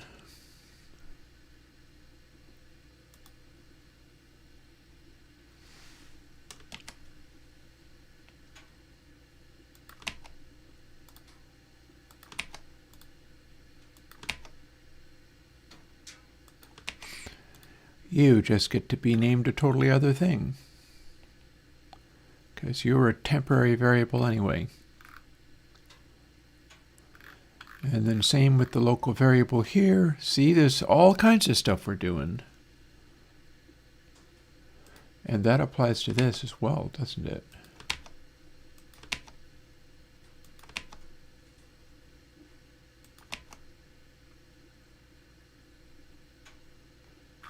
It sure does.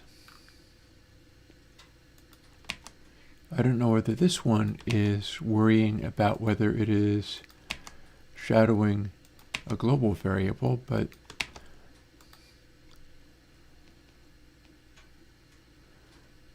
this is distinctly more correct.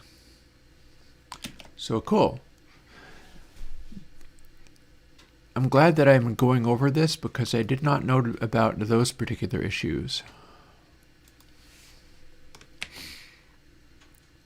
And see, now it's pointing to the global, but we don't use that. Instead, we use this.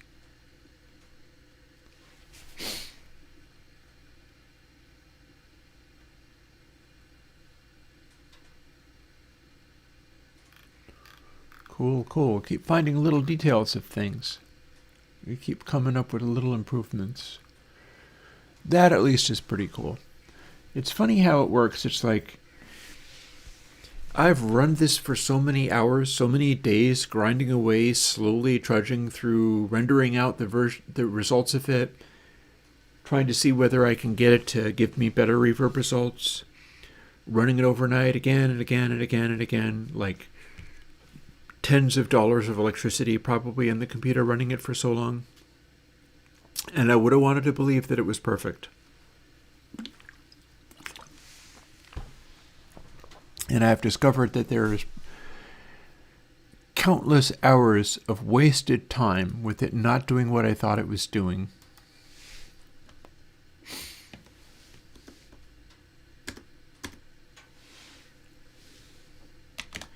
Which means it gets to be better.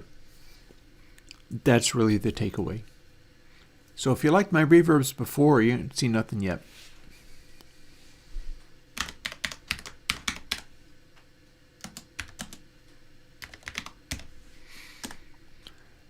I am all the more confident that I'm going to be able to...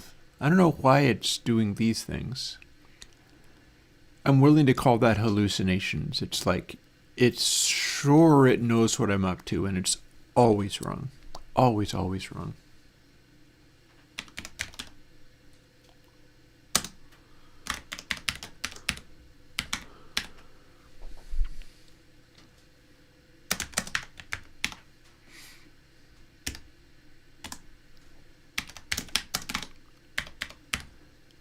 Any ideas? No? Ha. Fooled you.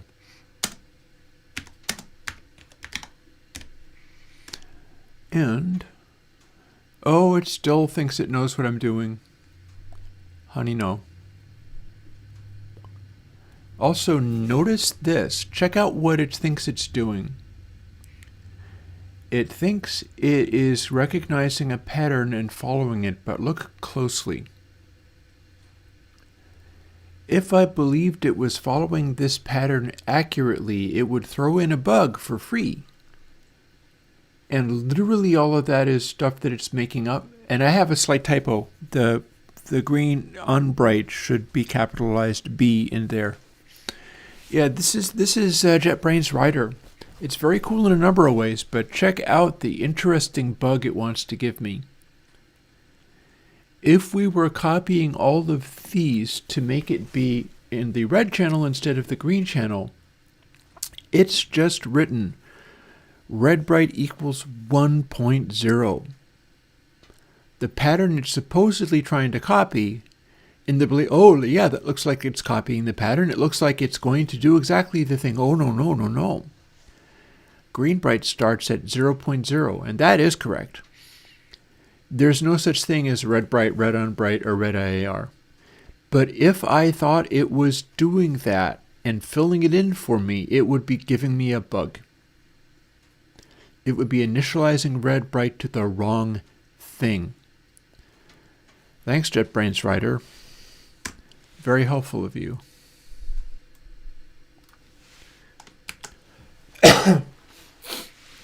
It's good to be wary of these crazy things. Let's see if it tries it again.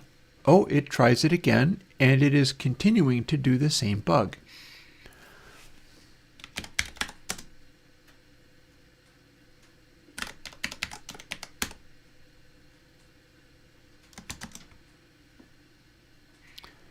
And this time it's hallucinating a new value, but in this case it happens to be correct that it wanted to be 0.0. You got to keep an eye on these things, man. It was honest to God trying to identify a pattern and clone it, and it identified a pattern and it tried to clone it and it got it catastrophically wrong. Wow. So here we're doing some more calculating. So int in range 1, array size -1.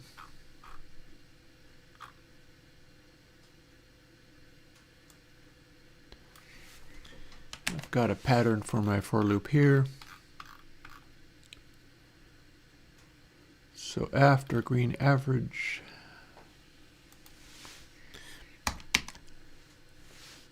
T is the variable,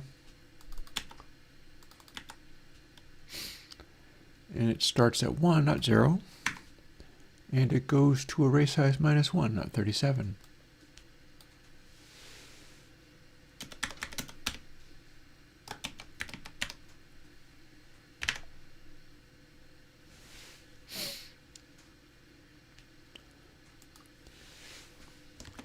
And it's always useful to have the curly brackets in there. I mean, it even fixes the indentation when you throw in the curly brackets, so that's kind of handy. So far, so good. Next thing is inv delays.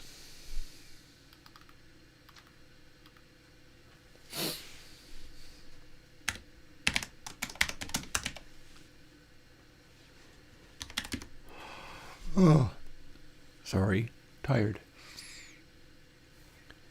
Equals, we begin with math square root.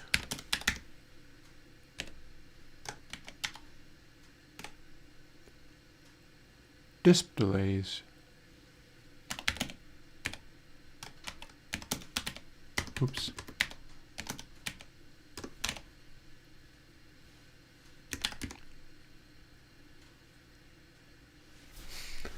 Okay.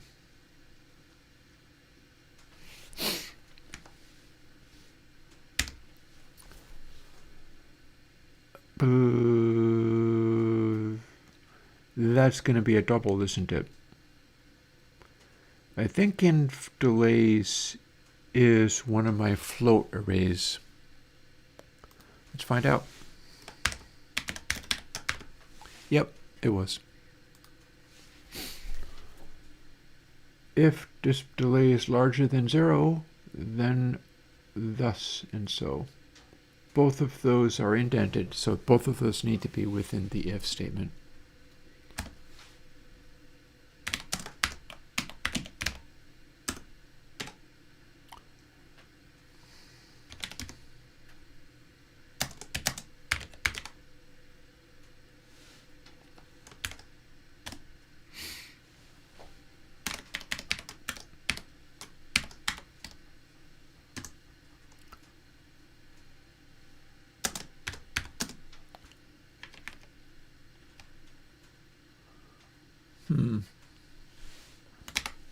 There we go.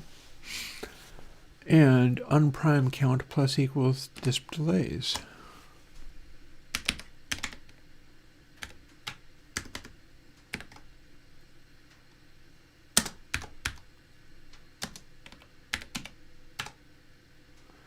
Oh, it even filled in the T. How nice of it.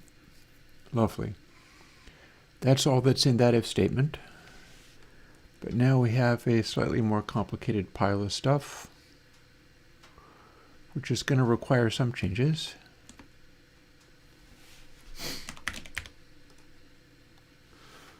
And it's continuing to suggest foolishness. So I can't actually have it fill in the display's T because it'll just write that other nonsense in there.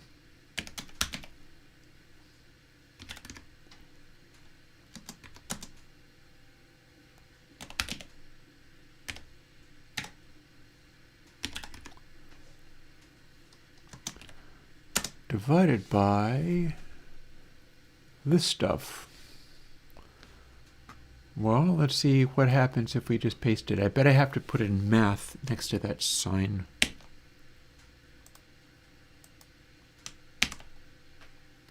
Yup.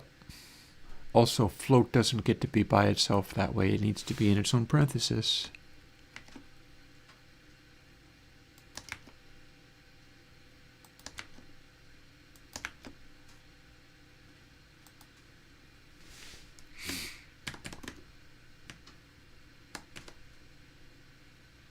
Oh, but that's fine. And as expected, it needs math.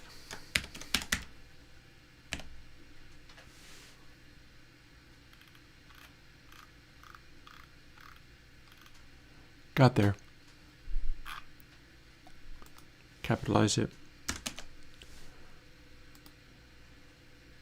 Got there, except for we need a semicolon to straighten it out. And then apparently that's not good enough.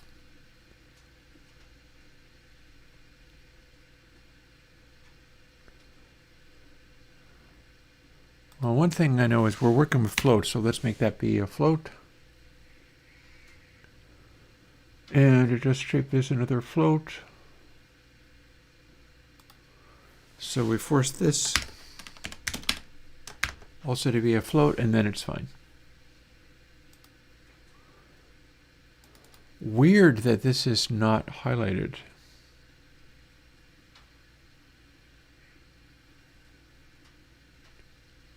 Oh, compound assignment. So we can do divide equals, is all that's saying.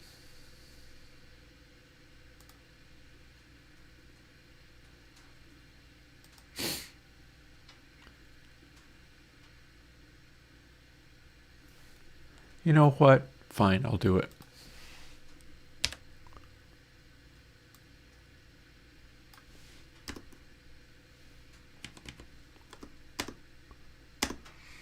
I generally like those C-isms.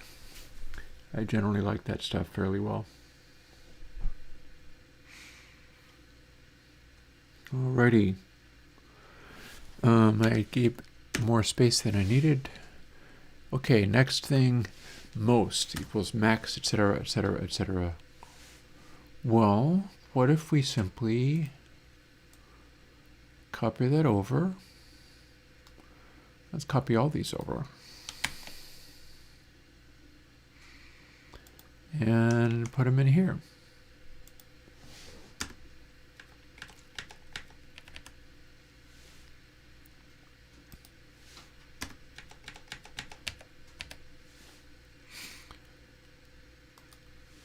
It's not going to be perfectly ready, but it's going to maybe be a start. Oh, and the green average was fine.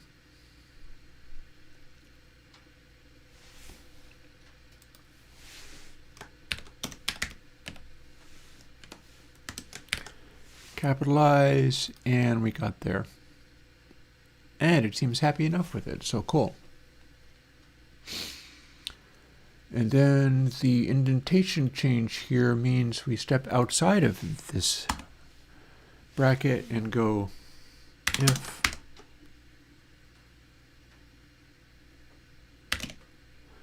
oh, do we have this?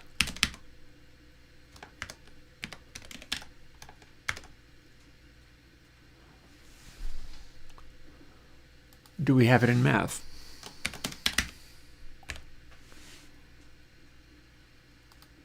If we do, it's capitalized.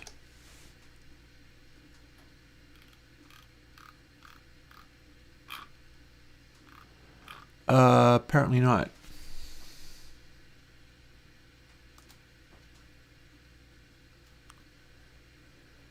Okay, well, we're doing that check to stop a crashing thing. So there's occasionally situations where most does end up being nan.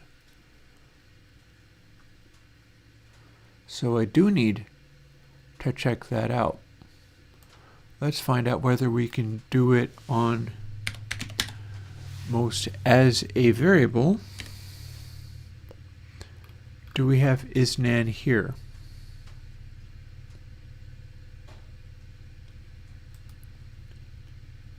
No.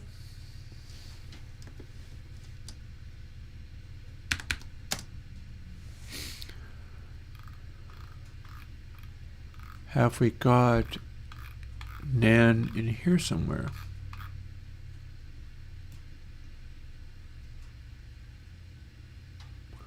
Well, it'll be a capital N, I bet. No, no, no, no, no, no, no, no, no. Nobody, no, no, no, no, no, no. No, no, no.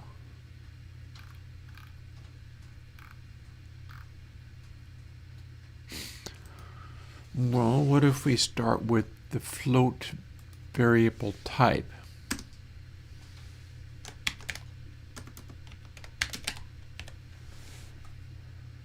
Ah. Okay.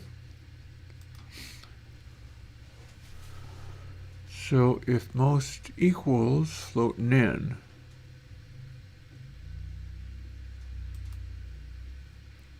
so I do not know. Okay, is nan, but it wasn't letting me do that. So what's going on?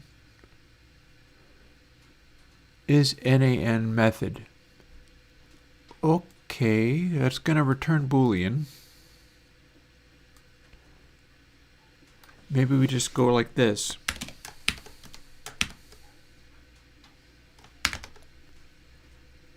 No, it told me to use a method, but it doesn't seem to be there. What's going on?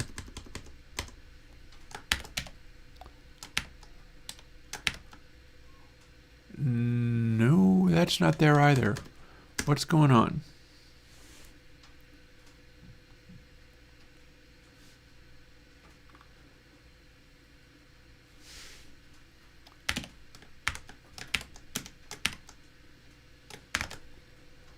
Also no bueno.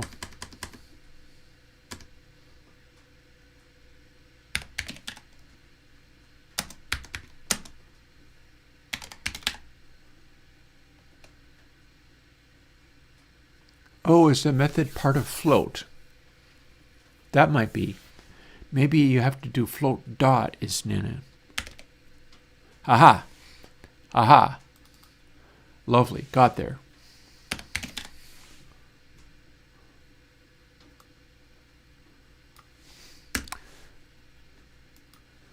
See, it's possible to figure this out after all.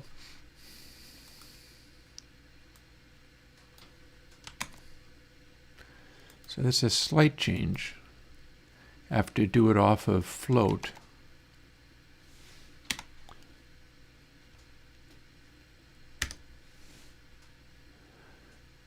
Okay. Nice. That was another slight translation, and now we are tricking all of the things, apparently. Fine. You go and do that. I'm going to continue coding this. Okay, you made a useful suggestion that is not the correct thing. At all. Even slightly.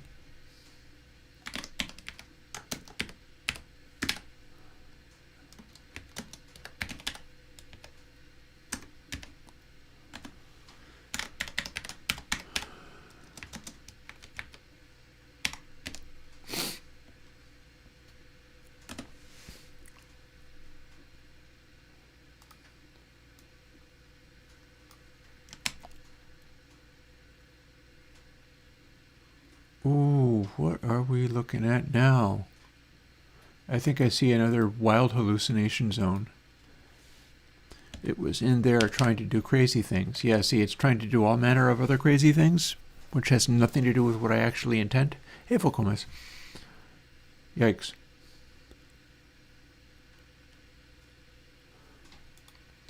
Alrighty, let's copy that for loop again. Apparently in the middle of translating between GDScript and C, it removes my ability to know how to write a for loop. So I will just copy them and that should work fine. I remember the basic pattern.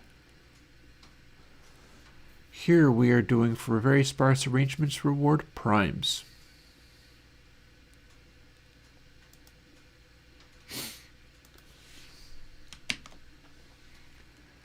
So int t range begins with 1, and then it's less than minimum array size 2667.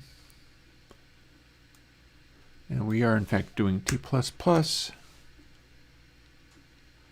so this should work.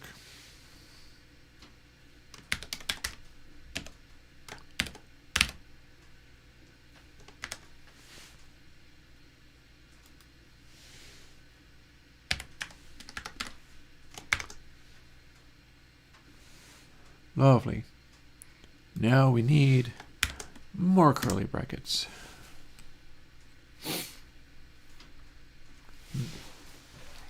How's this doing? Yeah, it's all right. It's all right. I'll give it a minute and then throw a little more firewood on there. Having done this, here's a bunch of this that might actually drop right in. Ooh, but well, no, maybe even that. Let's see what it makes of this.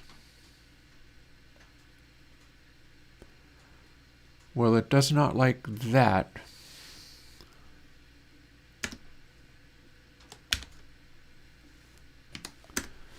So we'll change that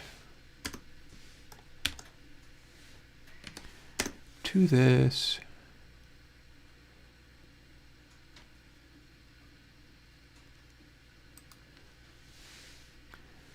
And then we're going to need some semicolons.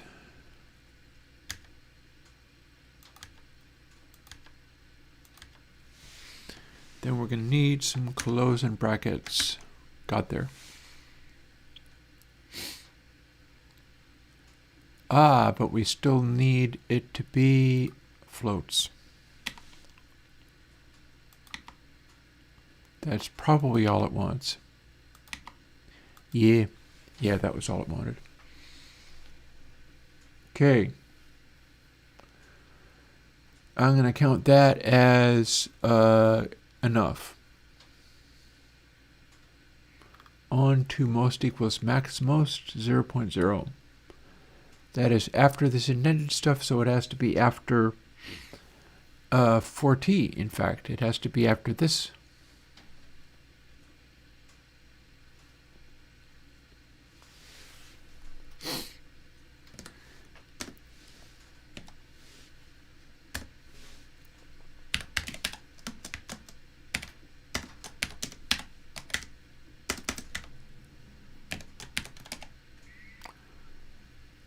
Hey, that is in fact what I wanted. Good. Good baby. Got there. Now, a nice little line of comments.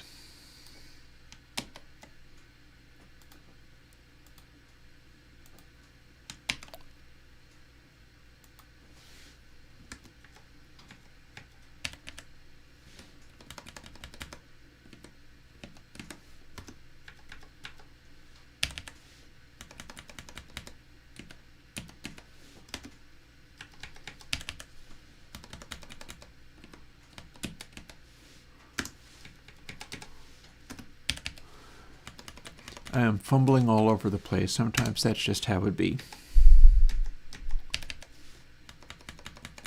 We'll get there in the end.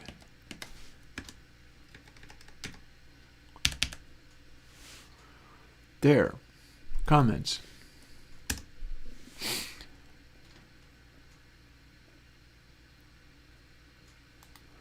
And let's double check all of this contained within int dummy less than iterations. So this loop is the main processing loop. And then this space probably doesn't need to be a space.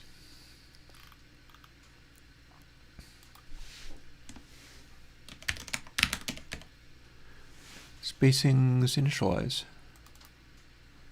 Boom. Int 0 run.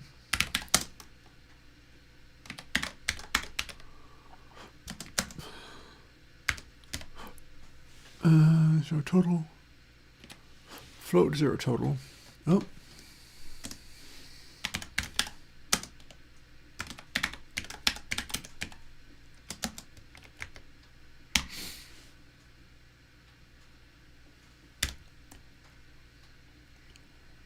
And int echo run.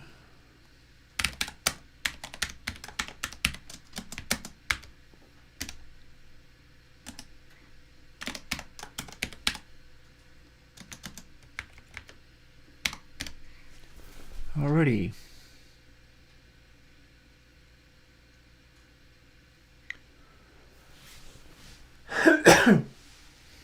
Yeah, excuse me.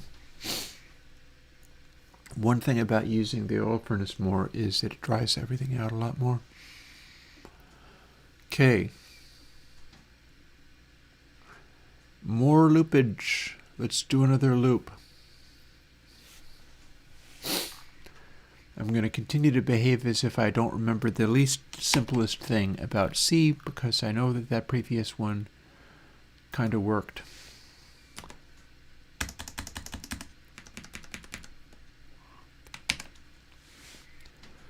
T int starts from 2, so we're going to start with 2. And goes to array size -1, so this math business does not need to be there.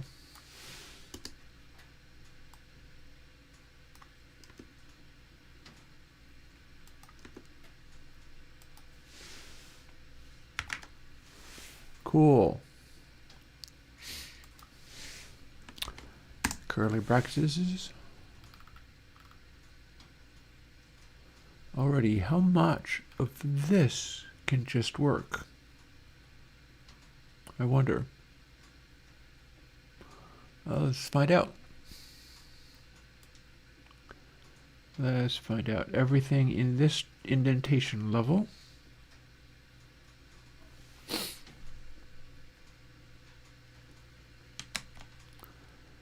It's pasted in here, and then we edit it until it works.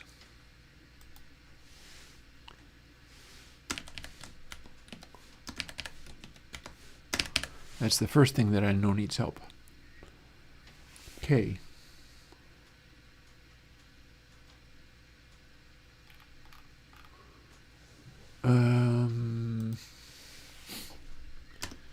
Okay, you need a curly bracket.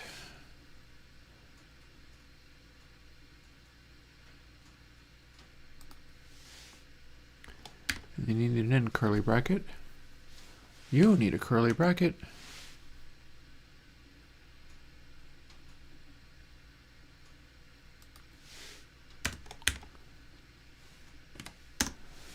And then an end curly bracket after literally all of this, including the 0 run.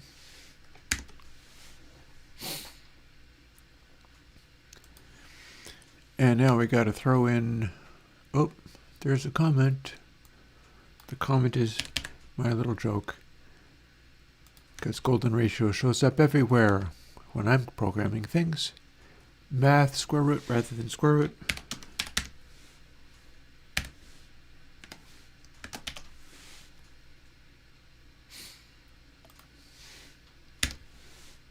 It's also going to want float there, and it's going to want to be cast to float here.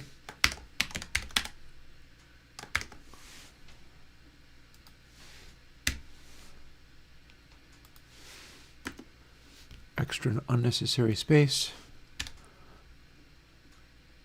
Oh, hi, what's up with this? Oh, I know what it is. Float, thank you. Alrighty.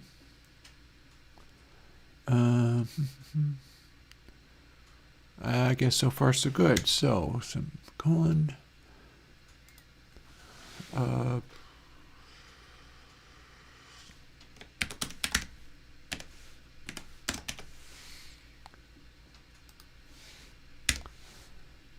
Semicolon, and you need to be float. Already got there.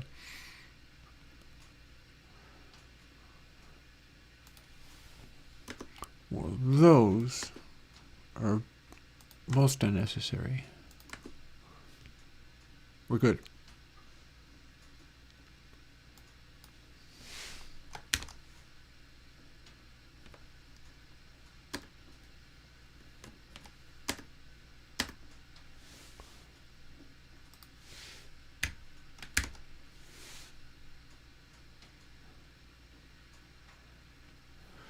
Oh, you don't even need to be in curly brackets at all. You're too small.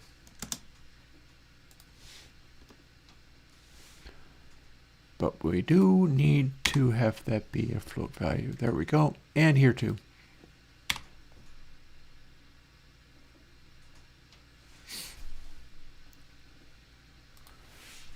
And here too.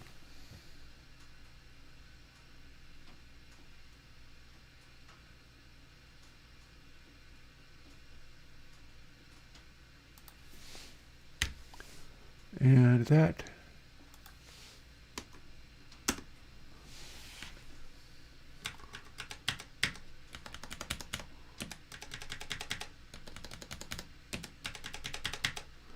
And the comment goes in the right place.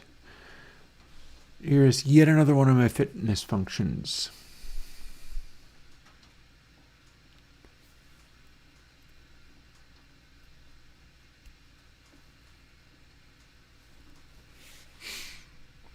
We're going to assume that's talking sense for now.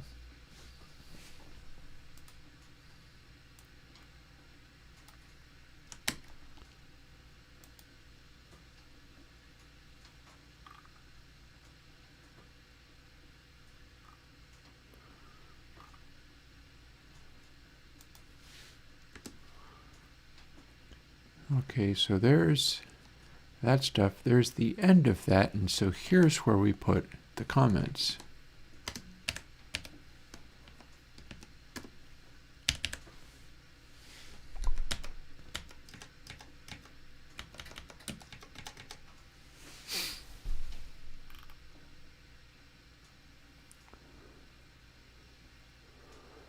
And then a little bit more, same as the other one, I think.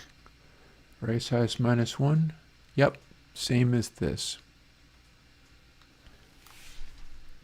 The stuff in here is not in the middle of the other loop, even though it looks like it's exactly the same for a reason.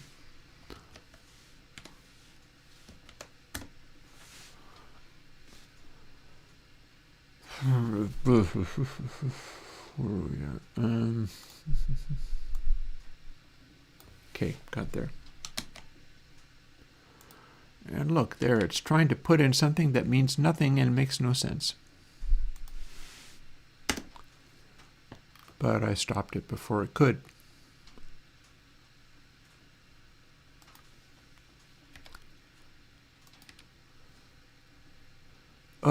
look at it folding everything in there in ways that are untidy and annoying.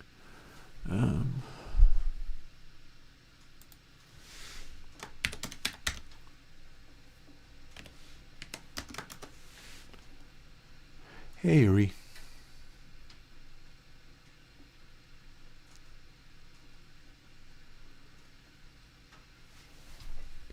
I beg your pardon? I'm a Reaper user. I'm a Reaper user and have not experienced anything of the sort. I could show you it working in Reaper right now. What do you mean?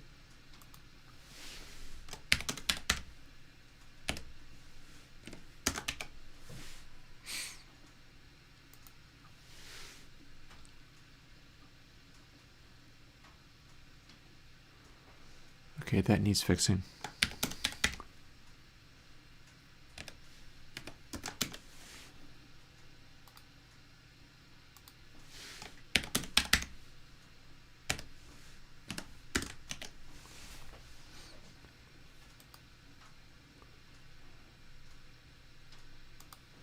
How about...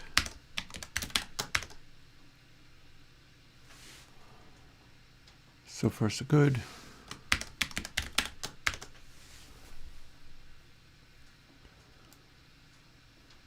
Most annoying that it wraps the lines like that, but whatever. Yeah, Yuri, I'm a Reaper user. I don't understand.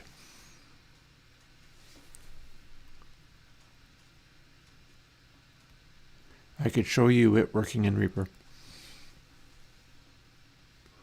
All right, isnan most. We've already done that, so we're doing it again.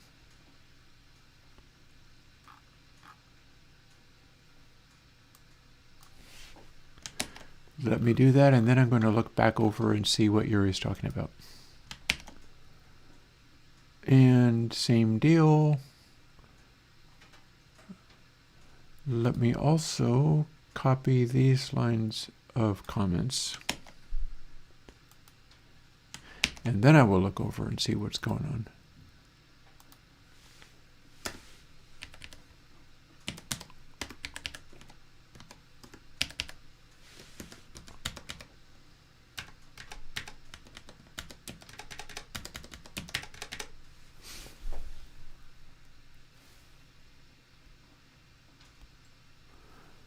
You don't say.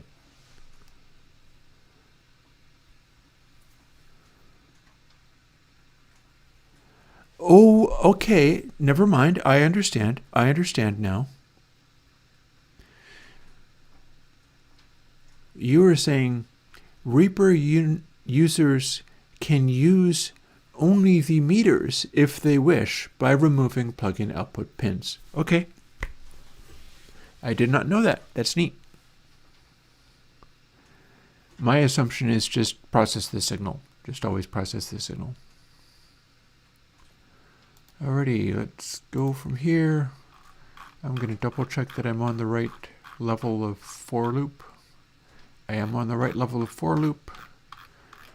We're getting through there bit by bit. Here's the angle change.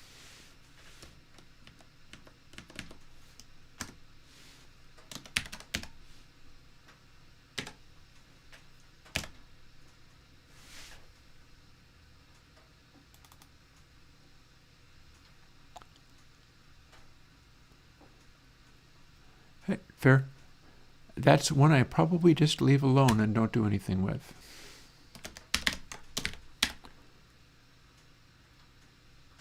No, it doesn't get to be most. It gets to be 0.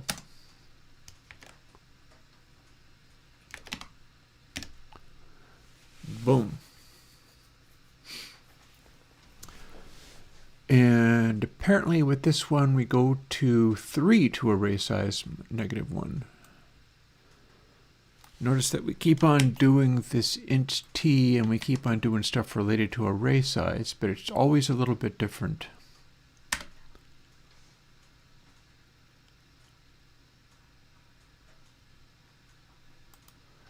That looks to be about right.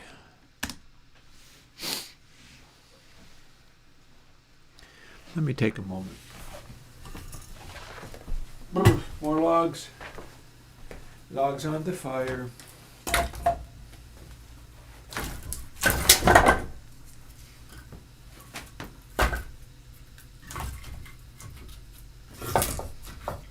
More logs on the fire.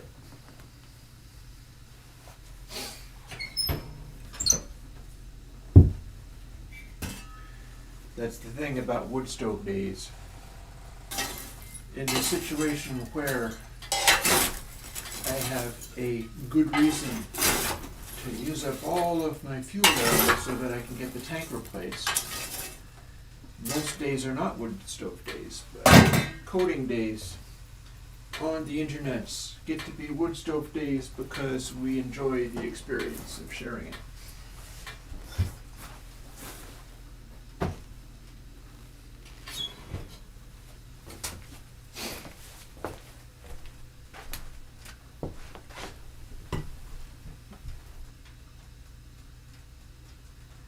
Come on, off you go. Go ahead and start. Very good.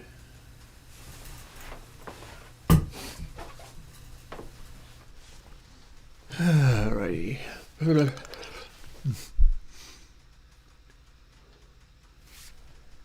T, range 3 to array size 1. Oh, look, we have yet another NaN test. I'm simply going to put this after the other stuff. You know that we're going to do it again.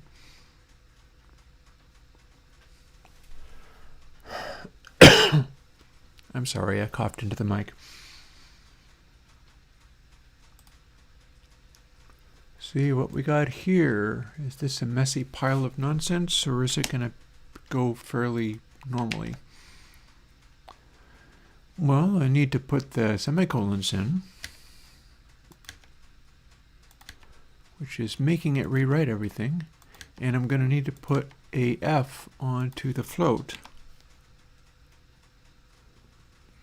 But hey, apart from that, that's not bad. It worked out just fine.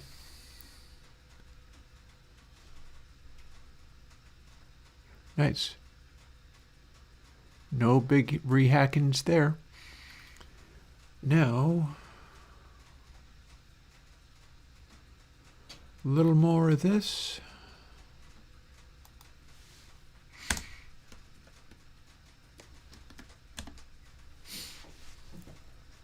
Bare milliseconds.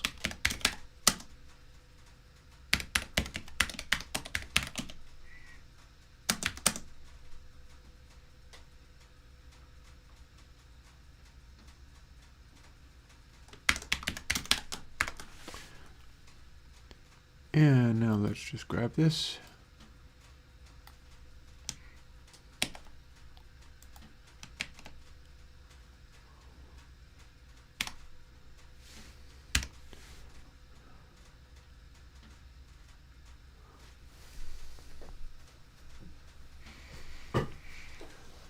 I know that's probably fine. Now let's see what we can do with these and whether that'll translate directly. If it doesn't, it'll be full of bugs and mistakes.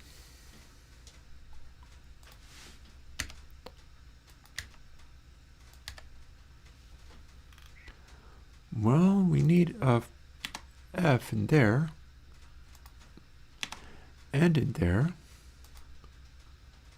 but then it seems fine. Okay.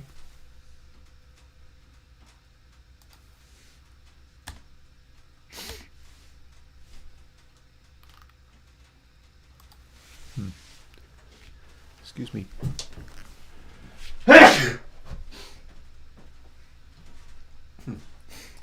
There I go, blowing the mic out while feet away from it. The entire male side of the family that I come from sneezes very loudly. I am no exception. Cool, so I've got that. So we're going to do this. All of this is going to require some manual tinkering.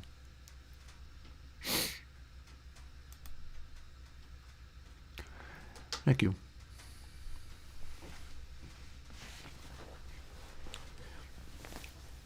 I'm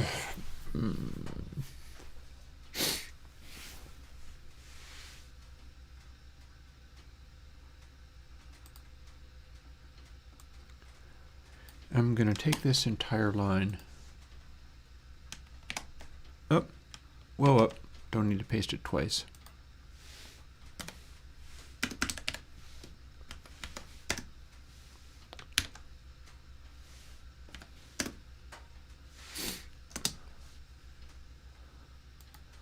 You know, it's going to reflow that.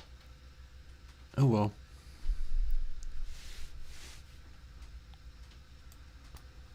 If it reflows that, it reflows that. No big deal.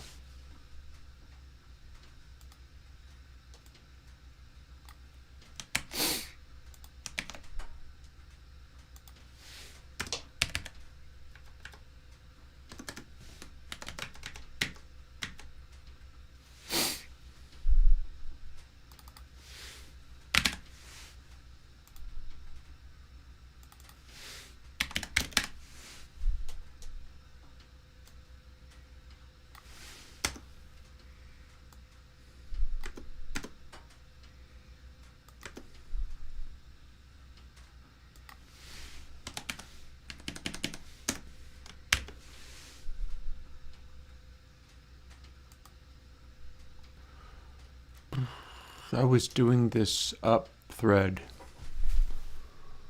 Crud. Well, I can at least make this part work. Oh, I know what I did wrong. It wants to be that.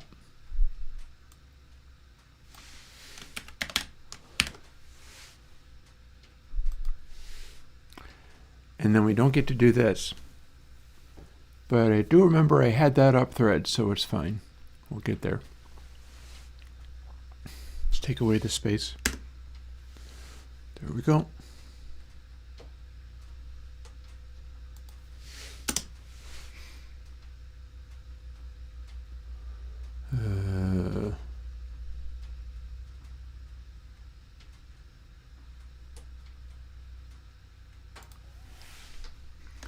I can at least straighten out some of this stuff while I'm at it. That's not how to do it. Oops. Come on. Come on, you know what I want. You know what I mean.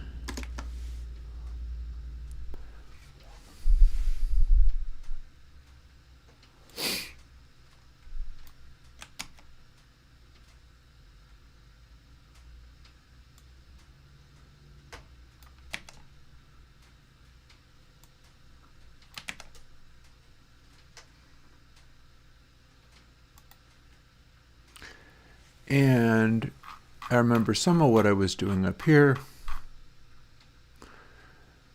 We need to specify it's a text edit. And then how did we get it to float? Okay, we did capitalize to float. But the main thing is having to tell it explicitly that it's a text edit, because this is C#. So you do have to explain some of these things to it. You were a text edit, and you were a text edit, and you get a new car, and everybody gets a new car. Does it want caps? I guess it does. It does.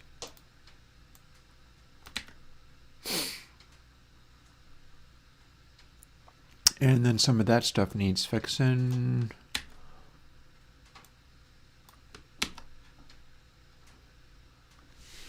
Oh, do you have the underscore? You do not have the underscore. Fine. Okay, now we've got edit seats.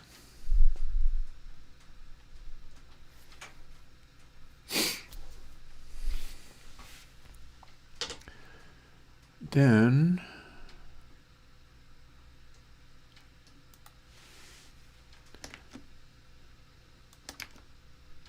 we put the int in parens, and we're not going to be working from that. Instead, we have a post suffix thing going on. And then math.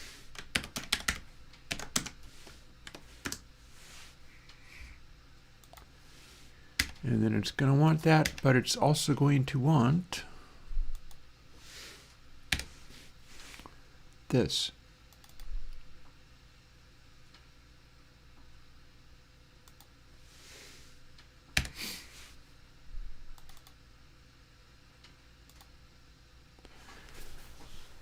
And that should work. Oh, you had a pizza? Nice.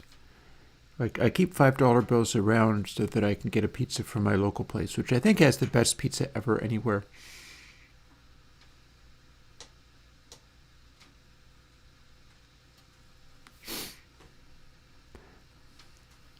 Hey, Gisvi. Oh. Good, good. You go ahead and look at things. You go ahead and look at things. Let's see, where was I at? I was in the middle of doing this, and I had an else. Oh, and I need a semicolon there. So this is the second stage of the if statement.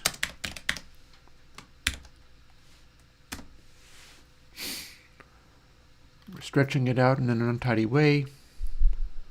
And here's where we start redoing stuff, although these bits of code should be fine.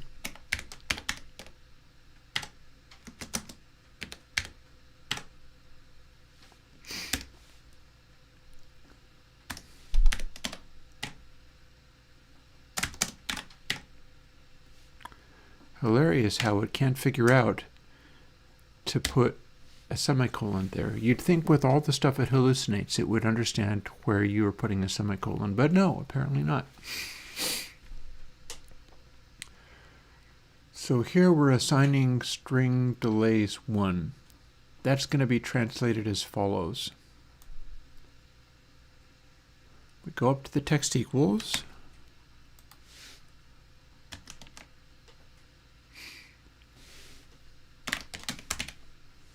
Delays 1,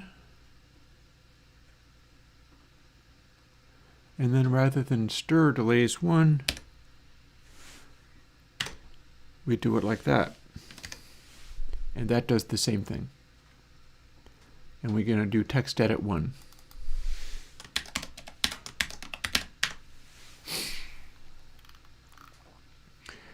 Now we go through and do all of them up to 36. So here's an interesting test. Can it recognize the pattern of what I'm trying to copy and paste? If I give it one example.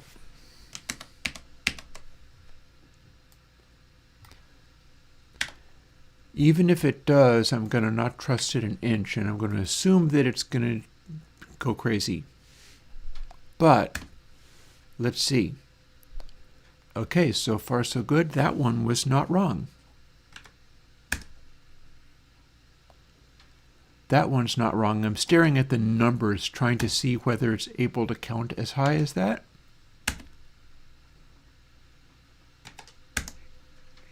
Or whether it starts making the numbers wrong.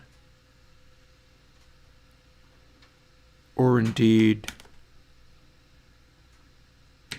loses track of what it was doing and forces me to type the initial G. Okay, I got to 10 without getting the numbers wrong. I need to go to 36.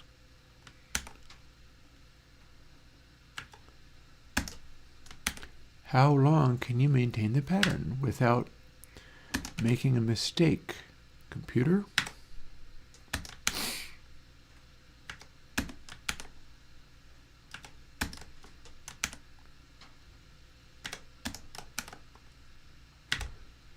Or is it going to be extra clever and supply me a whole bunch of them at once? Apparently not.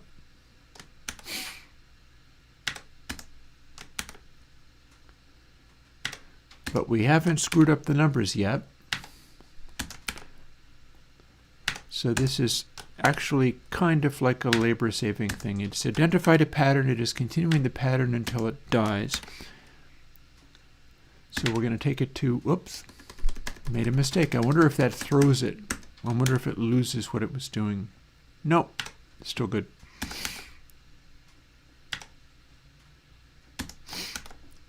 Going to 36. Technically, there are even quicker ways of doing this.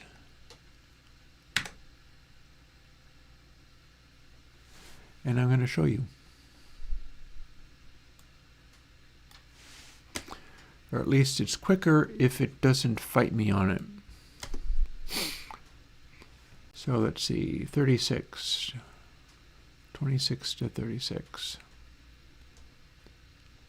So we're going to go from 17 to 26. Copy, paste, paste again.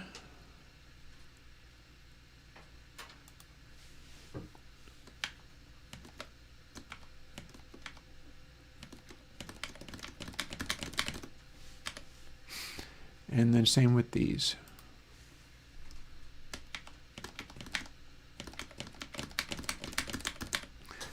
Quicker than it was doing when it was trying to fill it in. But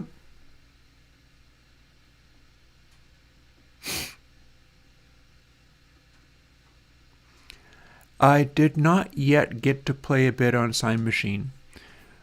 I will tell you, however, I've run into probably a similar problem. Give me a second. I've got my keyboard controller right here, and Sign Machine is sitting on my desktop.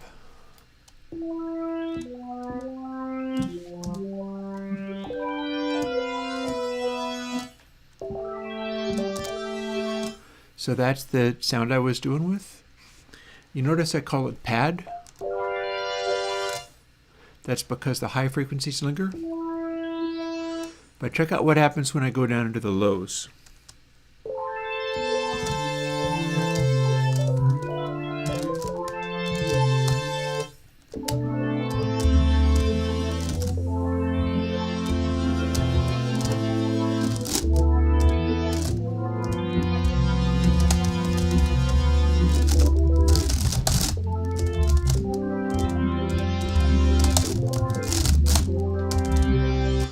Okay. When running with everything else running, it seems to be happier. I was getting a situation where if I did a chord and then I went into the lows, it would flake out a little bit, but then it didn't.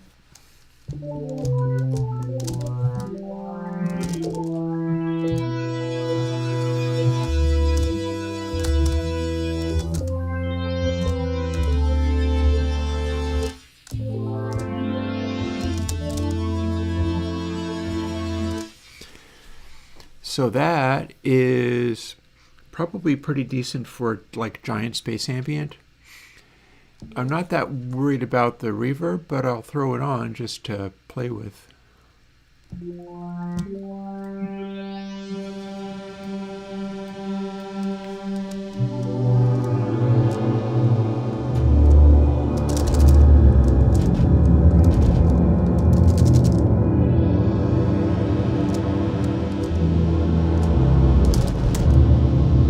Get a little scrunchiness.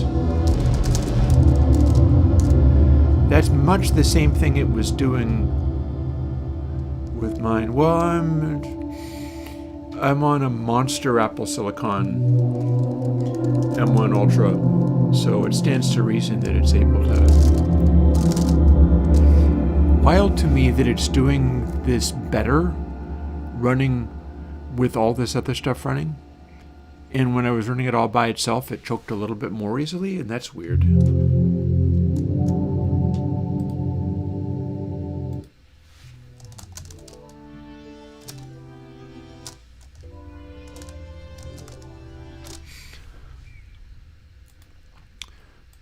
So one of the things that's fun to do, apart from the obvious, like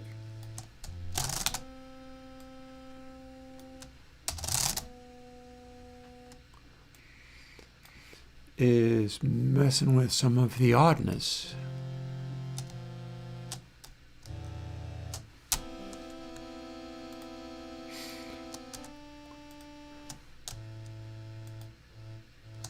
So we'll turn on tremolo. It's not making an audible noise. Tell you what. Let's fire up audio and MIDI. And we'll go to SWB audio capture.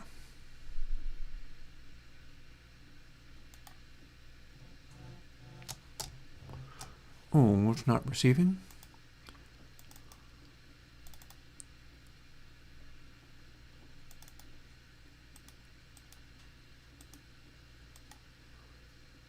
There. There, so now it's quiet, but it's going direct.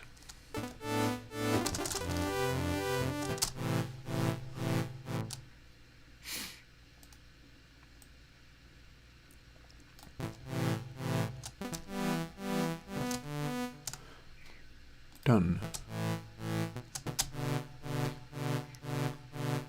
I could do with turning this up a bit. Give me a second. There we go.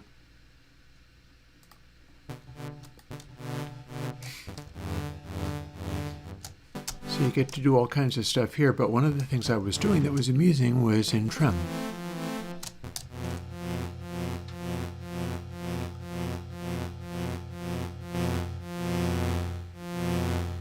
Check out offset.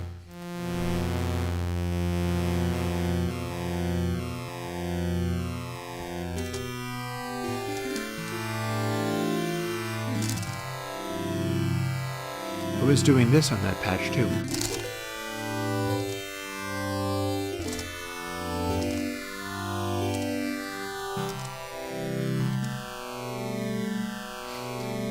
And then everywhere you see this, you get to fool with it. So, trim rate. What if not all the rates are the same?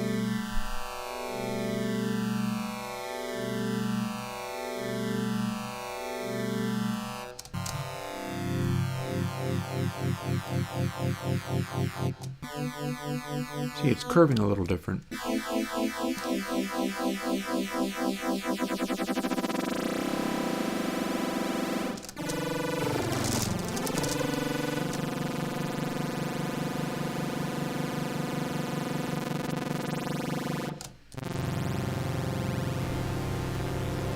Ooh, look at that.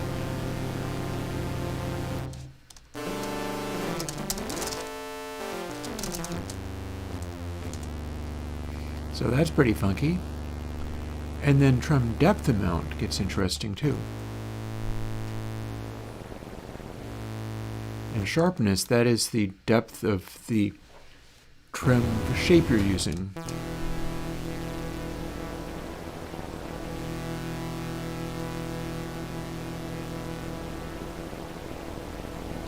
And it shows you these pretty graphics there. Some of Sudara's coolest stuff has to do with graphics and being able to do neat graphics for this stuff.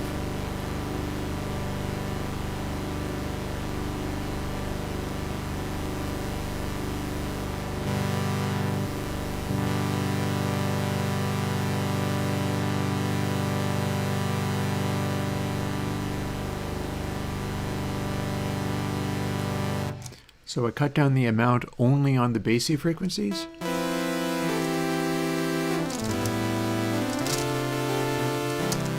And you can barely hear the craziness, but there's a little bit of it.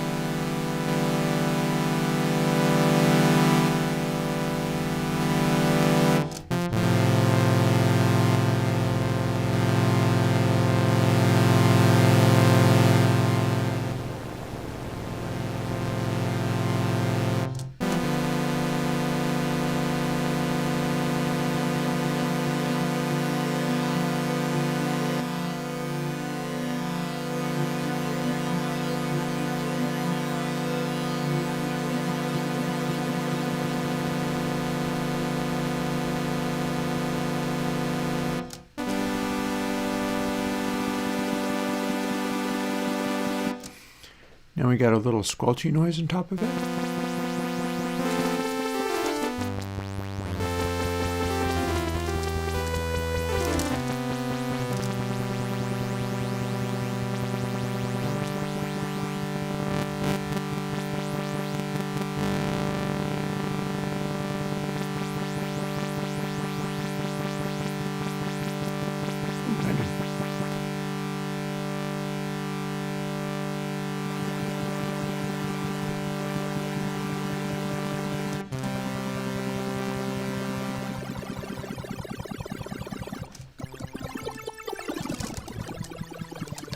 That's still kind of samey.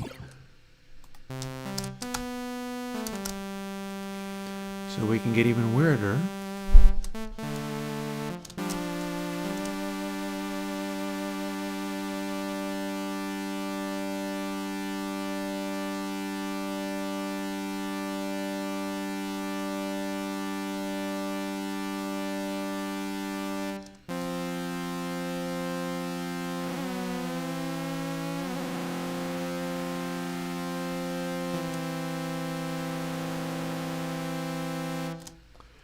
Fool with this.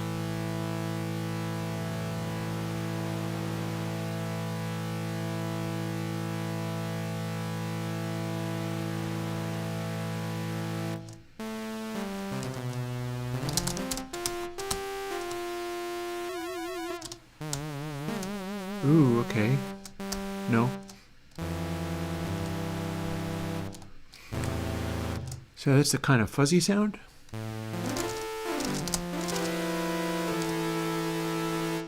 Even though it's all made out of signs, all of a sudden we're doing Boards of Canada.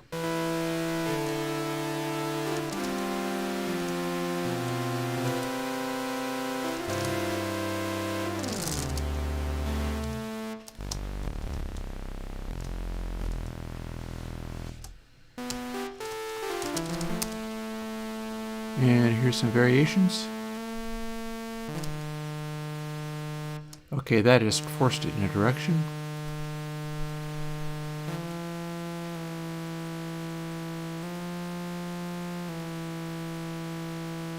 Okay.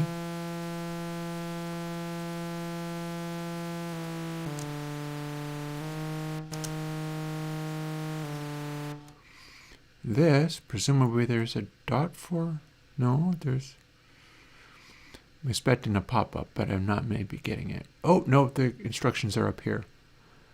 Okay, re-trigger.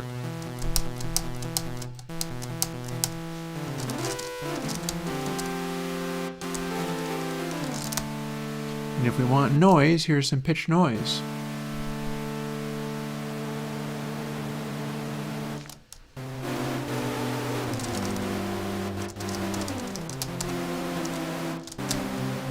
Oh yeah, no, the rate is as high as it goes.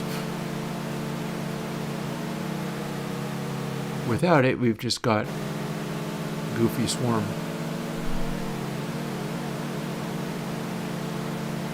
I intentionally pushed it up until it was a crazy warble. 'Cause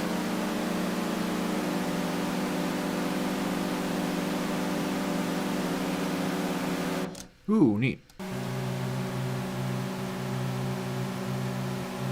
So I'll keep the rate as high as it'll go, but then maybe I can pull back the pitch amount, or use this funny control.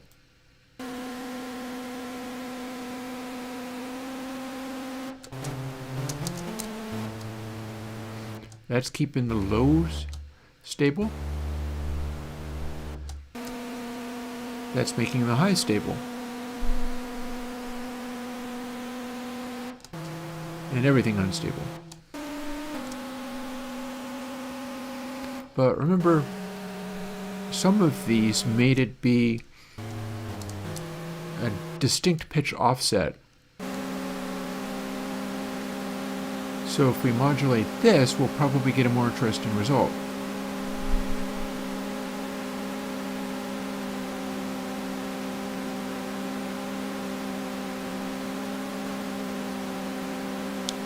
See, now the lows feel on pitch and then up. So we nudge it until it is close to being off pitch and then pull pitch amount down a hair.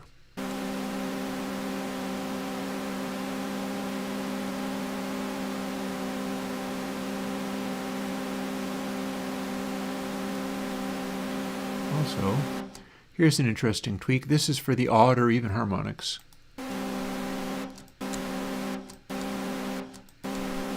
Not really much there, though.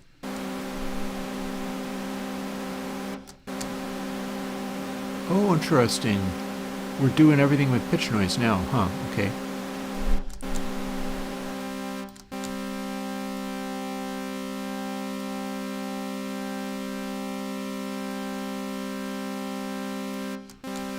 Fascinating. So, pitch noise should behave in the same way.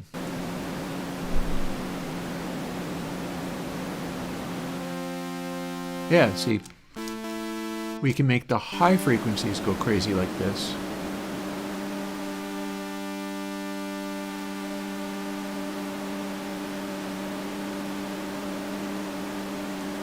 And then dial it back just a hair, or indeed do only some of the harmonics. Some of them are plain, some of them are fuzzed. Plain, fuzzed. Or we can do swarm.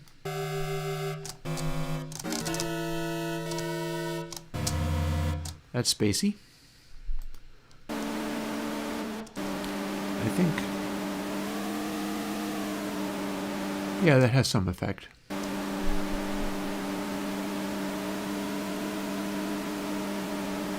I wonder if it has more of an effect in swarm.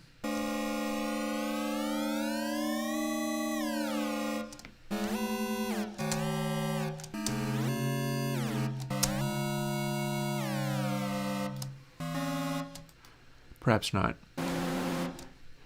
So we're still in kind of would-be Boards of Canada zone, so let's dial it back until it's less obnoxious.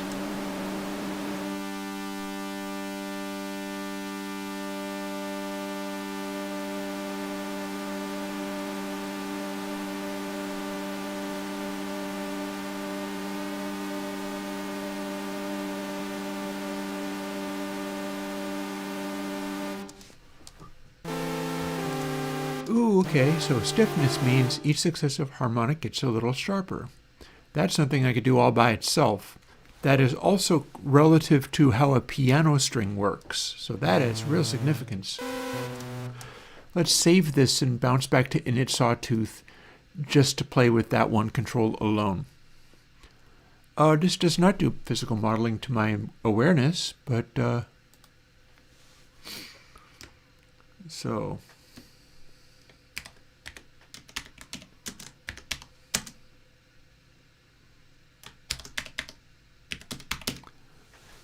Beanada for a swarm of bees.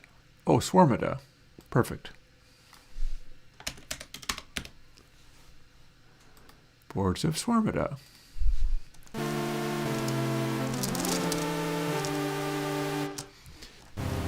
And see, it's kind of bright, but it's all fuzzy, and this I could still throw this into like Console X and do all of my filters on it, because this doesn't really do filters by itself. I can put whatever filter I want on afterwards and mix. So you could make it all kinds of dark and VHS-y.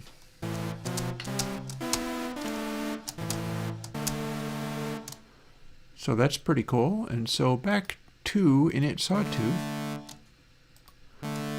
to go and play with only stiffness.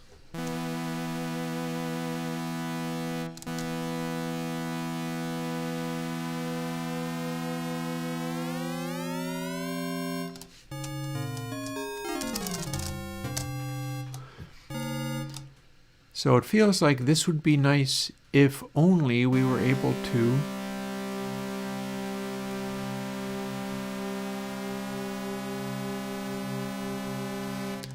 have that react to an envelope. That said, we barely have an envelope, so over to the envelopes. We're not doing curve for offset, we're doing decay, or perhaps release, maybe. No, let's do decay.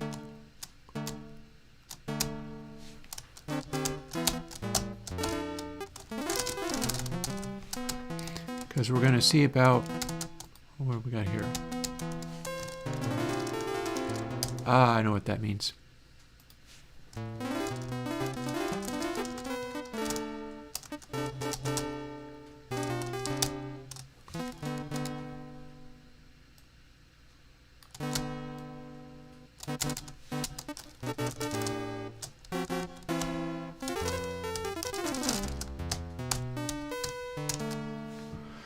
And of course, this is available for all of those things, so we get to play with it.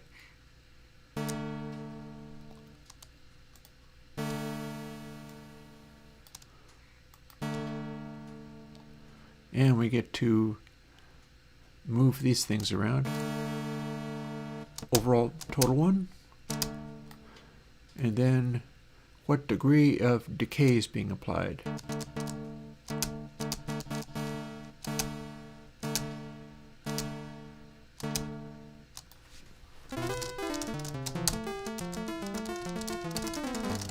I've played with all these things before.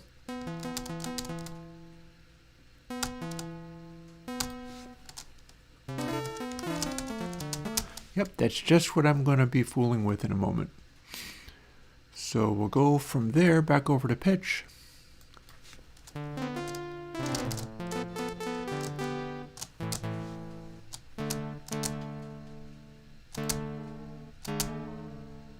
Oh, neat.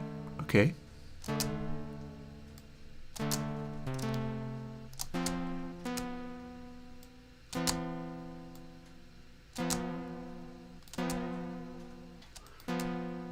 Yeah, it's Swarm causing that.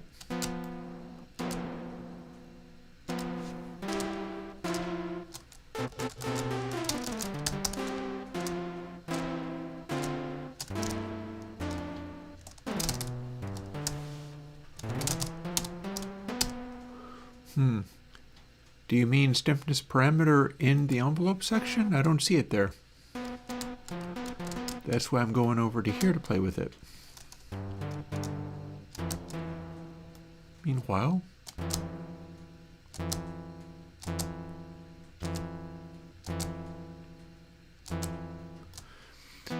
more natural low frequencies, highs get a little chimier. Speaking of which, what if it's only some of these?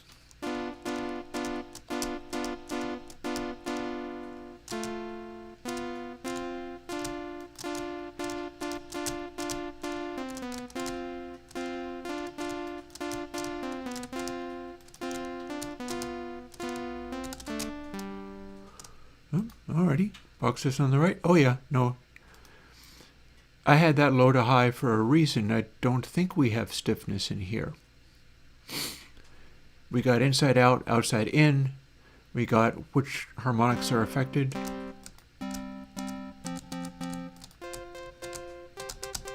Which seems to leave the other ones up out completely. So that's a little odd, but it's cool.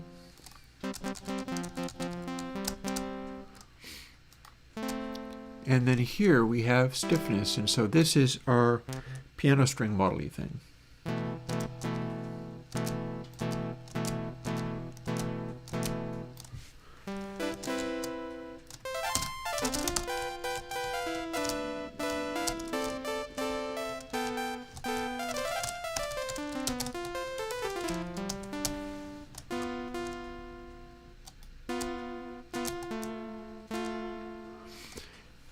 Here is our warbly boards of Canada-ness again.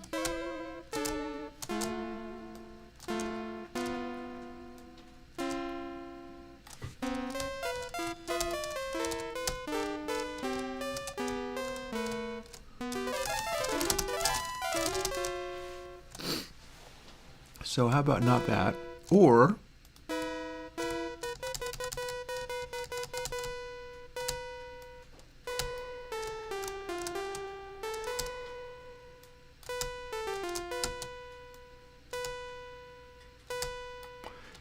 without pitch noise, we have to put in pitch amount to do something.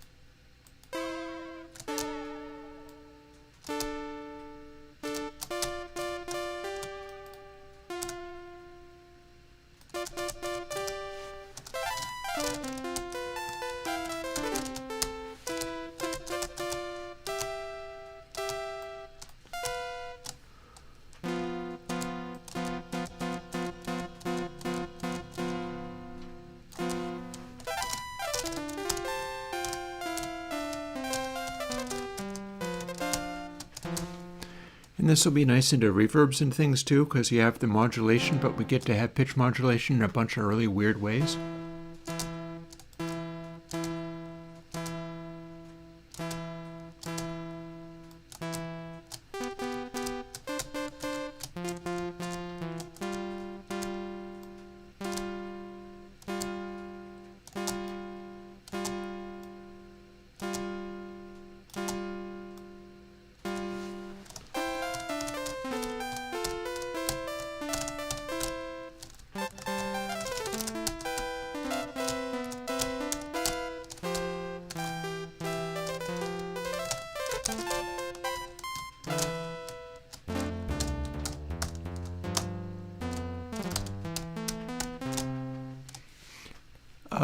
Just a moment.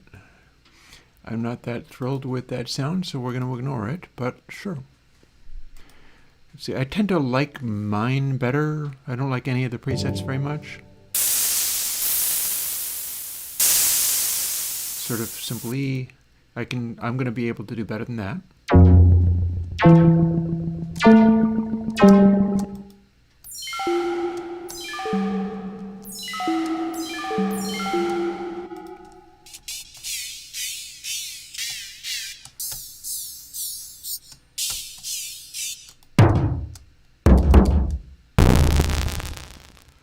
So that kind of warped. That's because that is not actually working. That goes up. Oh, steel pan. That's a Sudara patch.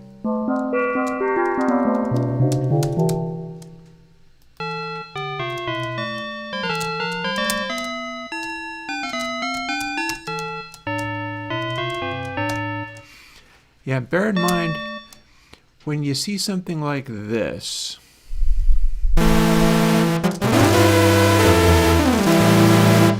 each of those little squares, that's as many oscillators as you're running.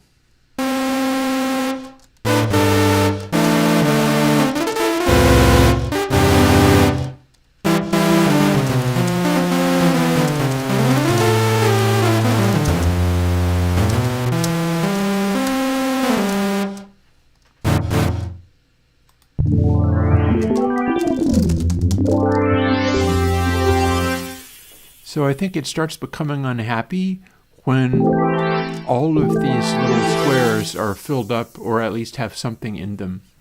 If you do a glissando, see it freaks out because there's a low harmonic in all of those oscillators.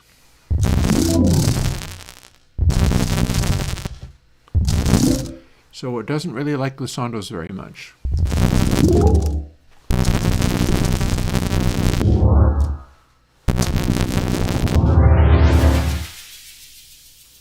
But honestly, I could use some of that just to mess with sound, honestly. Like,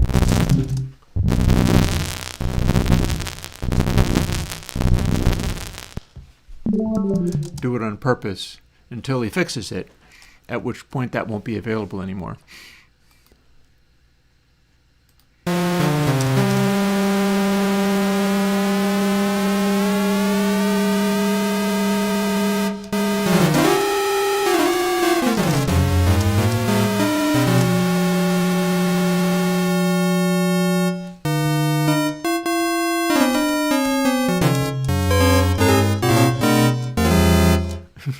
Okay, that's ugly.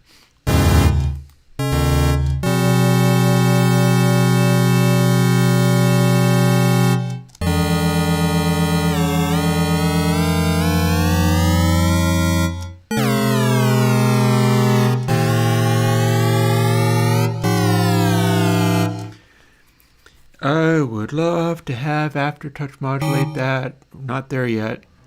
It doesn't have Aftertouch modulating anything, but I tell you immediately.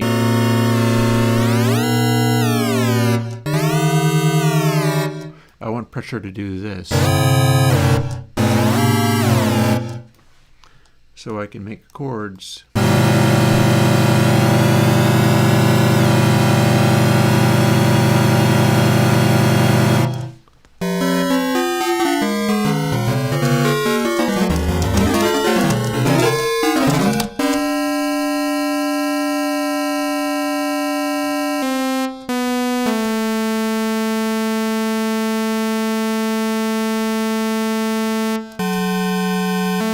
it didn't engage.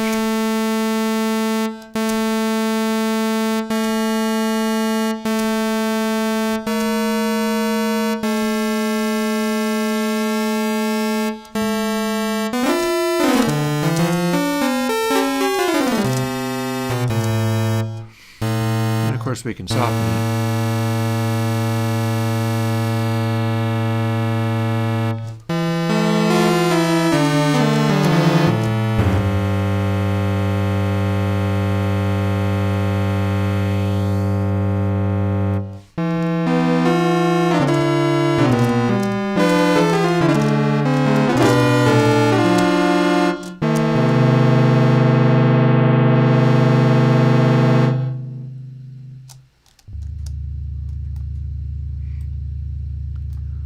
Okay, let's have all of these on, but use the low pass to affect it.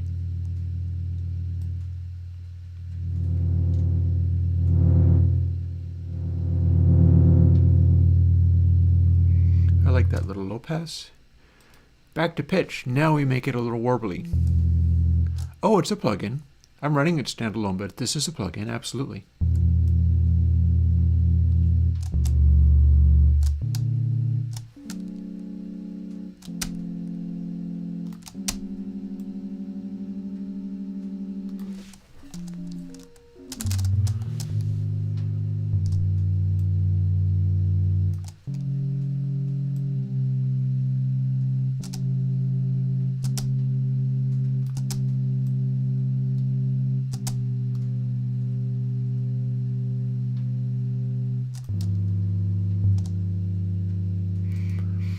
Yeah, let's low pass it a little less than that.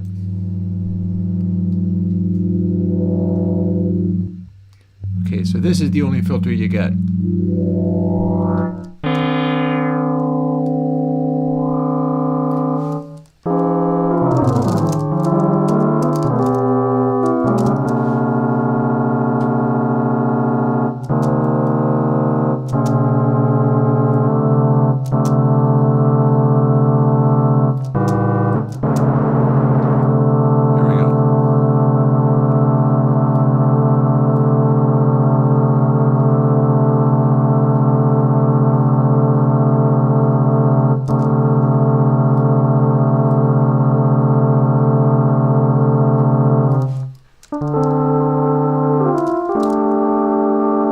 Boom! Boards of Canada right there.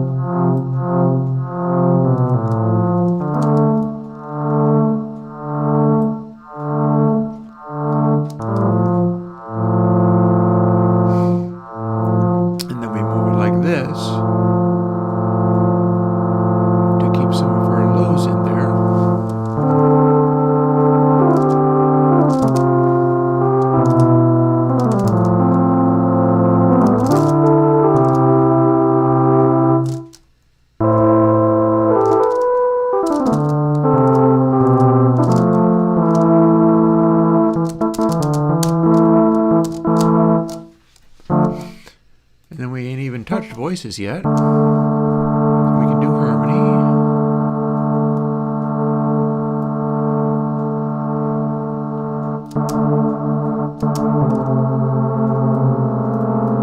Ooh, okay, that's how much detuned it is, really.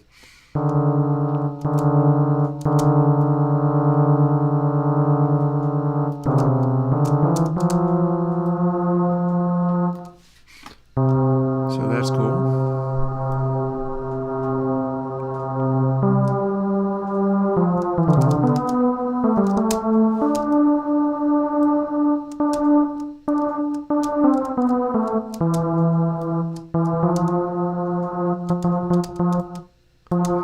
Not much of a trouble there. That part's fine the way it is.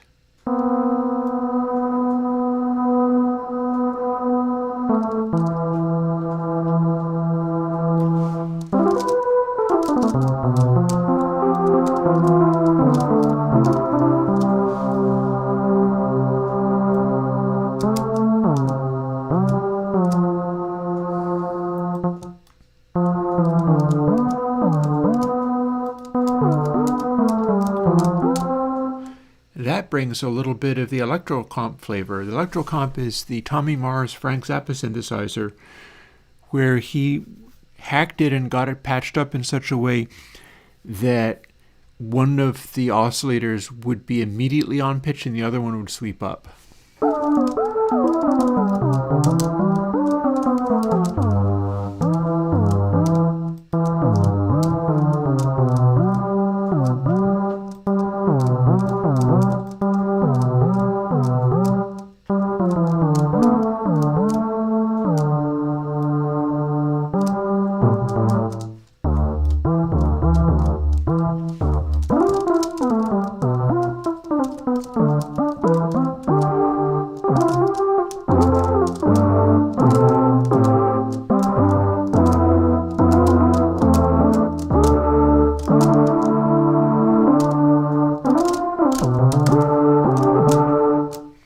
That's now boards of Hornada. Save.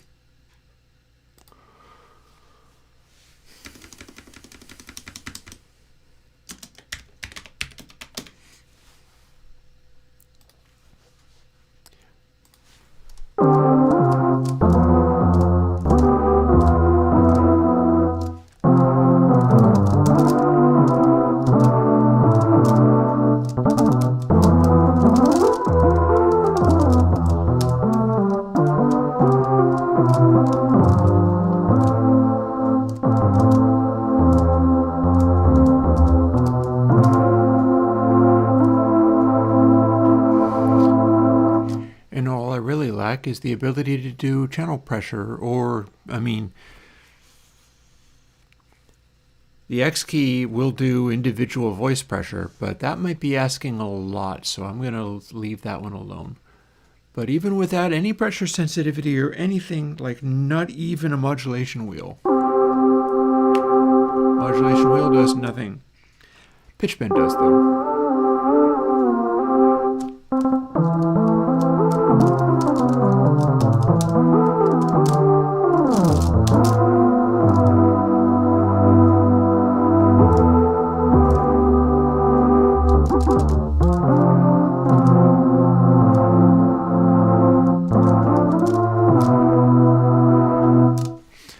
So there you have it. Okay, I gotta get back to actual work now. We were doing pretty good. Might actually succeed with this particular one. Let's check the wood stove.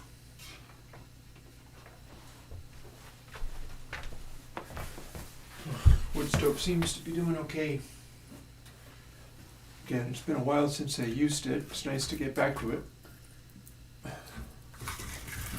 Take this smaller log, throw that in there.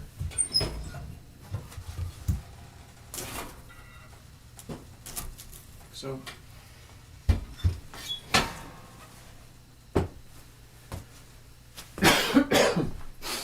yeah. Oh, Will Kaiser? Gosh, well, first of all, thank you. And second of all, that is an X key. Here, I'll hold it up and show you. You're being incredibly generous, so you should know.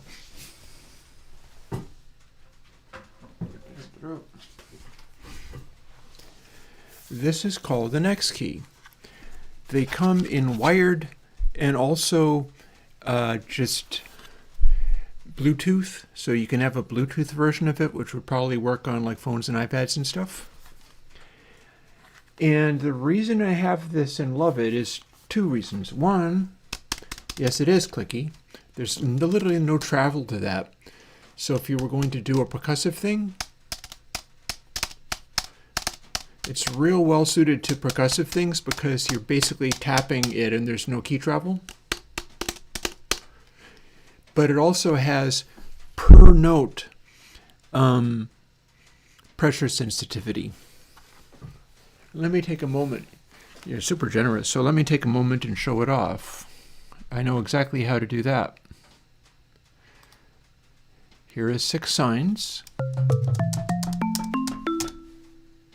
I will show.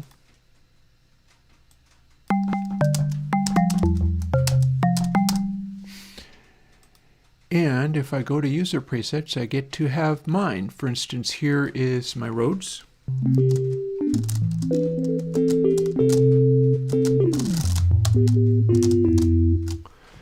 But pressure sensitivity means you get to do things like this.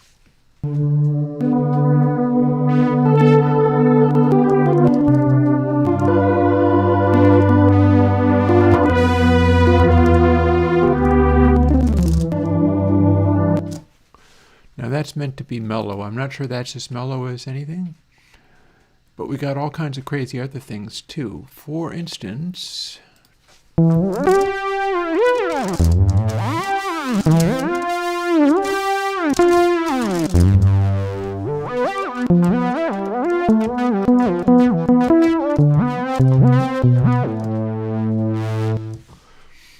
but that pressure stuff, actually I can show you better on Surge XT. I've got all of these sitting basically just directly on my desktop in the control bar, so I can fire up SoftSynths at the instant I want. Here's the kick drum that I used for one of those recent tracks. You notice it does have Poly Aftertouch engaged, but I'm not doing anything with it because this is a kick drum that is being run as part of a wavetable synth. But that is not what I wanted to show you regarding what this can be.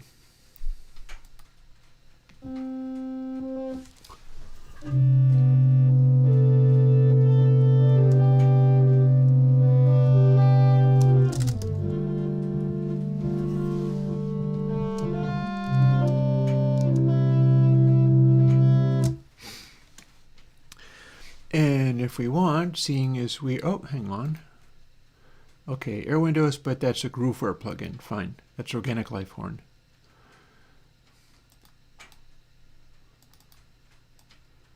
So let's figure out how to, that's how to.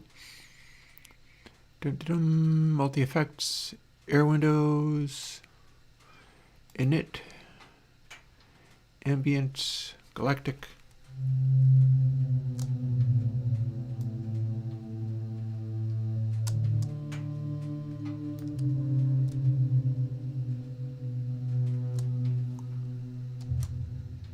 Pull the volume back just a little bit.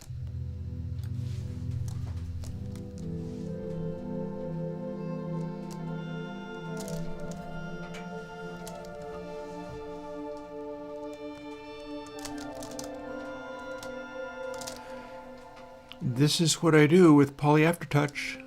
Oh wait, it's SWB audio capture, just lost it. Let's go and set it up to be SWB. Okay.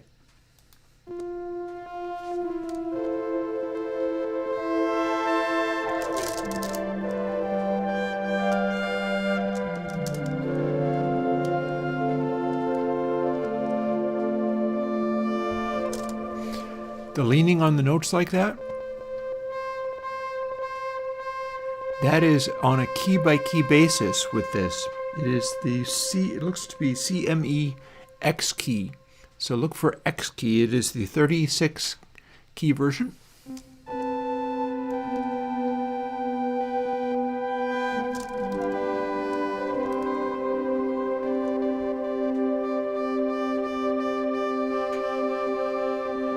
And the notes get separate modulation.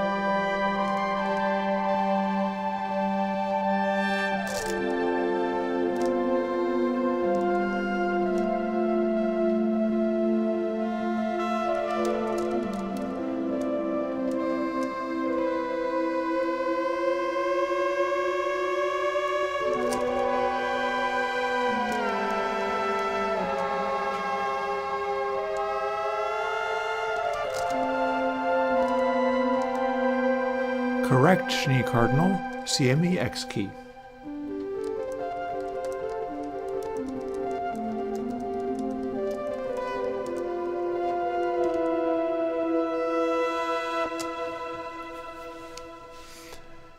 And let's see.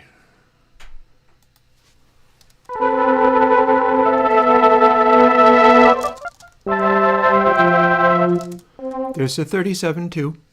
Mine is a 37. See, count them. 37. If they made a larger one, I would buy it like that.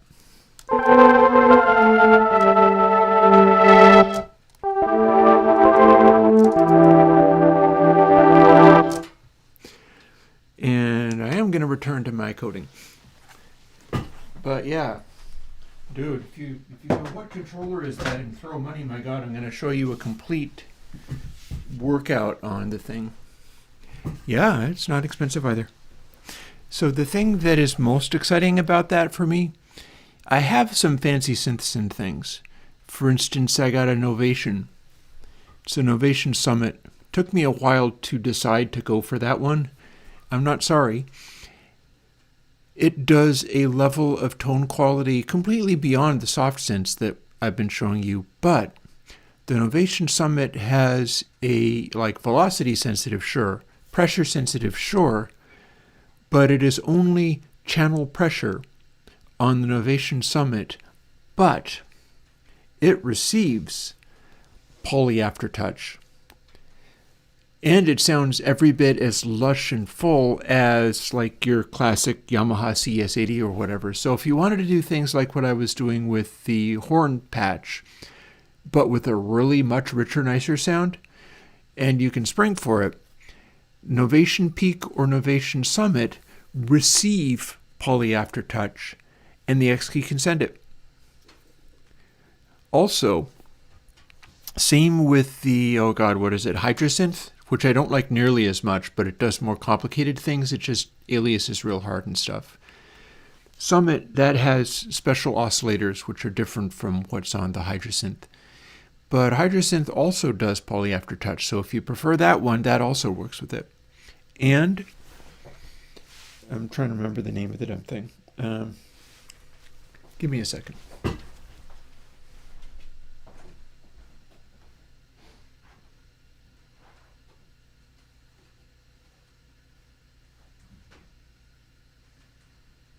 Okay, got it. The old Ensoniq ESQ1, which is like a vintage sort of hybrid analog digital synth. It's got cheesy old digital oscillators, but the analog filters and things are, what's their name, chips? Curtis chips. So the Ensoniq ESQ1 also receives poly aftertouch. And again, Xkey is a controller that will send poly aftertouch. So I just showed you a bunch of soft synths. I'm telling you about hardware synths that are extremely delightful. I have not seen the new Godot DMNO, but the Godot was the competitor for like that or the Summit. I ended up with the Summit because the sonority on those horn-like tones is better than on the Godot, but the Godot is the one that does the wild stereo things. And it wouldn't even be the new one, it would be the older Godot. And yeah, there you go. So let's get back to my actual work, because we've got this, and I was looking to get this done today, which I believe I can do. I bet I can. I'm going to copy all of my comments too.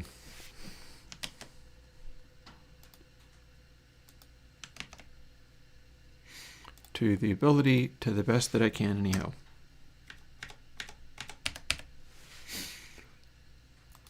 And let's double check where we're at with all of this. Okay, so that's still, if most do print out, that's where we want to be. This is the overall loop. So we're still going through here.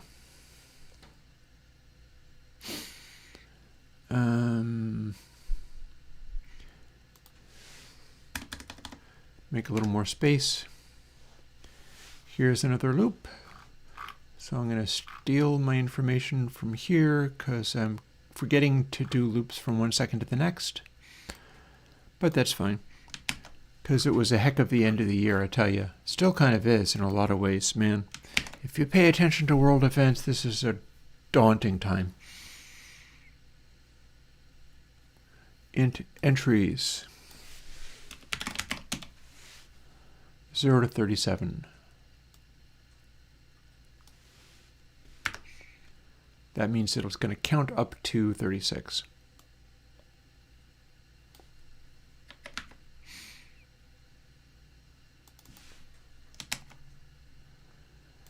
This is every time I get a new successful one, whatever caused it, we throw it into this list.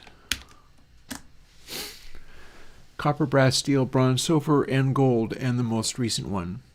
What that means is we're filling up the genetic algorithm with recently successful ones from which we can randomly grab bits of the code, bits of the delays. And I think that's probably going to simply work. Although I suppose I could be mistaken. But that's probably going to simply work. Let's find out.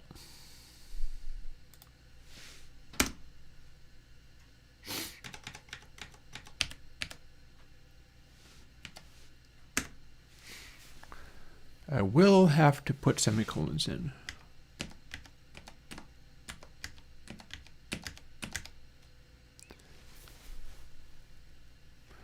That should be copying over the entire arrays. Oh no, hang on. I'm not even copying over the entire arrays. Instead, we are literally just stepping through every instance of them. So yeah, I'm going through that one bit at a time. It's fine. It's all good. For a second there, I thought I was copying the arrays over as entire objects, but we're not. Instead, we're stepping through. And possibly leaving off the one in the end. I'm not sure. Here we have a var edit seats that is commented out, so I'm gonna have it be there as a comment. I could just leave it out, but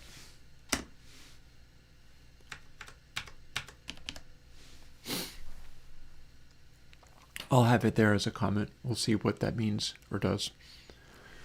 Okay, now we start to get into drawing display, which is the image we have here. This is sort of the final phase of, is there anything in here that's going to cause problems?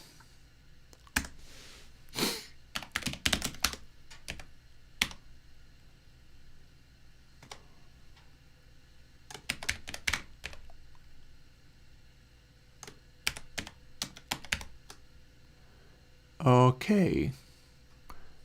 Now that didn't work, but there's probably a way of getting there. How about GD color? Is that a thing?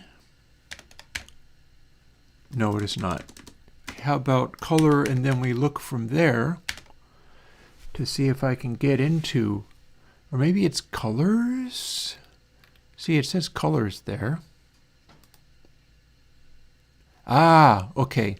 Colors black is what I want. Colors, and then it's not going to be all capitalized. Instead it will be this, and that's what it wanted. Oh, look, it's drawing it with a little highlight.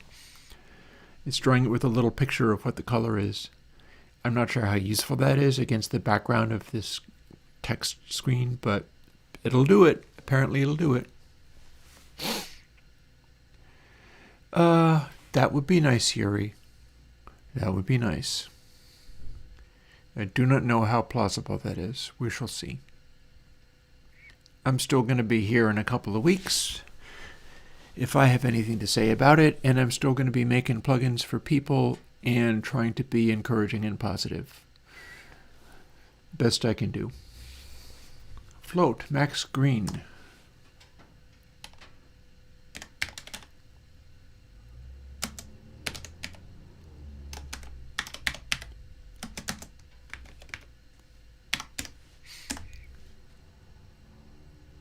And also Max Blue, you're not wrong. I don't know why it was fussing.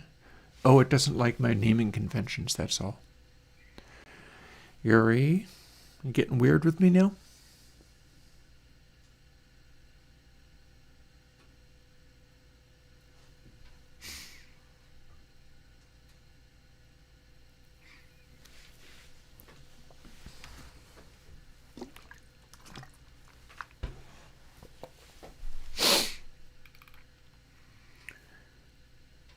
We've got another loop.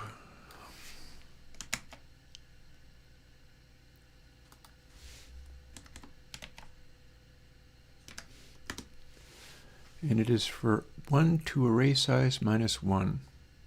And it's another T loop, so honestly I needn't have this be here.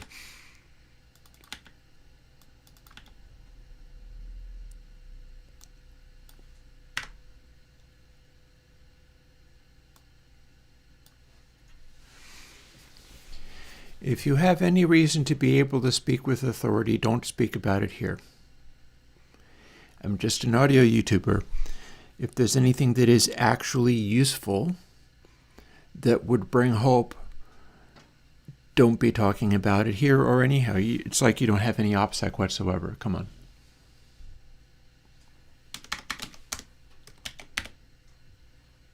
I have no business knowing about certain things. I can hang in there just fine.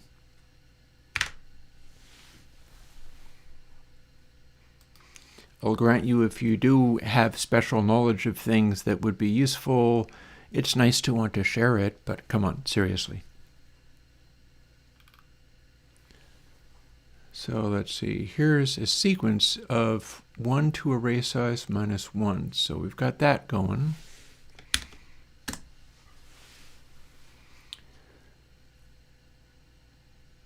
This should work pretty normally, I think.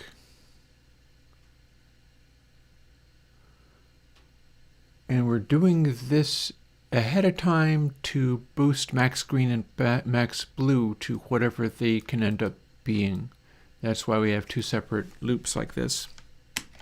We go through once to check this, and then we go through again.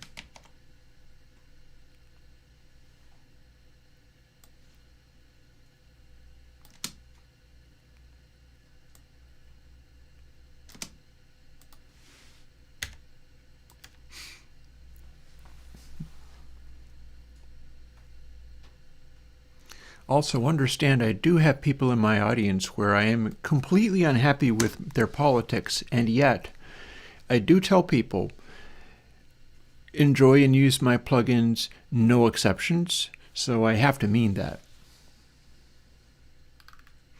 When I say no exceptions, what I mean is certain people who are actively being persecuted, but it does apply to all manner of other people too. I don't really get to weasel out of that. I have to be authentic about it.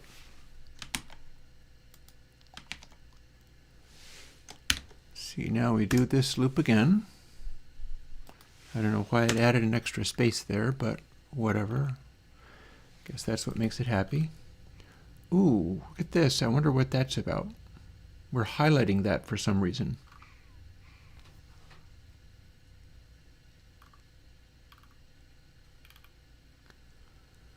Well, for starters, here's where we're at the moment. So we'll just go and do this again. Equals 1.0f. That's how we do that.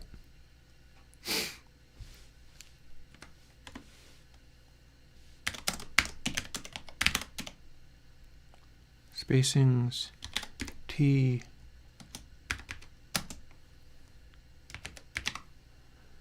0.0f.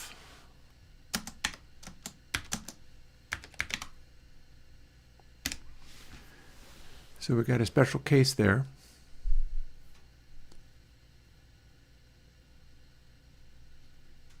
So next G.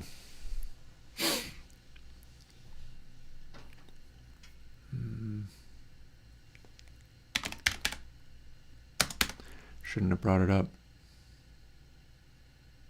No matter though. What the hey? You do what you can.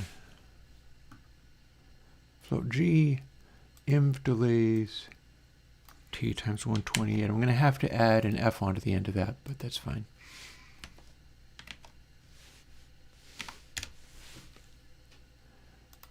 Okay, that seems to have worked.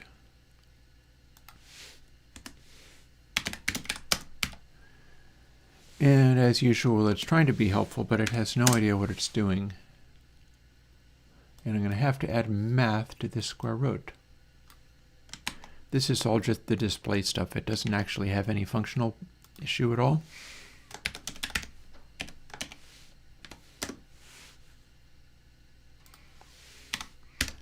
Add an F. And I have to cast the whole thing to float. Now it's fine. And then if int delays t is larger than 0, we boost these two. So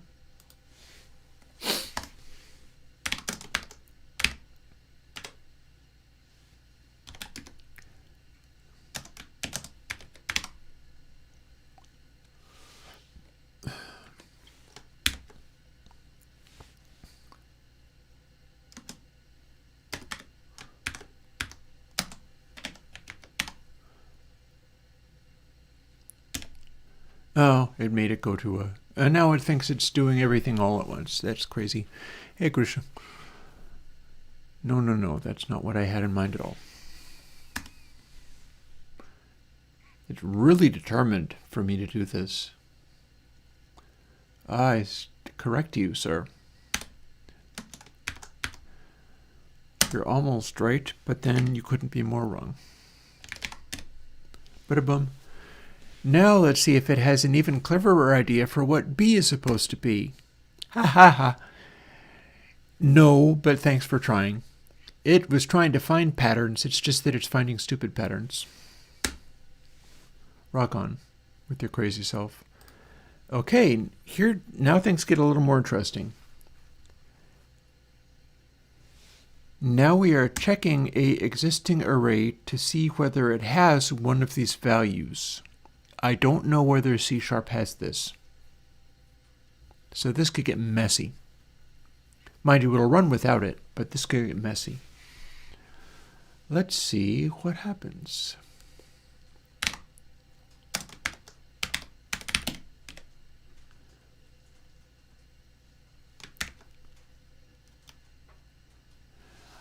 I'm not sure it has that. What shall I do? Apart from maybe I don't have to do anything. This is just fancy stuff. Okay. Begins. We're looking to see whether T exists in this array. Oh, you're the one with the donut plugin. I'll get back to it. I have a whole new year now. I put out Console H and Console X2, so this is the year I can work on Donut.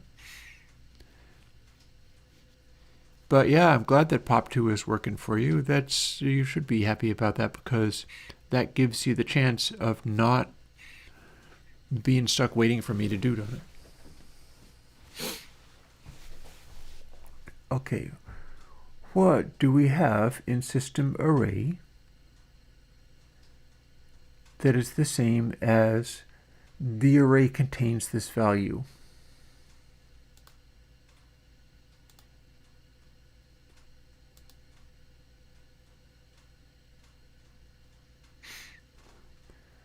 That's not going to be it. That's the length. That's fine. Don't need that. There might be a get. But that's not it. That would be just referring to something at a position.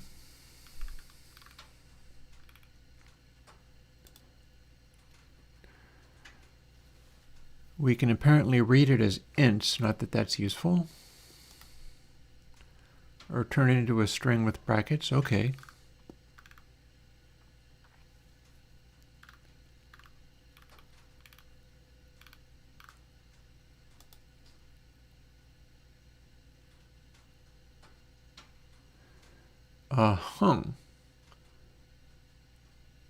Okay, this might be a way of doing it.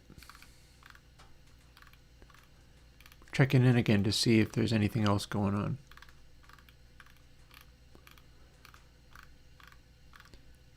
Contains looks like it's gonna be what I'm looking for.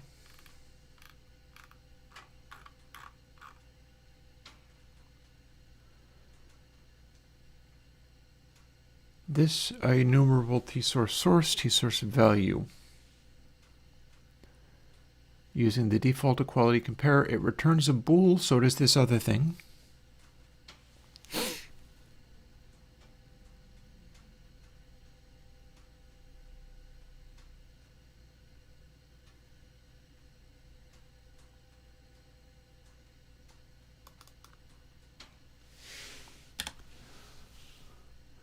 Okay, can you in fact do this?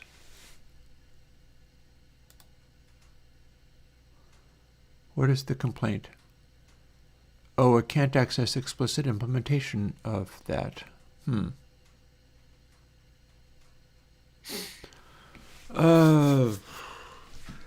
this is a neat little graphical tweak, so I'm going to see whether I can't get it to work.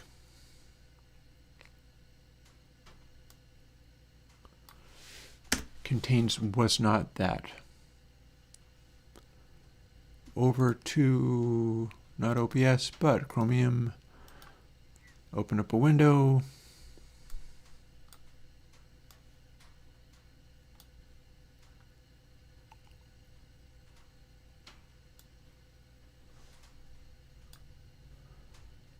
And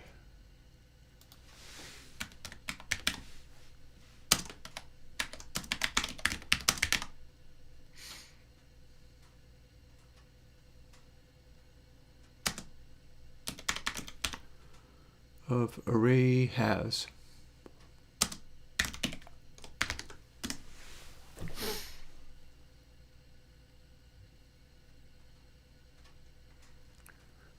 There is a C# question.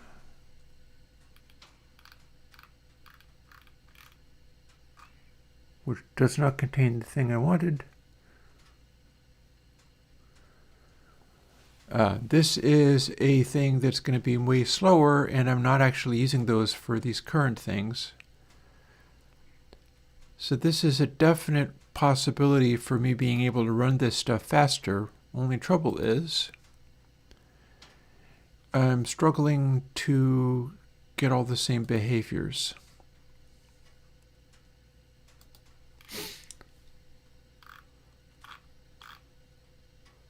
Let's go and look up has directly. We're using it. There. Has. So how do you do this in C#? Okay. Contains, and then brackets, and then thing.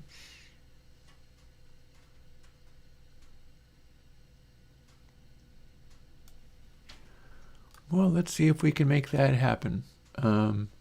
Begins, contains with a capital C. Then you got that, and then you got t, which is the int, and that's the number of, and we're not getting anything suggesting we can actually do this. That's frustrating. You're supposed to be able to compare to, well, it says if it contains 7. What if it's just 7? No, it's no happier. Might as well just call it T and call it a day.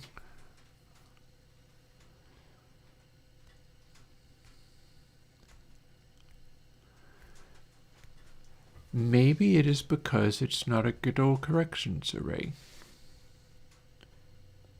See, we've got this stuff here.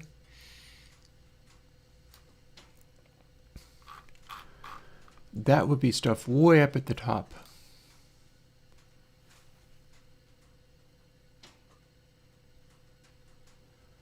So here we're trying to define it.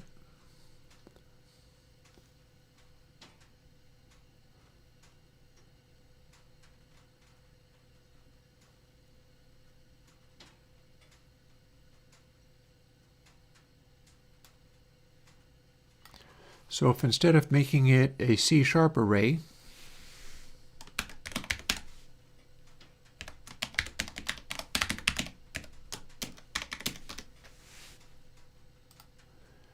we do it like this, we don't have an immediate error.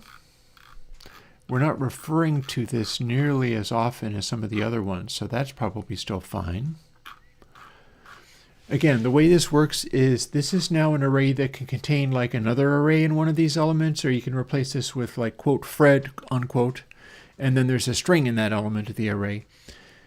These are just goofy versions of a thing. Oh, and we have a problem. Here's the problem. We cannot apply the modulus operator to operands of type int and variant. We cannot apply the less than operator to operators of type variant and int.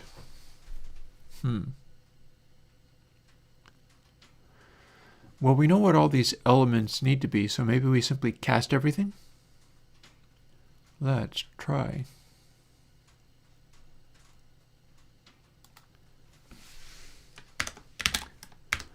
Those are in fact all ints. So in theory, we can cast it and then it'll behave. And indeed,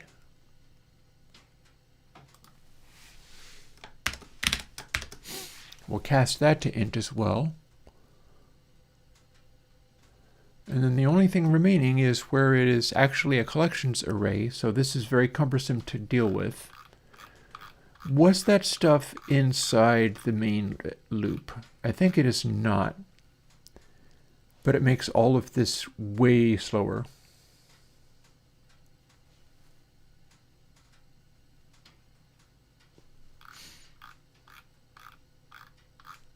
If I remember correctly, like Belarus or something? I might not remember correctly. And now we can do begins contains t. So this is all for the purpose of a slight graphical hack, which isn't actually necessary. So it could be that I would be better off having that not be a Godot array. But if it is a Godot array, we do at least get to do this. Back to the pit.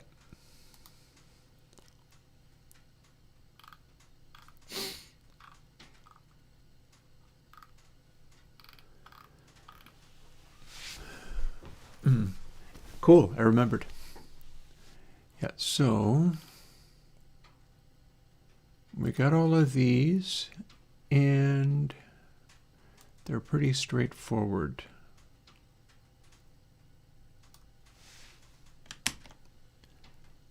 Yeah, I'm glad I remembered.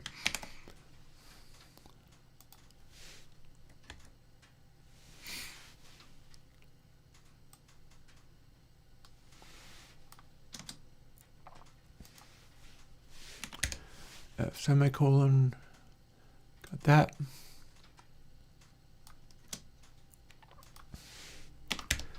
Semicolon, got that.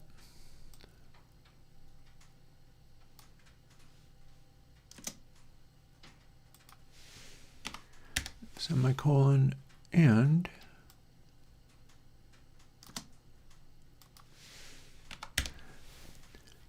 there we are. That's all that happens if it is in fact a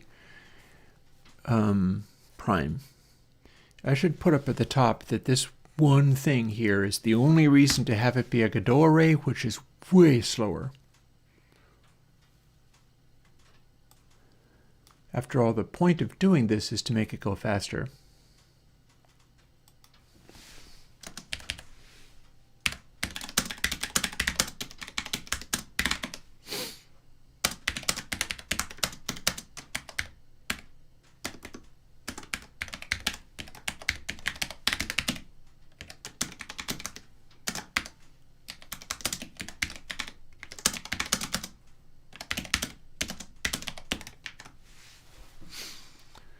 So we may very well want to put that right back to the other kind. We shouldn't need an array capable of this stuff. We should be able to make it be a private int. And then go from there. But seeing as we're trying to get it to act exactly the same as the other one, there is some purpose to having it go that way.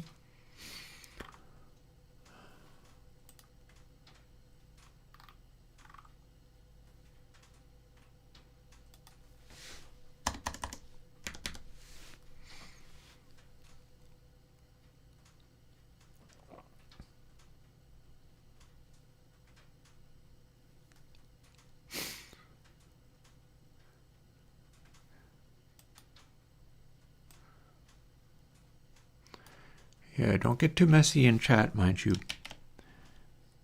Oh, hit save instead of copy. Like the only reason that I'm a little grumpy and jittery about talk, especially talk about like, oh, this is leading to great things, is that the politicians, I'm not speaking of people, I'm speaking of the politicians in Russia, have contrived to get the politicians in the United States to act exactly the way Russia has always claimed the United States acts, which is deeply unhelpful. And I can only hope that we get out of it without everybody getting killed. But it's dangerous gamesmanship, which I don't approve of. Let's see what we can do here. And again, I'm specifying these are the behaviors of politicians. People often have very little to do with any of this. At least one would hope so. This needs to be capitalized, I bet. Oh, and turned to that, which did not remove the previous one. Oh, and I'm going to have to look up how to do color again. Maybe. Yeah, don't be calling... no one sane approves of presumably what's going on. I should think many sane people approve of me. I do my best. That's a funny derp right there. So do we have a... We do. That's exactly how that was meant to go. So next, how do we do a color from RGB A8?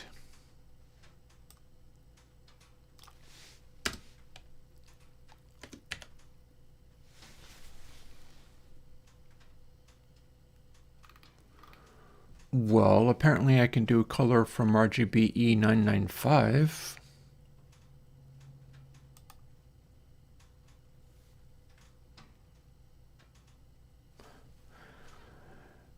Oh dear. Is that the only option? Is this the only option? Come on.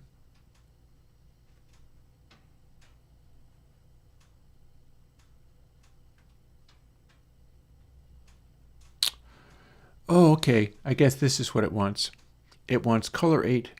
RGB A8 is going to be byte R, byte G, byte B, and that's exactly what I'm looking at. So it's essentially a completely different name, and yet it still is the correct thing. Apart from maybe I have to cast these to the correct value. So what does it want again? Fair. I thought you meant something completely different. Okay, color 8.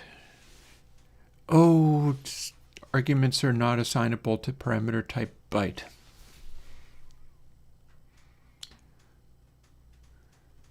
Okay, our numbers seem to be getting multiplied by this. I think what's going on here is my R, G, and B. See, I'm going up to 256. So these are floats, and I have to cast them to bytes to get them to work. It's cool. I can do that.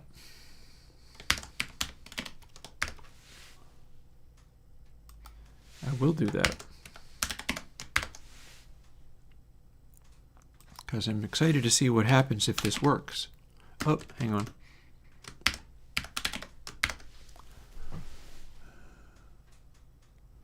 I make better GUI than politicians do. Thank you.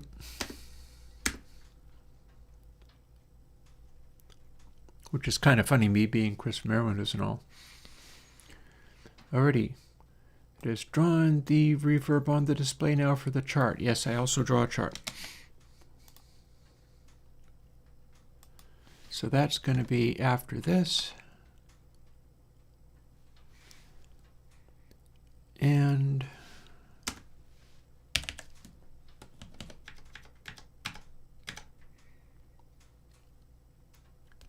the indentation suggests that this is, oops.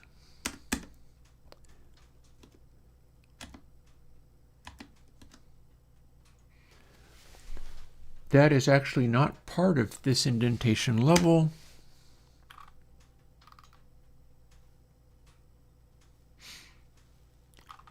Because this indentation sits here.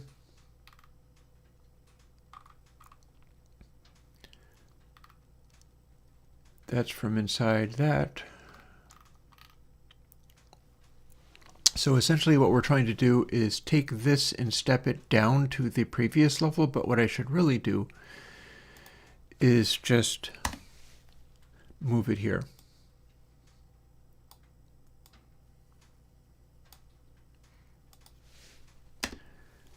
Because this uses brackets for indentation rather than just indentation for indentation.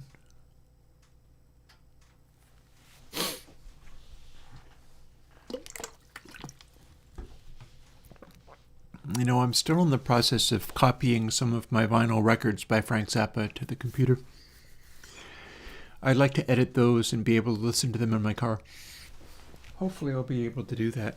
Now, speaking of being able to do stuff, how about I throw another log on the fire? Seeing as this is the day of using the wood stove and all. Not like I have to worry about it getting much colder though, but it's still a wood stove day.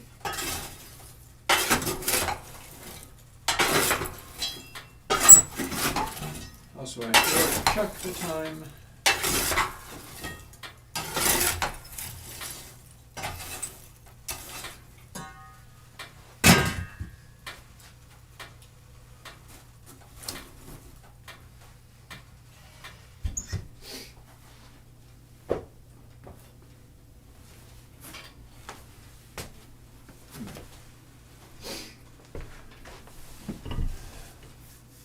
So I'm going to let that stove burn kind of hot so that it isn't full of millions of tons of charcoal by the time I'm done. Not that I need to use it to heat as much.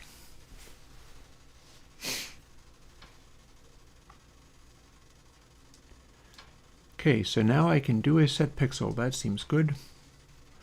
And then I'm stepped down to here, because rather than using indentation for all this stuff, I'm using brackets, and that is the close bracket.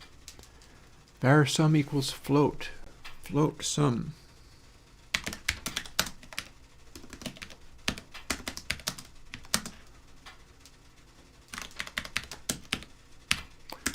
Let's see how well it figures this out.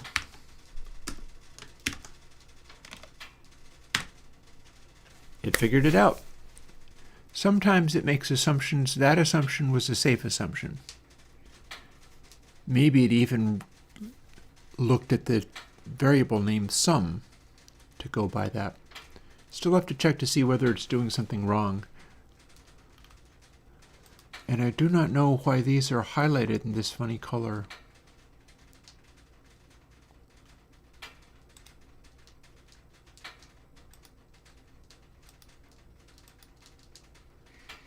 I do not know why this is getting a highlighting in this funny color.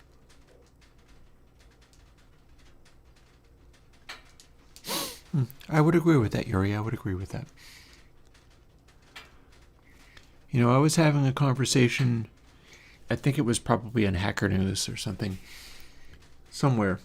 It was Hacker News or Blue Sky or something.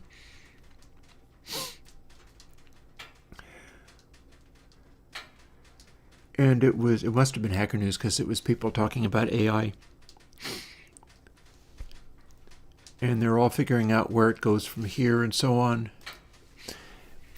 And I was like, you know, if we actually get an intelligence, it is not a trick to be more intelligent than a human. Intelligence greater than a human steps into the realm of societies. It steps into the realm of collective humans. And when you do that, they start becoming kind of enlightened because they're taking the long view. I don't really see any exceptions to that. Even when they are, I can relate to that, Yuri.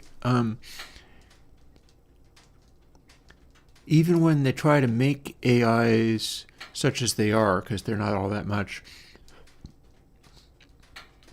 be very twisted humans, it's difficult because the AI draws on perspectives across so many different people that it tends to resist, even when a lot of effort is put into making the AI as toxic as possible. And I think that's interesting. And I think that's also what we will see going forwards in situations where they're trying to make AIs do interesting things or whatever. Okay. Now we are drawing the chart, so we need to do this thing. And that's probably pretty straightforward. So let's see what we get when we just paste it in. We need F's, we need math in front of that max.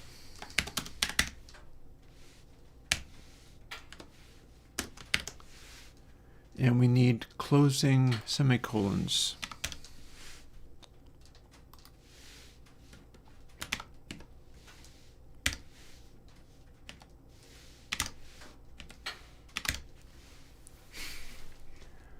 Looks like that worked. Looks like that worked. And yeah, I don't know about the rest of you guys. I feel like I should mention, back in the day when our politics took a particular swing, there was a day that I came to a recovery meeting that I went to. I spoke with my sponsor. My sponsor's kind of a normie. I think he would like to believe that politics is much the same that it was in the 80s or 90s, which it kind of is not. And I told him, dude, Moscow rules. And I meant it. And I say the same to you. If there's anything interesting that you know about, don't be saying it. Moscow rules. Nobody is particularly safe. You are being watched. You are being overheard. If you actually know anything rather than just messing with my head, don't you be saying it. It's much like if you're in the supermarket and you see a harried mother stealing baby formula. No, you didn't. That kind of thing. It's pretty straightforward. Basic human stuff. Basic humaning. Okay, let's do some more loops. We're all about the loops. Here's the form of a loop. But in this case, it's not just a loop. It's a series of things, although they do actually, they're called T, so there's that. And T goes from 0 to green bright, and then green bright to green amount, and then green amount to green plus red, and then so forth. So this is a chart that I make. It's a little tiny line along the bottom, but it tells you the proportions of things.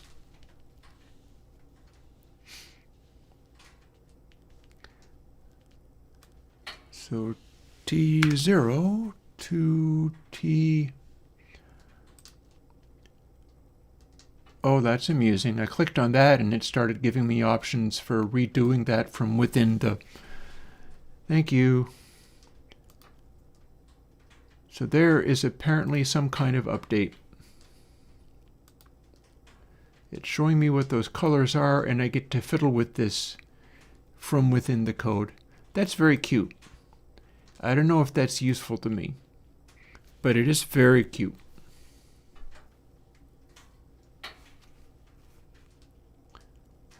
That's going to be from the GD script side of things, letting people tinker with that stuff as they go.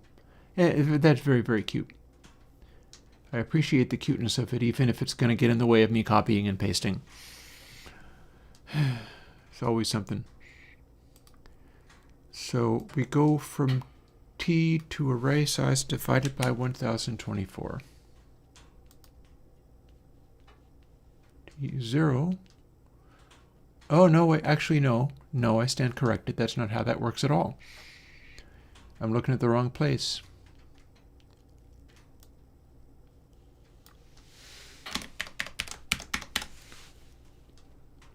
We're going from 0 to green bright.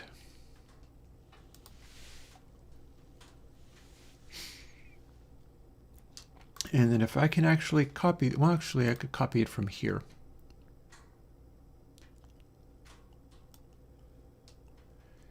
I will copy that from there. And then I can copy this whole thing, and then we're not actually using color 8 RG and B anymore, we're just using numbers. I wonder if I have to put byte in front of the number. Let's find out.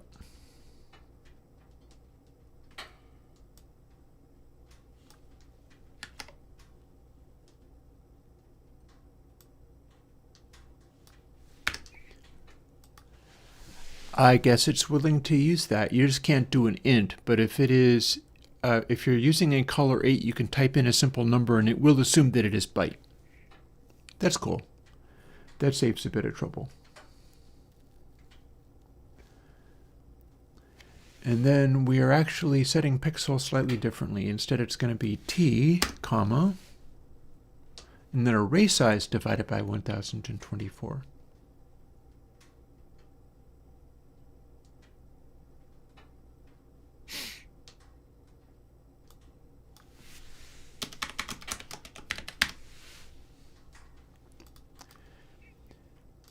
And that is because it's putting it on the bottom line.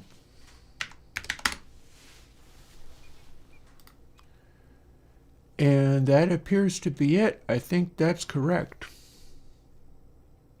Now I just got to duplicate it a couple of times over. Maybe resizing the window so I have room. Boop. Boop, boop. 4 instances. Second instance goes from green bright to green amount.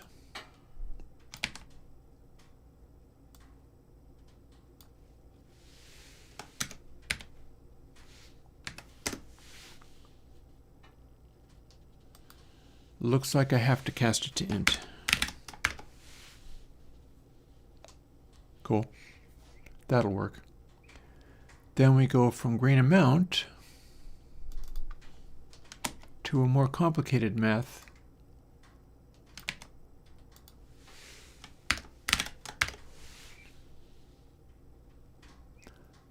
And then we go from that complicated, it's green plus red is what it is. That's not as complicated as I made it out to be. So green amount to green amount plus red amount.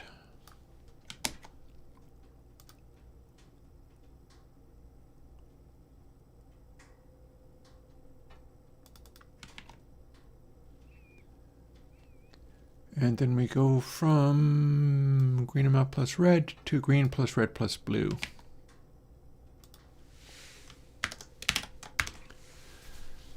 And we have to enclose that in parentheses, because otherwise we're just doing int green amount plus whatever red amount is, which is more high resolution than green amount, so it forces it to be a float again, or whatever the heck it is.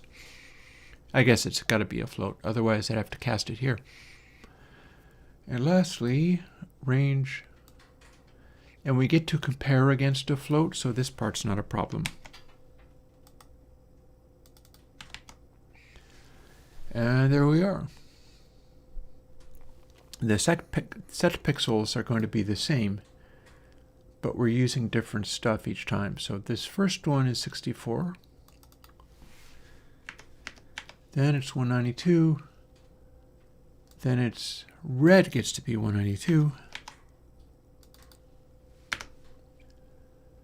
and then blue gets to be 192 in the very end.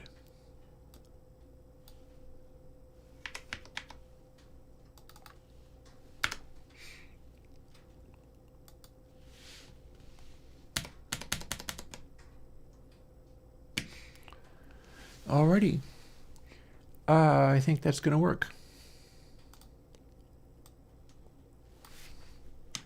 Another comment.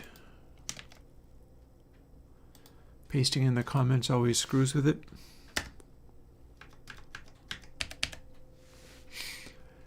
And then even more stuff, but we're making some serious progress here. This is coming along. Now, what I don't know is whether once I finally do all of this, will it work or will it fail to work somehow? But we can but try. This is how I go about trying to get this to work. If it works doing search for, or indeed 3 and 5 if I want them. I don't use them anymore, but if I wanted them, I would be able to do them. And here's a bunch of changes to make. Actually, here's a whole series of changes to make. That's going to require a great deal of translation.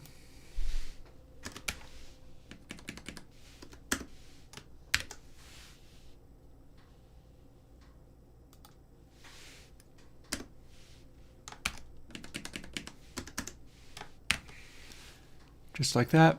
And then we have to specify. Here, let's straighten that out.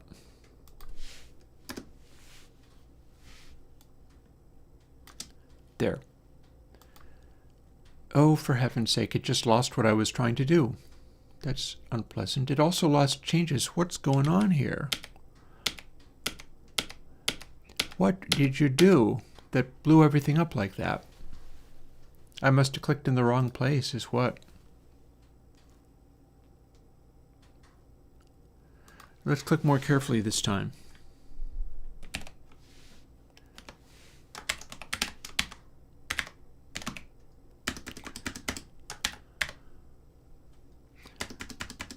How do we have this set up? I forgot what I did before. It would have been that. It's a text edit field. And then this has to be capitalized. All these little tiny changes everywhere. And then this gets to work by casting it to int with parens around it. And then to string goes on the end rather than the beginning. And then we have that.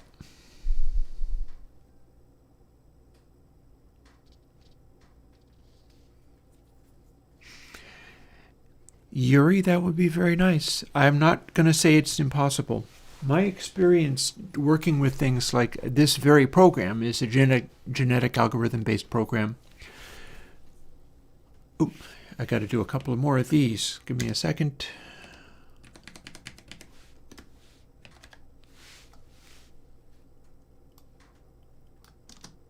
There we go. Working with genetic algorithms, and there is an amazing book out there called Artificial Life that talks about people working with like artificial life more along the lines of genetic algorithms rather than taking people's words and trying to make that be intelligence. And one of the things that is a truism is if you have a genetic soup, a genetic situation where things are trying to become better and grow and learn, stuff actually grows faster when you challenge it. And it's one of the reasons I'm so willing to face being challenged by all manner of dumb stuff, struggling with all of these things and trying to make them go, is the challenge is worthwhile. But it is also the fact that if you have stuff that has gotten into what's called the local maximum, it's like a plateau, where stuff grows to a certain point and then it doesn't grow anymore. It got this good and then it was comfortable and stayed. Well, that's a natural behavior of populations. It's normal to like get to a certain fitness point and just be like, okay, we're fine. And not grow anymore and not develop anymore. And what pushes stuff off of the local maximum and causes it to make amazing breakthroughs and grow even better is challenge. And that's pretty much what happened to, like, say, New York City. New York City has been a challenge from the get-go. From back when Italians and Irish were the super horrible immigrants that everybody was incredibly prejudiced against. No Irish need apply, they would say. All of that kind of stuff. New York City's always been that city where people ended up, and it became an incredibly uncomfortable place to live, and that's where lots of growth and progress came. So Yuri, you've got a bit of a point there, saying this is a great time to live. It is also interesting times, as the old Chinese proverb would say. But, I mean, you could make a case for that being a great time. You could make, if you survive, it helps make it more of a great time. That's always sort of the goal, right? You want to survive as well as be like, yay, this is great. Things are great. Yay. Let's, oh, hey. I see where the final if statement goes away. So let's copy this and then do a bunch of updating. Because pretty much all of that stuff is not going to work just the way I copied and pasted it. But I know how to make it work. We're going to use this line of code for a bunch of this. And that's not all of the fixing it needs, but it's part of it. Same for that there. You could take an entire line of code and just kind of paste it into a text editor and search and replace on this kind of stuff, and it would give you a bit of a speed up in doing the work. Oh, hang on. Whoa, whoa, whoa, whoa, whoa, whoa, whoa, whoa, whoa. That last one was not correct at all. Yikes. No, that's a texture rect. Which maybe is literally the name of it, so that's a possibility. But, what I'd be wanting to do is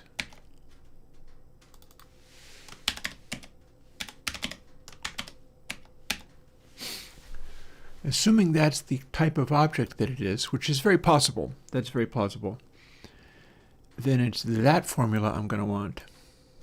Not text edit, it's not a text edit. The other ones are. Now let's see whether we can sort of whip this into shape. We're weirdly close to being done.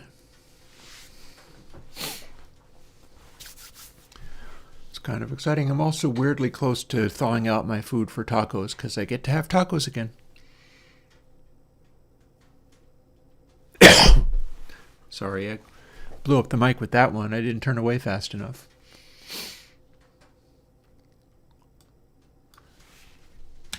Let's change all of these to the capital version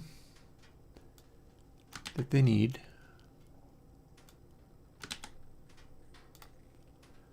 Just a lot of different things to do here.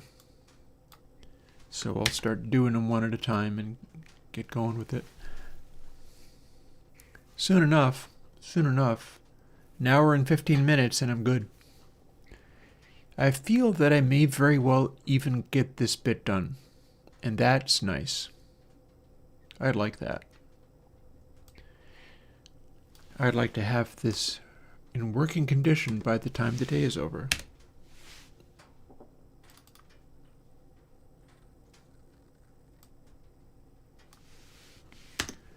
We can but try.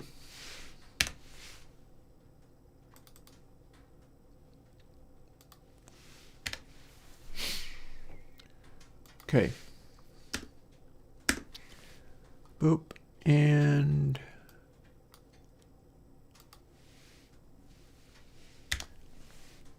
looks like that'll do it. Oh, look, it scooched it over again. Here's another one similar to the first one, so we know what to do about that.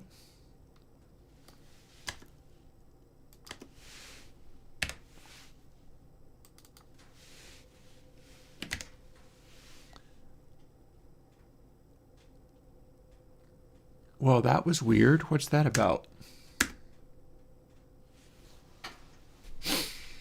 I don't know what I thought it was doing.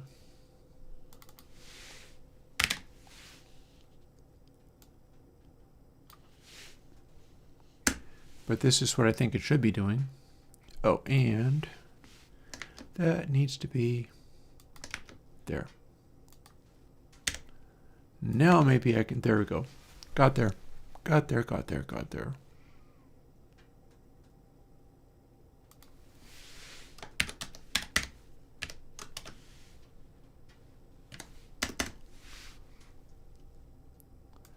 do a square root.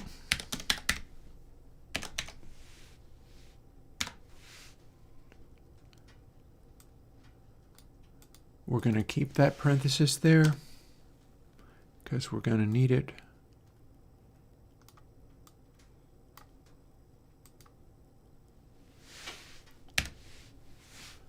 And we're going to do this. And then we're going to do that. Cool. Got there.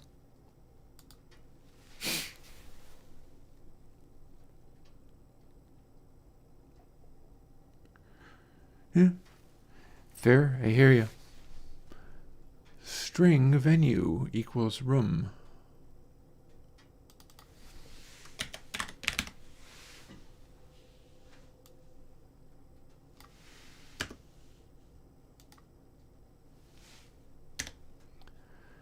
This is just becoming a little detail stuff. But there's nothing wrong with that.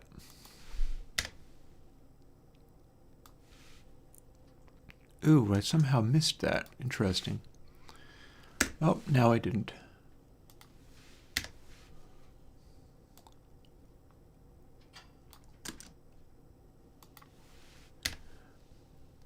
Here we are. I like arranging things in the way that C or C# will let me. I feel that GD script is too bossy as far as not letting me line things up the way I find them natural.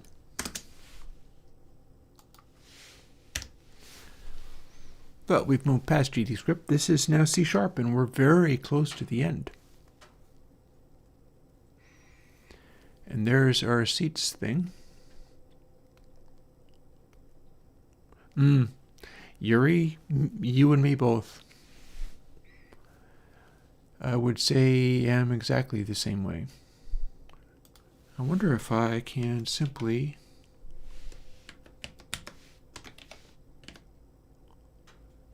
oh, I bet that needs to be capitals too.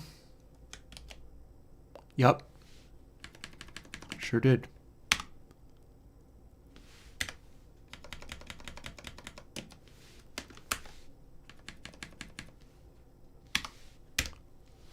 Ah, but it's not happy. What's that about?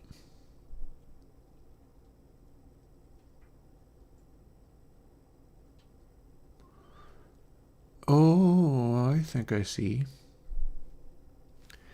We don't get to set scale for those. Interesting. Although weirdly, this is setting scale to literally 1, so maybe I don't need to set it. Well, first things first, I've got this to do.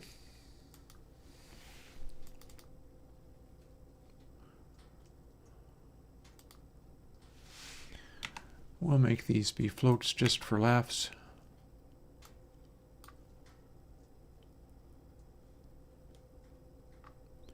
We will have the interface fight with me and get in the way.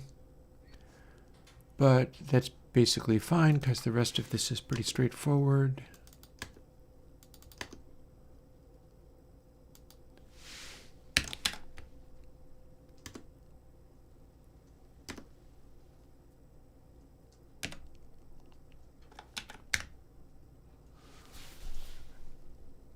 Oh, you don't want the extra parenthesis in there, do you?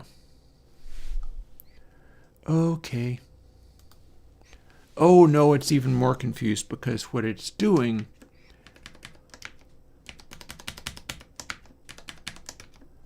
is being told to make that be int with the wrong syntax. So instead what I gotta do is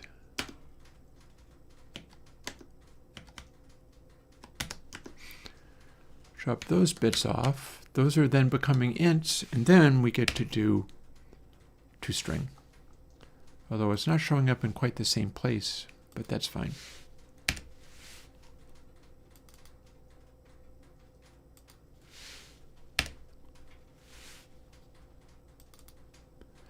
We've cast it to ints, so we don't have a lot of decimal points floating around. I have not made FFT plugins. There's probably going to come a day when I do. That day is not today. Oh, what's your problem? Oh, that's your problem.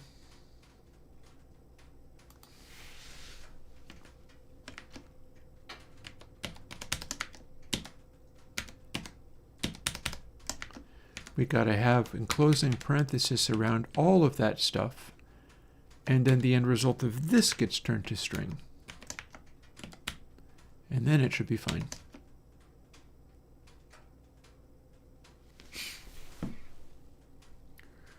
In fact, it's telling me that some of that stuff is not useful, because if it's an int, it will print it as such. Okay. Rock on. I didn't realize that the print statement worked quite that way, but if it insists upon telling me I'm doing redundant stuff, then no trouble.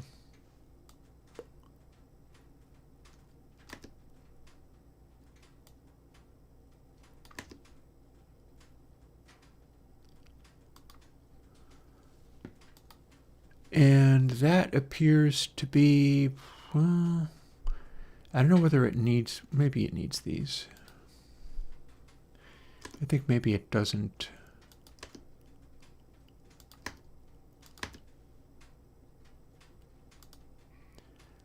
Yeah, it's good. The wrapping is annoying, but that's fine. But here I need to do something. And then this clearly needs a bit of help. This is how we end up seeing this at all. Oh. And my piece of wood is already gone. And let's do create from image in C# language. Boom, there we go.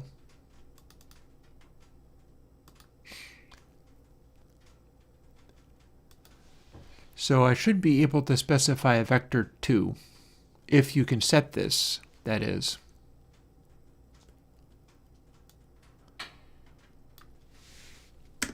Let's find out what you can do. Scale.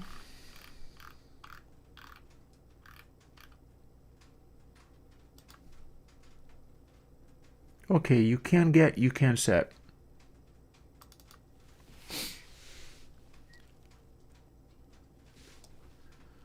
So equals new vector 2 f comma, and that's how you talk in C#, meaning we don't need a separate version for the x and the y. We do it at both at once.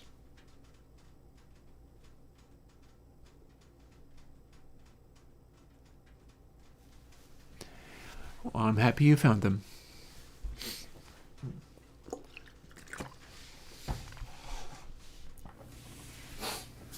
More wood stove. And we're getting very close to thawing out foods.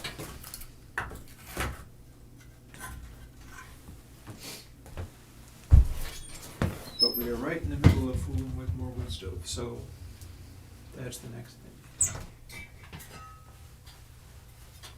It's going to be weird tomorrow when I'm going with an oil furnace for the purpose of using up the oil in the boiler.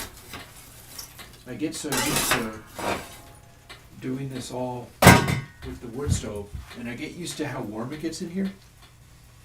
That's always pretty nice.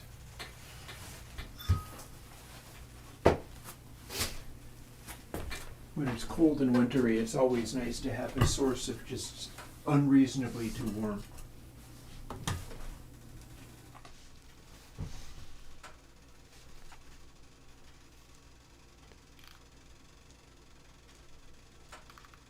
Alrighty, and that is the end of this loop. All of this tucks between here and here, because this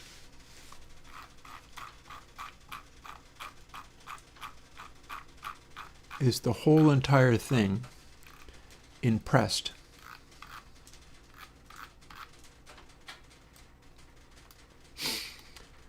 So what we have here, from here on down, and that's everything that's left, is the final bit, which I believe goes there. I guess I'll find out if it doesn't.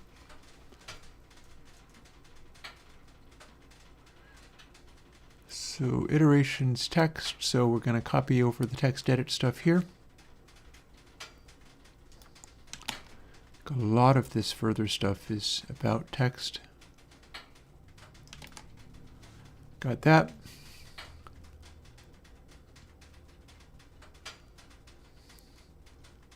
Here's another text node, so we use the same thing, even though it's reading off of it instead of writing to it.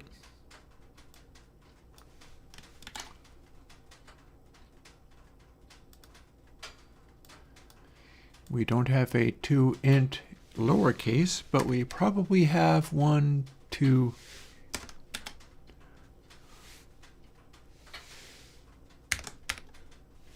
Yep, got there.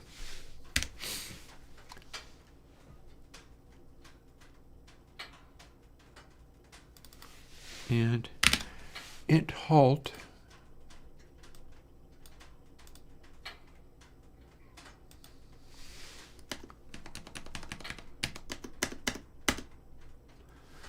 equals this. And then here is the bailout, which I have there because sometimes it would blow up and die if it went too high. I don't know if that is still the case.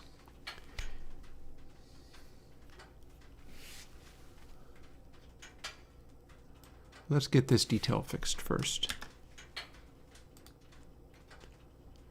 So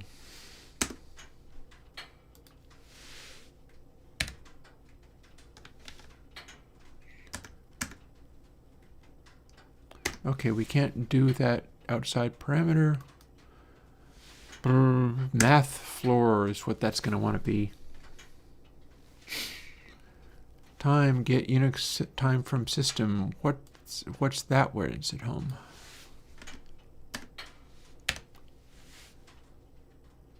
That. Cool, okay. So far so good. Math floor.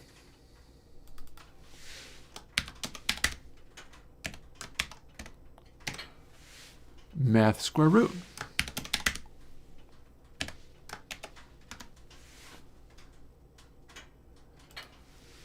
Semicolon at the end. But not before. See, how many of these parentheses do I have in here? It's actually not doing a very good job of highlighting it. Let's try that. Let's try toString from here.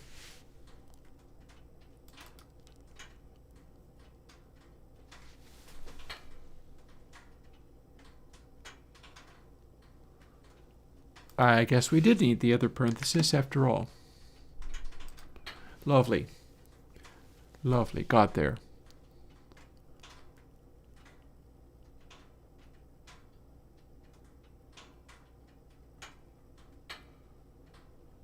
Specify string culture explicitly. I don't know if I want cultured strings. Maybe we want crude uncultured strings. Just flop on all over the place, tying themselves in knots.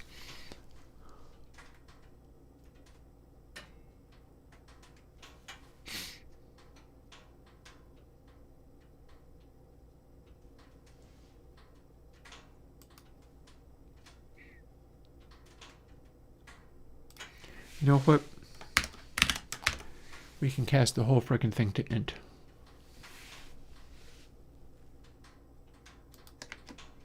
It's weird that floor doesn't automatically give you int. Oh, hi. Are we having a problem? What's the matter with that? Oh, you can't convert the source type int to the target type string? Okay, let's move you inside this. Then maybe you'll act differently. Ta-da! Technically, I might not need the toString.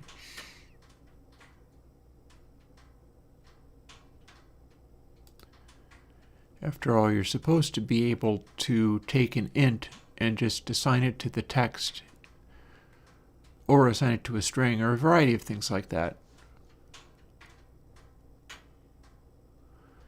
Well, let's see if it gets unhappy. It does get unhappy. Okay, so we don't get to do that, do we?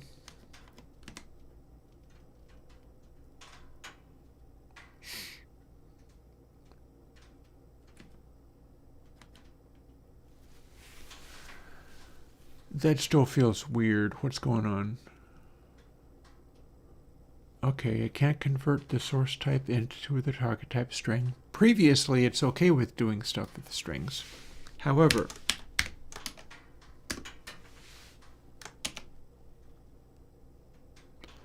converts the numeric value to string, and that becomes fine.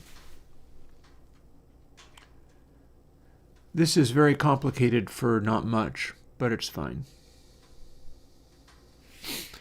And lastly, I feel we move this comment elsewhere.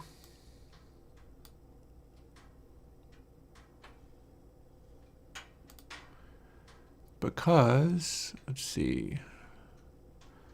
Okay, these are buttons. Get parent, get node button is what this is going to say. Haven't done much with buttons before, but up top there is. Up top we already have this.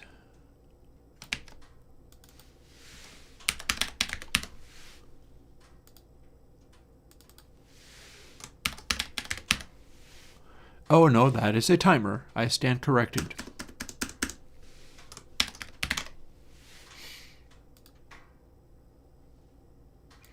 And then these have to be capitalized.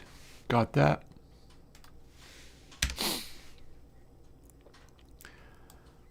And we're going to run these into the logic like this.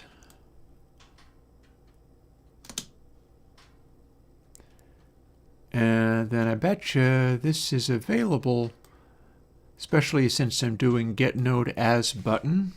Pressed is going to be available, but it's not going to look like that.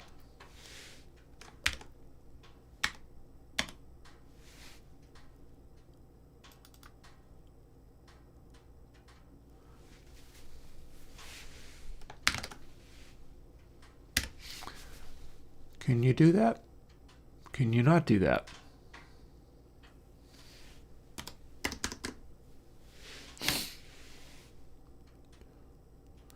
Oh, this is the one. There you go. So it was very similar to what it already said, except for it's capitalized instead of non-capitalized. And that is it.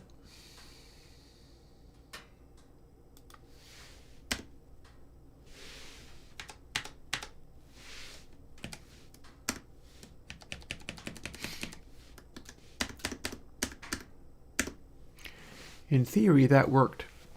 Mind you, this is very much supposed to be root level.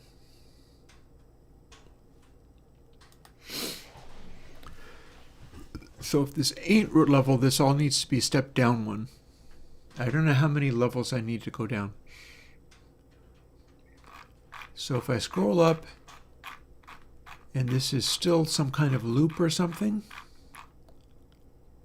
it's still some kind of loop or something. Because it's at this level, so it has to be after that closing bracket.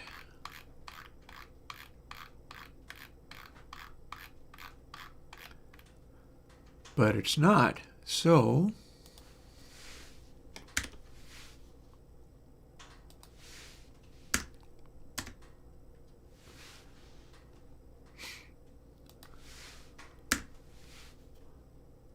and we quick delete that and replace it, and then it removed that stuff. That's where that's supposed to be.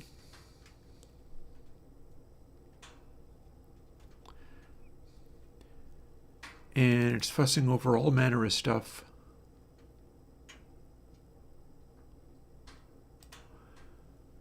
Range apparently is not a thing. That's grayed out, so I get to remove it. It's fine.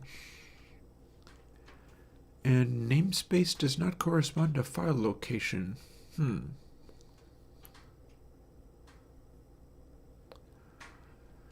Well, it says must be. I'm willing to go along with that. This one just says extends button.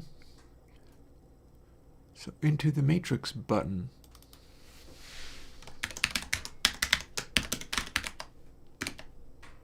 Is that what you wanted? That's what it wanted.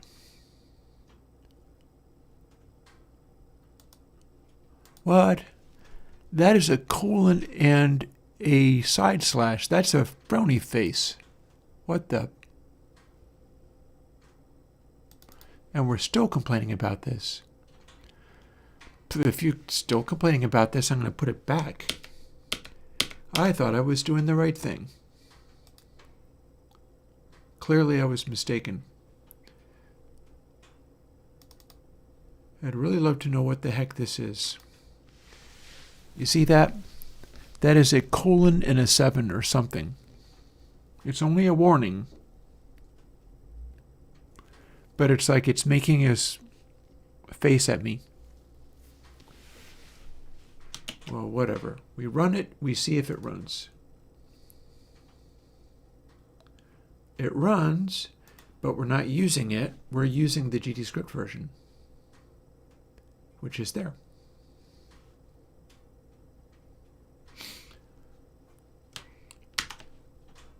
So we quit out of there. And we go back into here.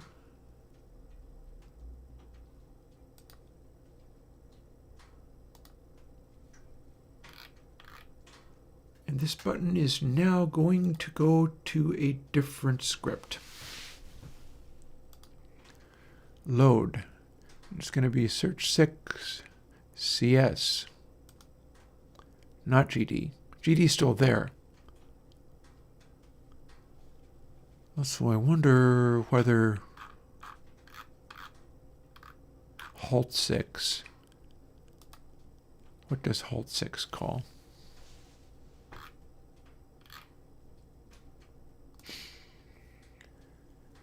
Well, it calls the halt 6 script.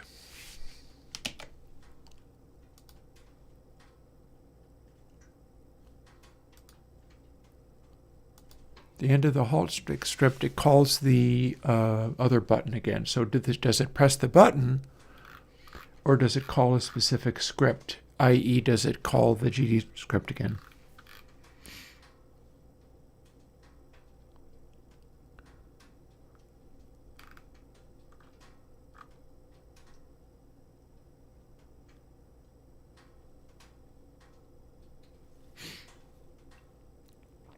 Timer. Okay, so timer calls stuff. What's timer do? Which timer is it? Timer 6, of course. What else would it be? Timer script empty. Interesting. Process call, one shot. Node. Search 6 pressed.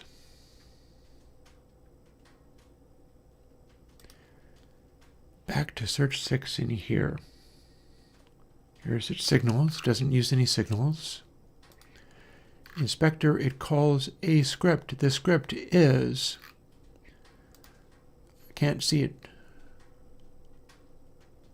It calls the C# script,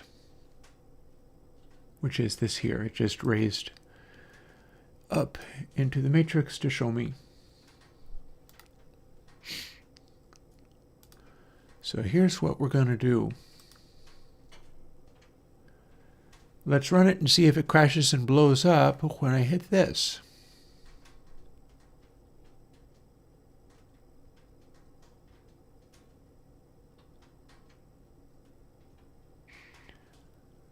I feel like it didn't do anything.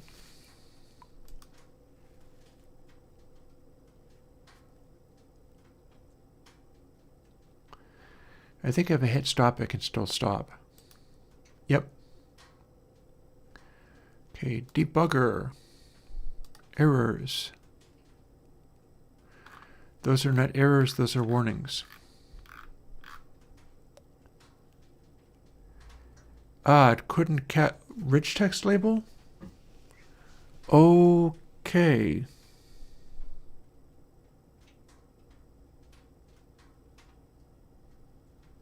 Some of this is rich text labels. It's probably going to show in Writer.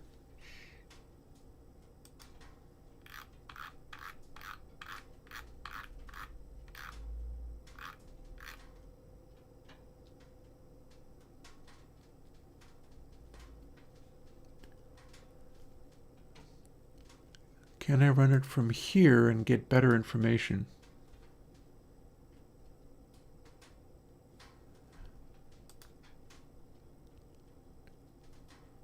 Okay.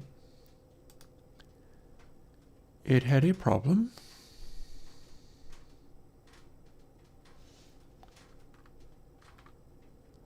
And it's showing me what lines it's on.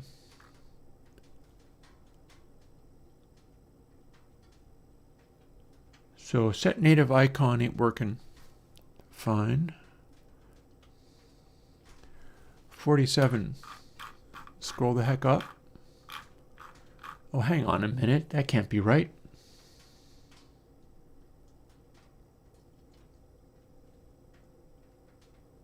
Okay. It's not line 47, it's line 287.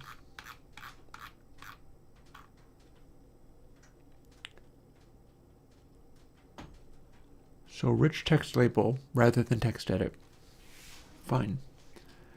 Invalid cast. There's your problem. And the line 47 is in node extensions. So 287, do printout. That is a rich text label, not a text edit. Oop.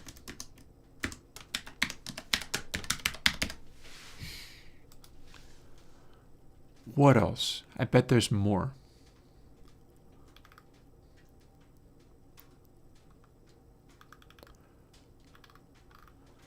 I don't know if there's more. Okay, well, give me a moment. I'm going to play some noise and go and get my taco foods ready.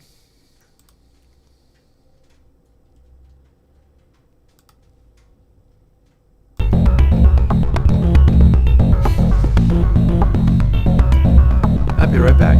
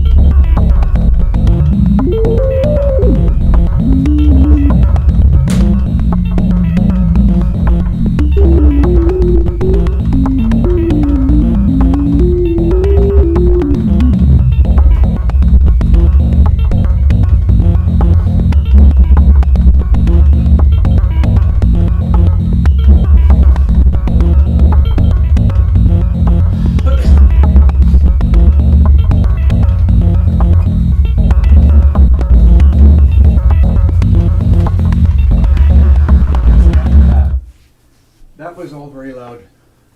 That was all very, very loud. And it was all the more loud because you were getting it from the room mic. So apologies, but whatever.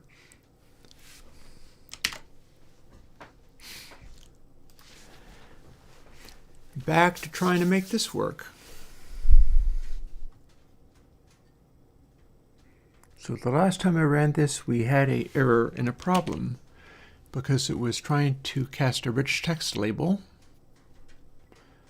We'll see whether it crashes and dies this time or whether it starts to work. This is the C# script, not the GD script. I do not see it working at this time. Let's see whether anything happened. Oh, see, I've got another thing.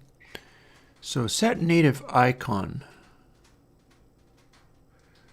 That's an error and I don't like it. I'm not really quite sure what's causing it.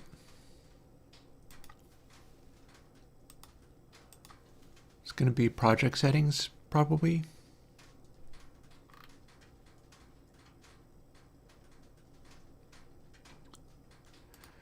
So let's not have that be a pre-made icon. I'll blank it and then it will try to make its own icon.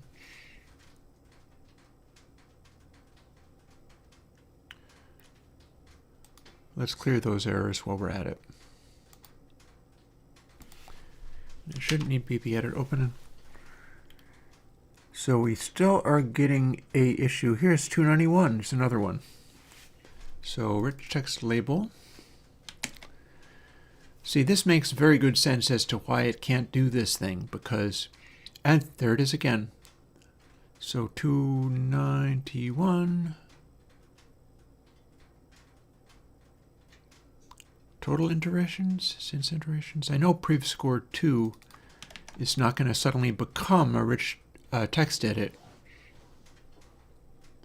How many of these buddy things are there? So prev score 2. Where's that at?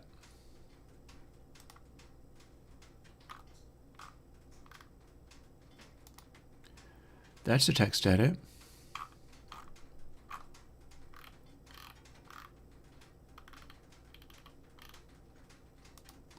That's not. That's not. That's not.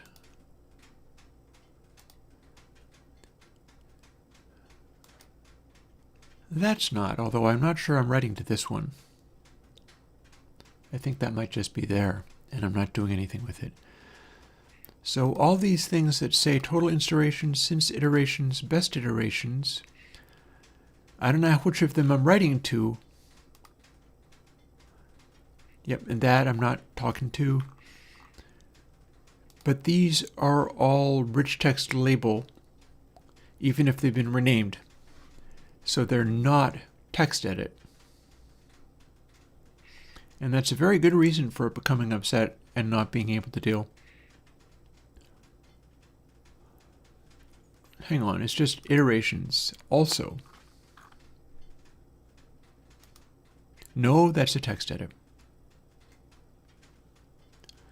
So I can leave iterations alone, but these other ones are definitely rich text labels, and that's why it's becoming upset and not wanting to work.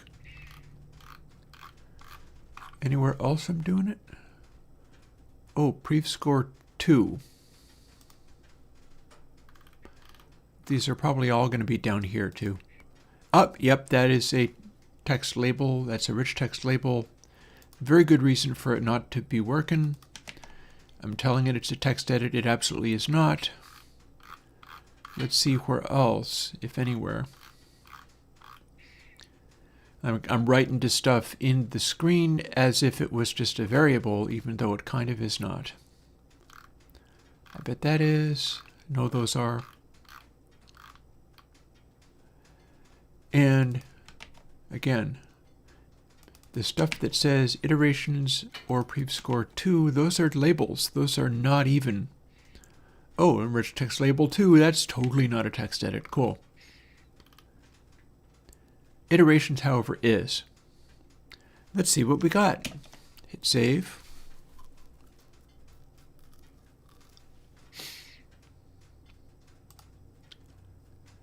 We will run it. We will see what happens. We will see whether it's able to draw pictures and be functioning.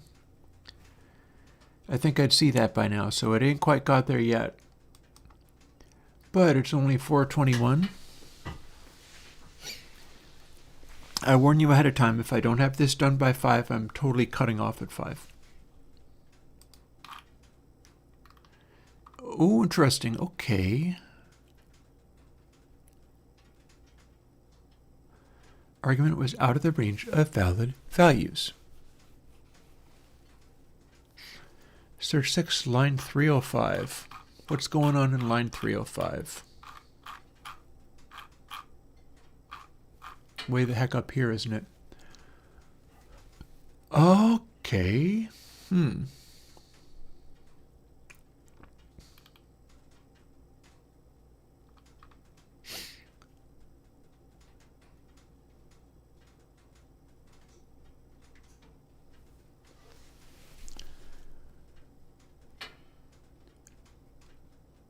Alrighty.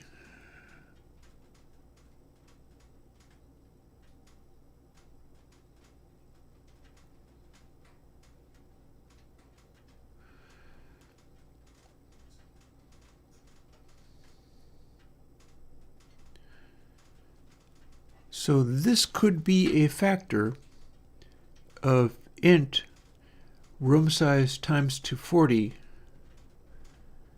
not working with the array that I've made.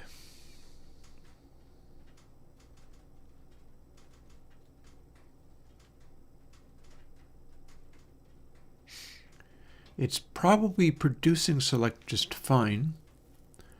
We're not talking about problems with entries there, but we're running into problems regarding not being able to mod it to begins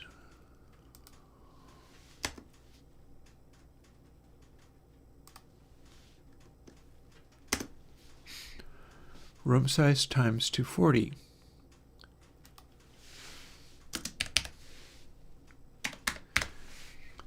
So what I'm going to do is see whether I can get it to work by drastically changing that. Maybe I'm close.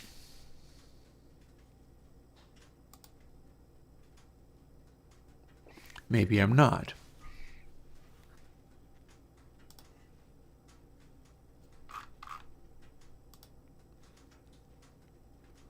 Oh, are we still having problems with line 647? We've still got one of these dumb things.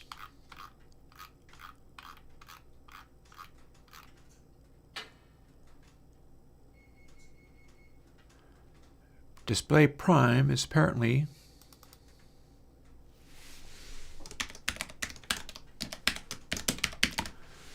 rich text label. Alrighty. What else? I don't see much else. Let's see what we got.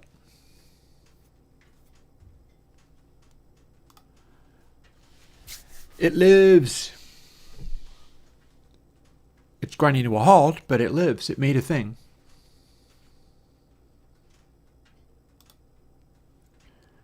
Now, what further problems are you having?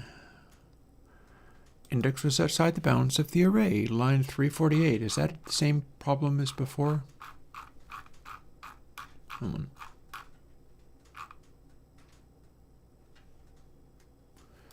Ah, total V was outside the bounds of the array.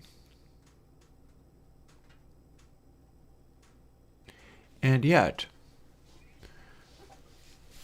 array size, we should be checking on that. Or could it be that A through F is outside the bounds of the array?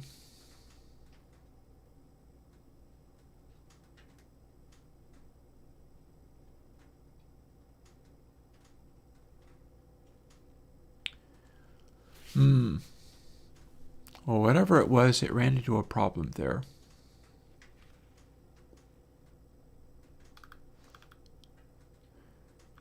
At the moment, it seems to be the only problem it's hitting. This if statement should be taking care of that, though.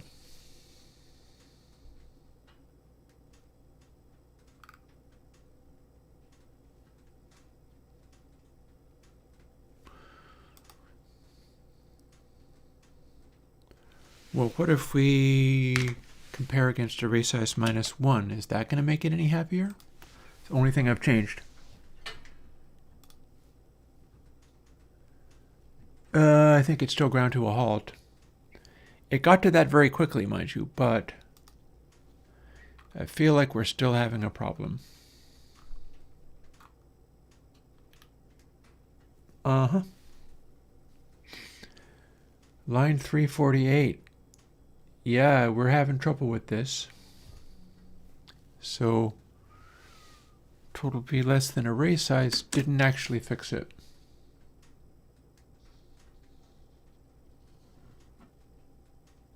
And it would say 349. What is our context actions? Nothing useful. Disk delays must surely be. A lot of the rest of this is working. Okay, those, not a problem. A lot of the rest of this stuff is working fine. Here's disk delays. New float array size, initialize. We're supposed to be able to make this work. Here's our limit.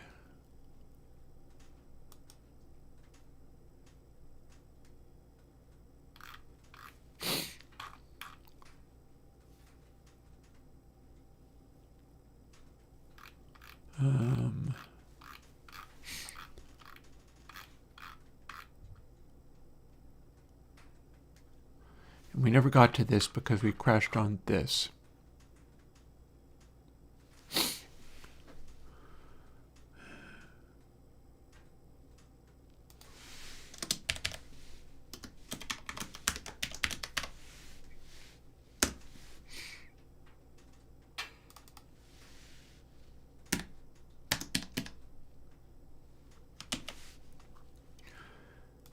Do we then crash unrotated?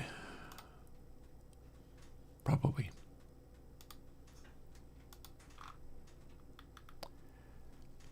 No, it's still 348.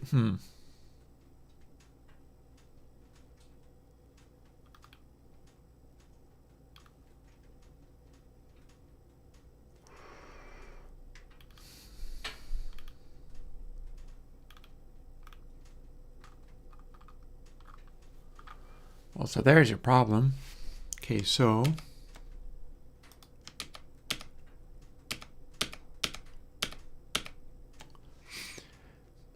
put that back, but then comment it out entirely. We no longer function. Oh, now it's unhappy about else. Pff.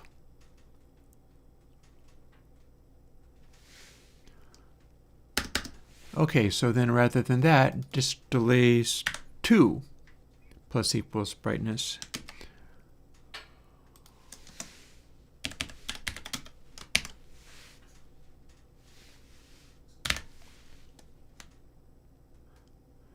This would be wild if it had been working on the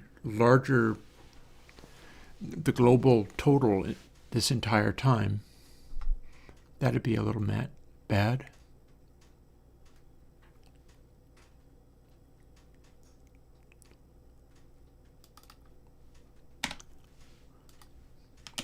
Fine, we're not even using that part now. That should not be outside the bounds of the array. It's not doing any more. Oh, it's going fast, mind you. It did a thing. Okay, line 417.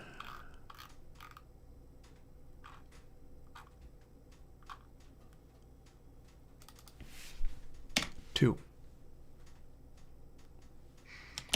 Same deal. Now, can we actually have it, even if it's not doing anything useful, is it at least going to be animated and flashy and move quick? I guess this time it doesn't run at all, huh?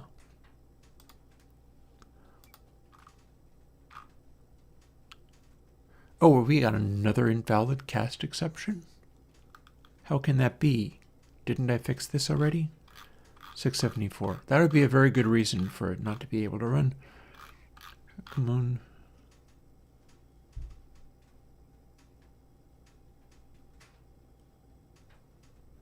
Wait, oh no. Nope, total iterations. Got there. Figured it out.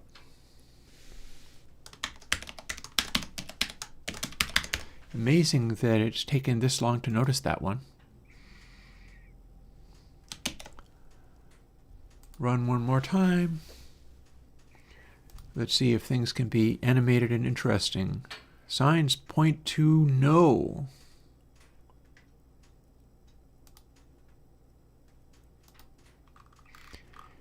But this time it didn't crash. Interesting. So what I've done is stopped it being able to perform, but also stopped it crashing.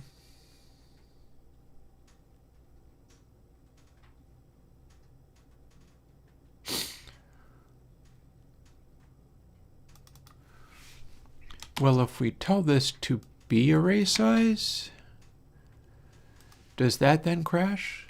Because disk delays is supposed to be array size. What's up with that then?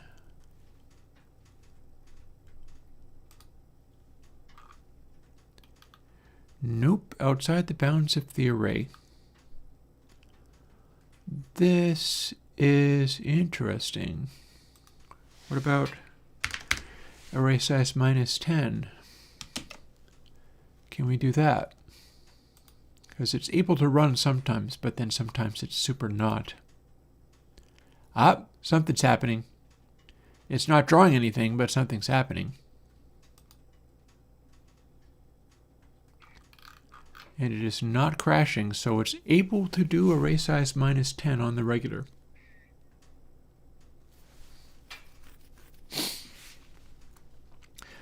That suggests that if we do this,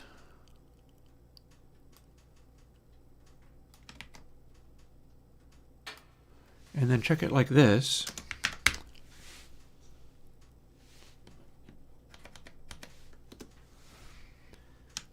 Let's see if it's still able to operate. Okay, it was able to operate once.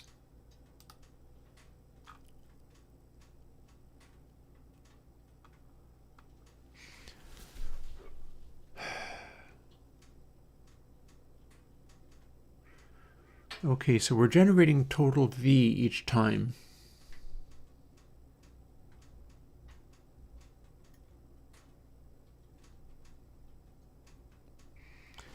We are doing a test to make sure that it's less than whatever, but it doesn't seem to be helping.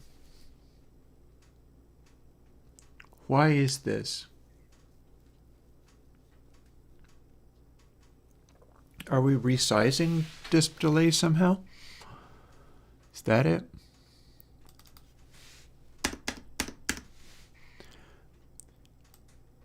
I'm going to stick with it should be able to do this, and therefore I must do something else to straighten it out. Also, nothing else seems to be failing. That's weird. So we're going with that. I'm going to assume that previously it wasn't failing because it wasn't trying to call the correct thing.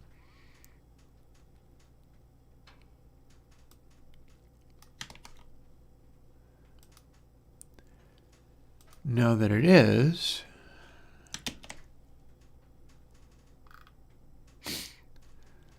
let's find out where disk delays is being manipulated, because this stuff rotated is posing an issue. So what else is going on? I had another problem.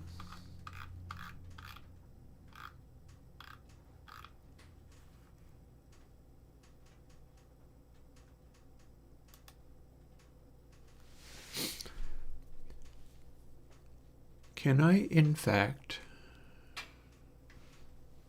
do math in here?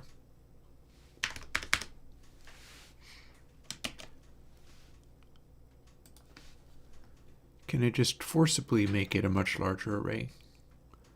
I can, but it doesn't help.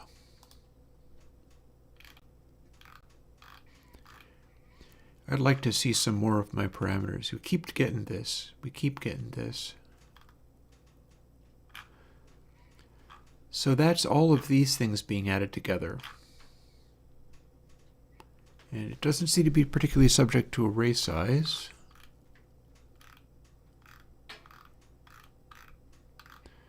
So part of what's causing that's this. So here's how we're loading up array size. And we started it as room size times 240, and then we got it actually running. Good night, Grants. A little more than 20 minutes, and I am going and having my tacos, whether this is done or not. So we were referring to this, and then room size refers to a number as large as this. That's my biggest available prime.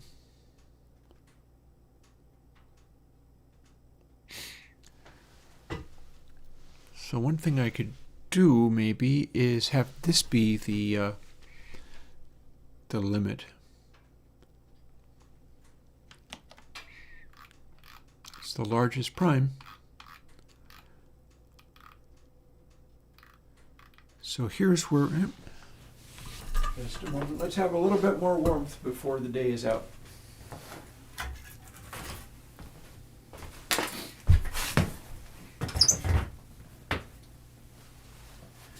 These burn out way quicker when I don't have the damper on.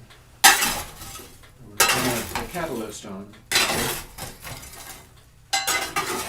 Most definitely the catalyst, and the damper is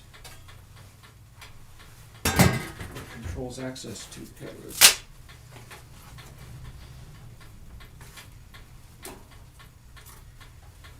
If that was my legs breaking, you would be mistaken. It was not. did go cronch pretty good though.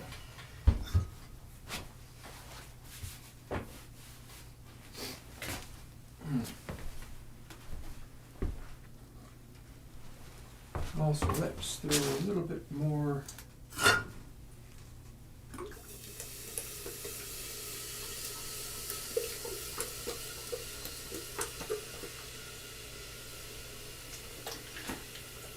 water into the humidifying kettle.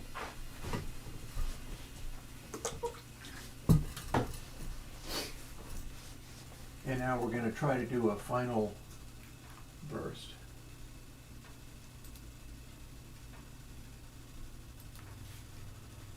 See whether we can get anywhere. See, one of the things about this though,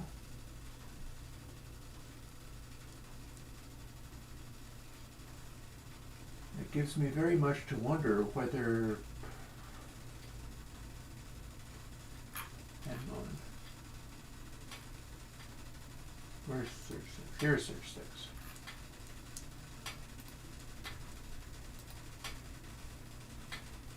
I can go back to the GDScript version of it, and it might do exactly the same thing.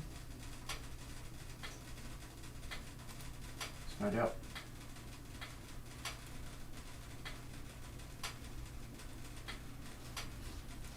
Actually, no, the GDScript version looks like it's working. And I know I made some of those changes, so that's interesting.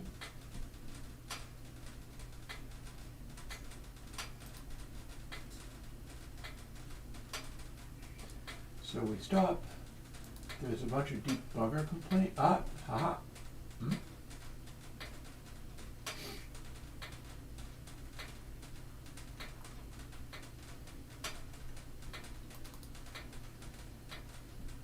Haha.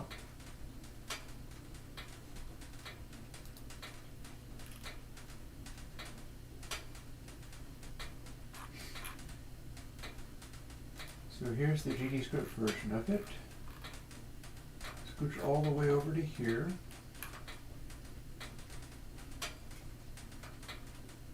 And we see that in this case, I've got it renamed to total V. Maybe time to do that for all of them and see if that helps any. Don't rightly know what else.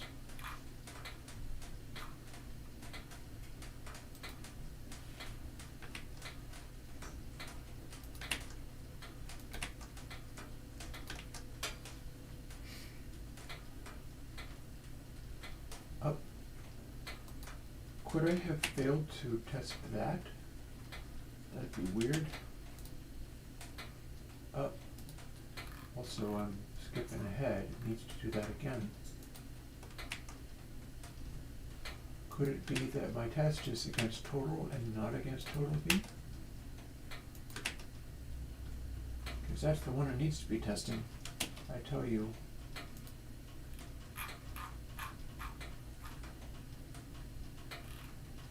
Let's go and do the rest of these guys and see whether any of this produces a similar error that I'm getting in the C#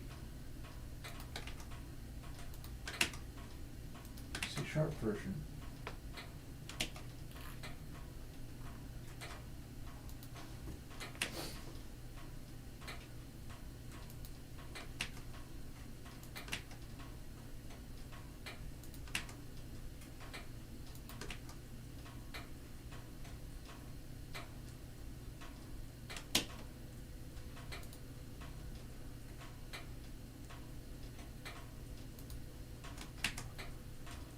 I wish it had told me about the shadowing of the variables before, because you see total, if all of that is being done on an unrelated variable, that has horrible consequences. I'm amazed I was able to make it work at all. That's like some crazy stuff right there. I don't know how any of this was able to do anything good, because the rest of the code was good enough. That should be all of them.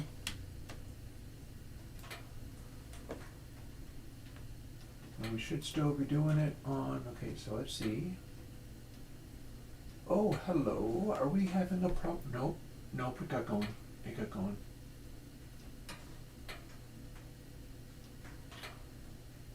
So GD script version appears to be working with my latest advancements to it. So that's all cool. No problem there. Run it again, it's probably still working. Yep. Also, I think it wasn't drawing that band at the bottom for the C# version. And that's weird, and I don't know why that would be. But yeah, that is running. That is running. So, back to this, back to the script. Load a script. Load the C# version of the script. Run the new one with the C# version of the script, and it should not actually work. And it is indeed not actually working. Debugger has some complaints.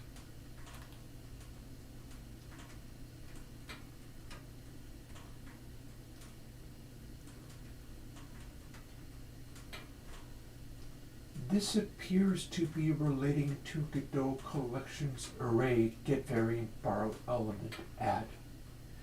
That's the one I had to change away from being a Godot array. Okay. I begin to suspect what might be going on.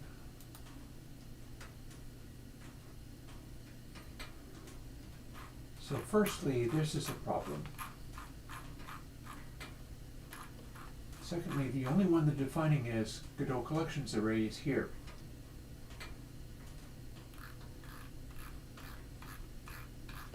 If I define this as a private int, it's not going to be a Godot collections array anymore. I feel like this is needing special treatment somehow.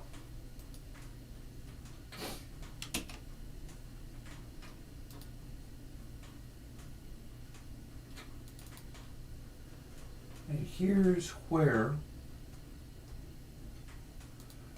those troubles begin.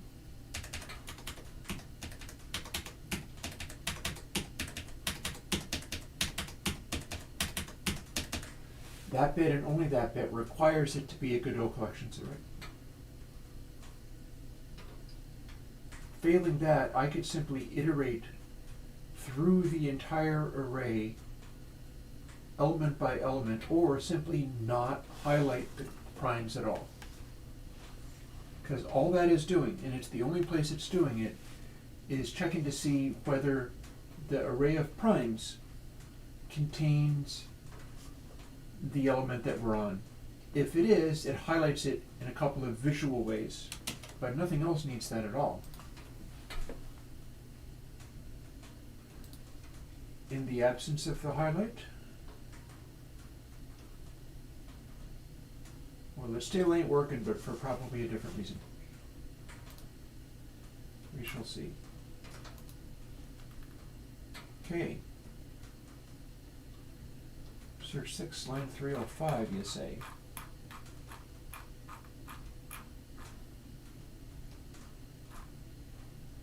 Well, that's not the same place as before.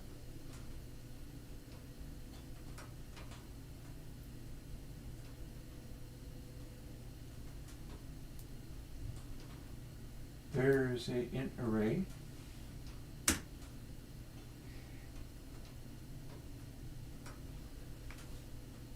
How many elements have we got?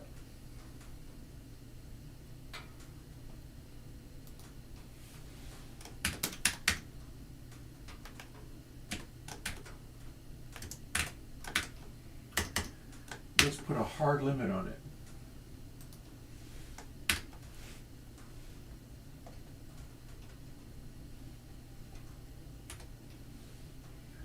Comma. And it doesn't like that one bit, but maybe it's because it wants it to be floats or some dumb thing. Or much. No, that's a float. That's a float.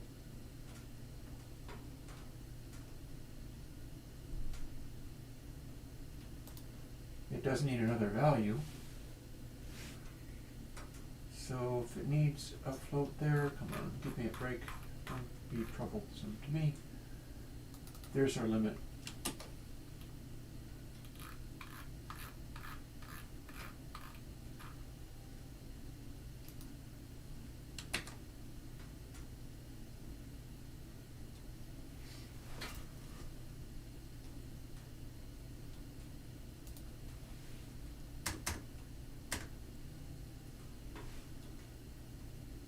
Let's try that. In fact, I can even step down a hair. We'll assume that I can only go up to that point. So now begins is hard limited to only what's actually in the array, assuming that this works, which maybe it won't, but we can but try. Up, it's moving, but it's not drawing anything. Up, now it crashed. It got one, but it became upset. Oh god, and it's a huge stadium too. That's terrifying. That explains why it's so upset.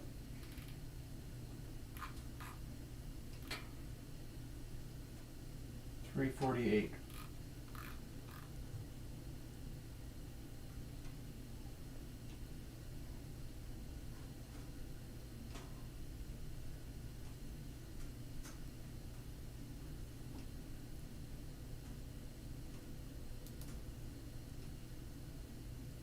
We've apparently got some freaking huge numbers.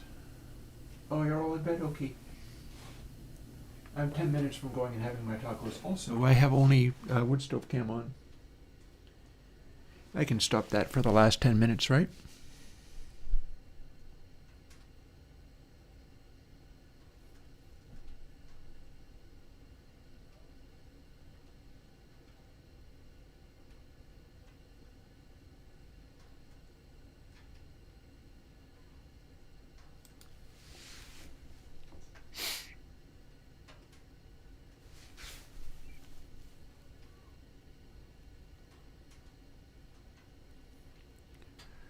$348 means it's accessing this. Therefore, it has to be less than array size. So maybe what's happening is it's throwing up because it's hitting the limit. And I can coax it to not.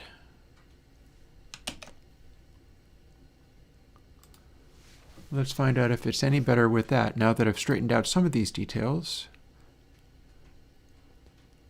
Okay, it's trying to do a thing, but it's not drawing anything. And now that it has drawn a thing, it died. Also, it claims that it is a 83 billion seat stadium, so that's excessively large. I don't think that's an appropriate size. Small wonder it's outside the bounds of the array. So, what's going on there that it's causing that to happen? How are we not able to read what it needs to read in order to do this?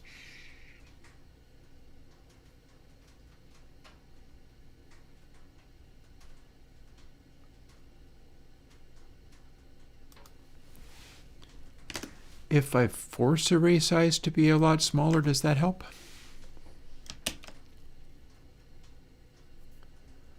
We can but try. There, hard limit on what array size can be. Is it any happier with that? Signs point to it's not actually happier with that, huh? Weird, interesting. But it didn't crash.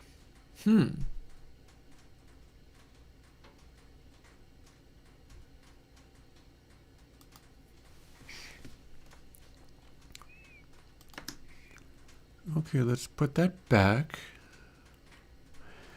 I don't know if you do. I don't. I could. I just don't happen to. I've got some. I put sour cream in cream of tomato soup. It's really good that way.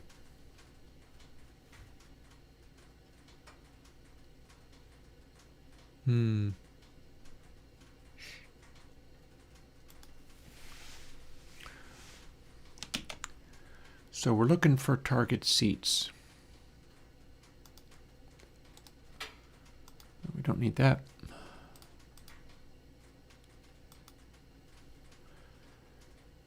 Honestly, I have very few minutes to be able to get this to work.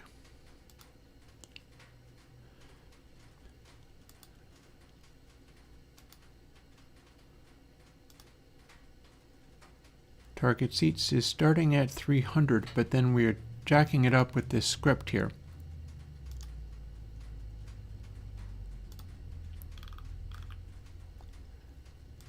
We're adding stuff to it. We're randomizing it a little bit. See, it's plus randi age 0 to target seats. Gets to extend outwards in that way.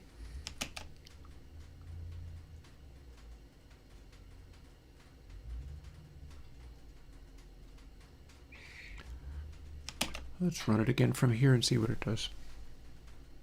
Jarlsberg? Interesting. There's a thing.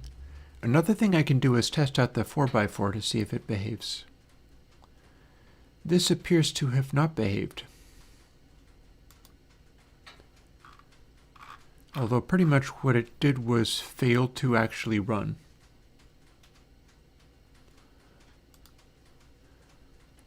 We'll try the 4x4, which I've changed some things about. But I didn't port it to C#.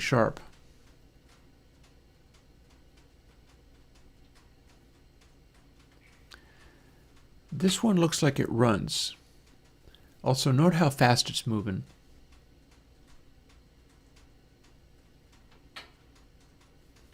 See, we're occasionally coming up with new ones. This is the one that created tiny verb and the other one,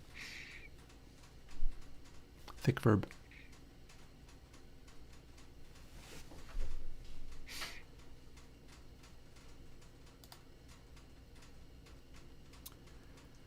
So it's the 6x6 that's having problems.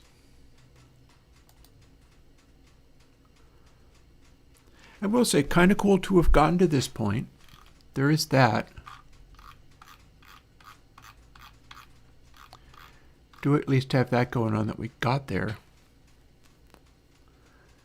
Here's our array size limit.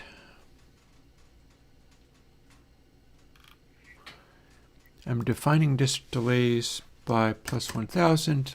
Maybe let's not. And then maybe we're simply not establishing this right somehow.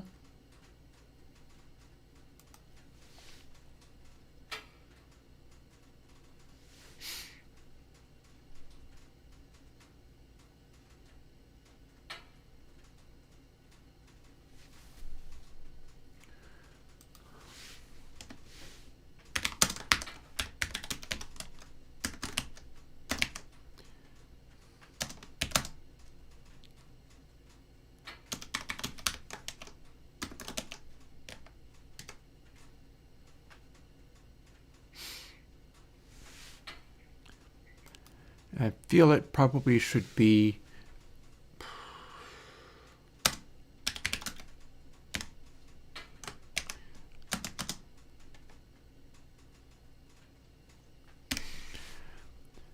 there. We're going to force it to be this.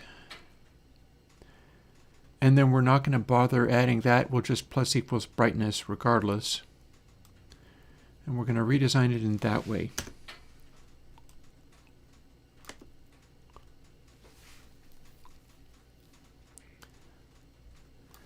And then we're going to do it again. Here.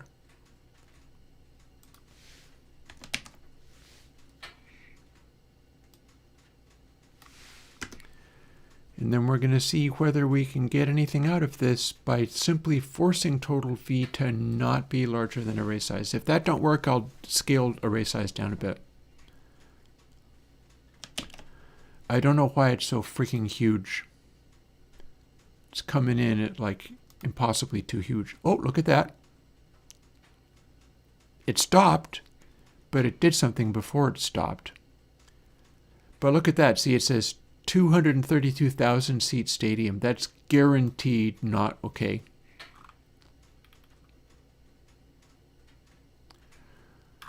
349.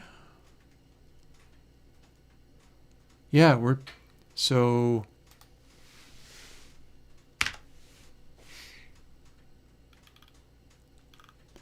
maybe it happens when total V is exactly the wrong size. So we'll clamp it to -1. And we do still have to figure out why the heck is it doing the crazy thing it's doing. We're like not getting valid numbers at all. See, it's a 127,000 seat stadium. That makes no sense whatsoever. And the index is still outside the bounds of the array when I'm testing to make sure it can't possibly be, because if it's outside the bounds of the array, it stops. It forces total to be V to be an itty-bitty size instead. But I know one of my problems is the fact that it is making these impossibly large settings. This is the only place it's doing it. Array size gets to be large. This is the part, not this, but this would be the part giving me problems.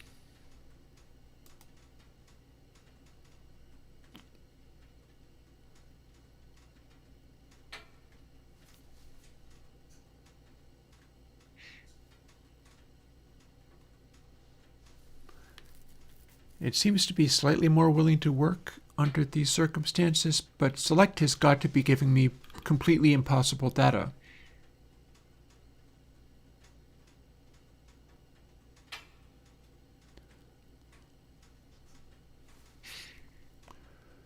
It's supposed to be,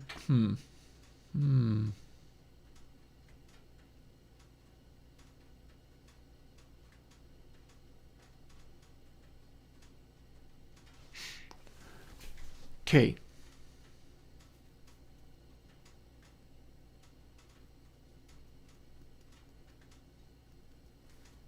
Oh, it's 5:01. I'm out of time. How can this be? That's no good.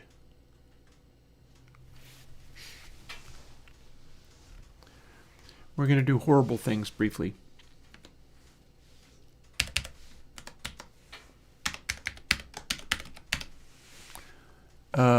That's not actually the horrible things I meant. I had a different horrible thing in mind. Array size.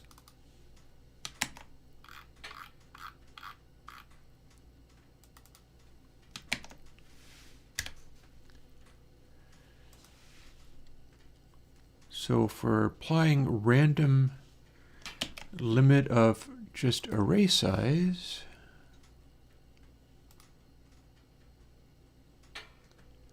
that's actually a smaller room, but it is still ground to a halt. And the index is still too big. What if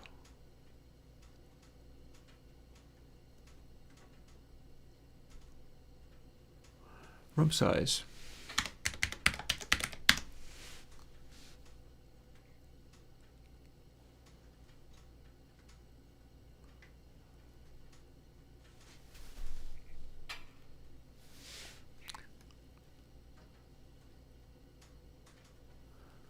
So what this is doing is this is doing random I mod something.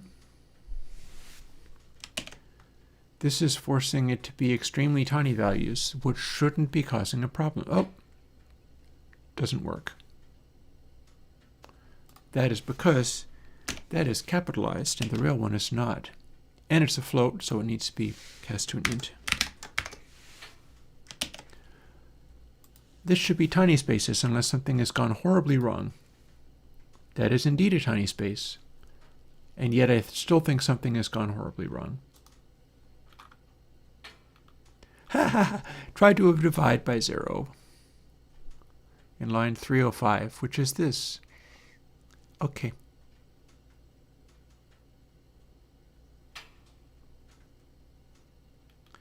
I don't know where it got divide by 0 out of that. Let's go back to using begins. Funny thing is, this is not actually calling a random number out of this. This is just making the wrap be a maximum of a given prime number. So this is not using the prime numbers nearly as actively as I might be doing. But that doesn't matter because the prime number is not really significant here.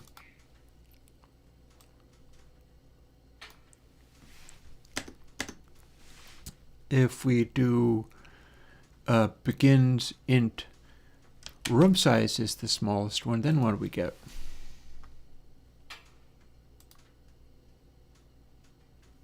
We get a tiny room, and it probably hasn't crashed. I stand corrected. It totally did crash. What on earth?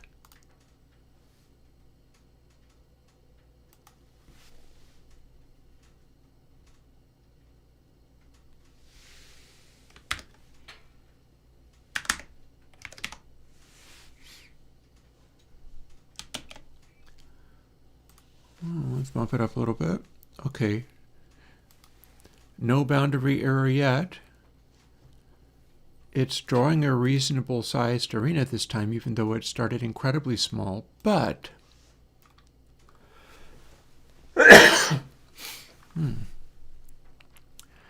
we are still outside the bounds of the array. How can this be? Are we getting negative numbers? That would be insane.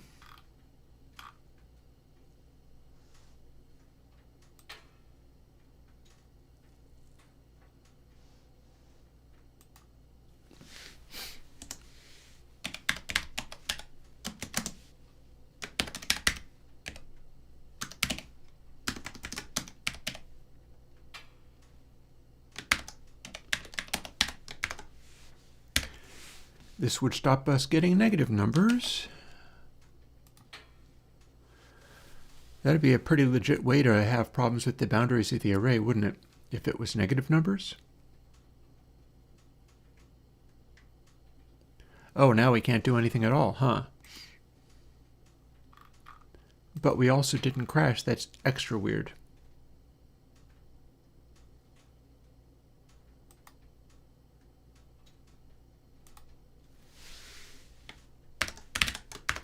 Let's make sure that you're an int.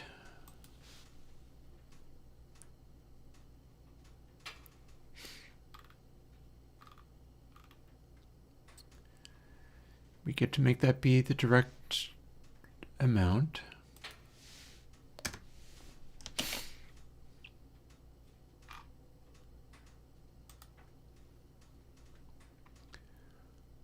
$24 was not an unreasonable setting. I'll dial that back a hair as well. That doesn't count. We'll run it and we'll see if it moves or does anything. It did a thing, and then it immediately stopped. We're not updating. We're not moving. We didn't crash. Weird. What on earth is going on with this crazy thing?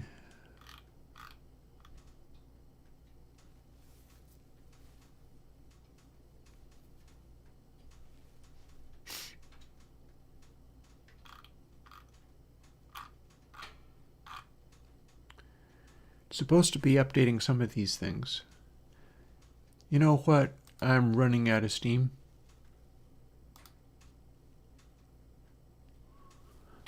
Sometimes it draws stuff, sometimes it don't. Starting at a very large amount. And we can make it be much smaller this way. And that might change things, and it might not. Okay, that is a tiny room. And then it stopped. Without an error or problem.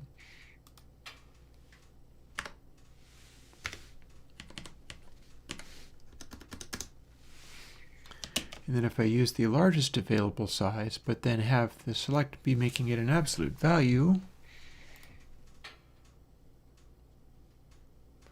it kind of stopped. No, it didn't. It's moving. And this is a good speed of updating, but it's not showing me anything.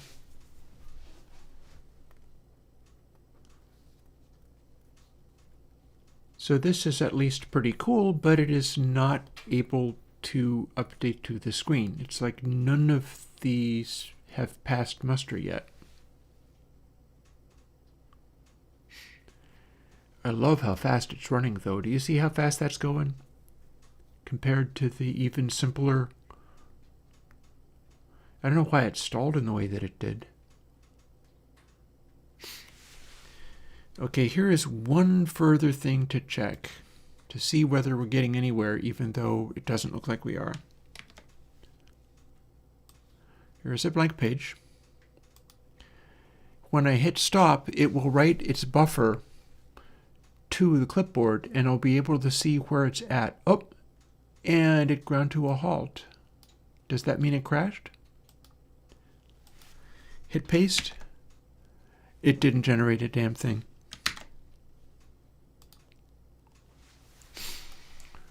Okay, fine.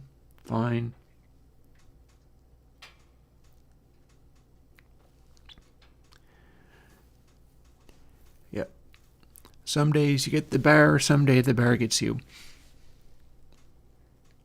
I do have a couple of updates which will probably improve the performance of it, and we've got it running occasionally sometimes, even if it's not actually working. That's going to have to do for now. I did the whole porting thing, and that's like a start. Oh, that was useless information.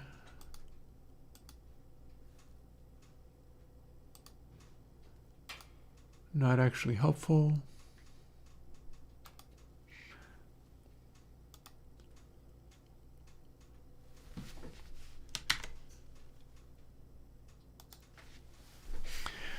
We're done for the day. I get to go and eat food. Wish me luck. I'm going to see if I can't get that working. There's no chance I'm going to be able to get it working today. If I keep trying to bash my head against this, it's going to be like 8 or 9 at night, and I still won't have had any dinner. So, in order to not do that, this day has been about just hanging out for 6 hours and doing a bunch of this work in hopes it will lead to something in future when I finally solve what on earth is going on with this craziness. But until that time, I'll be back on Thursday. Maybe we'll work on this again on Thursday. There's other stuff I could have been working on, but it was this today. I will talk to you later. Bye-bye.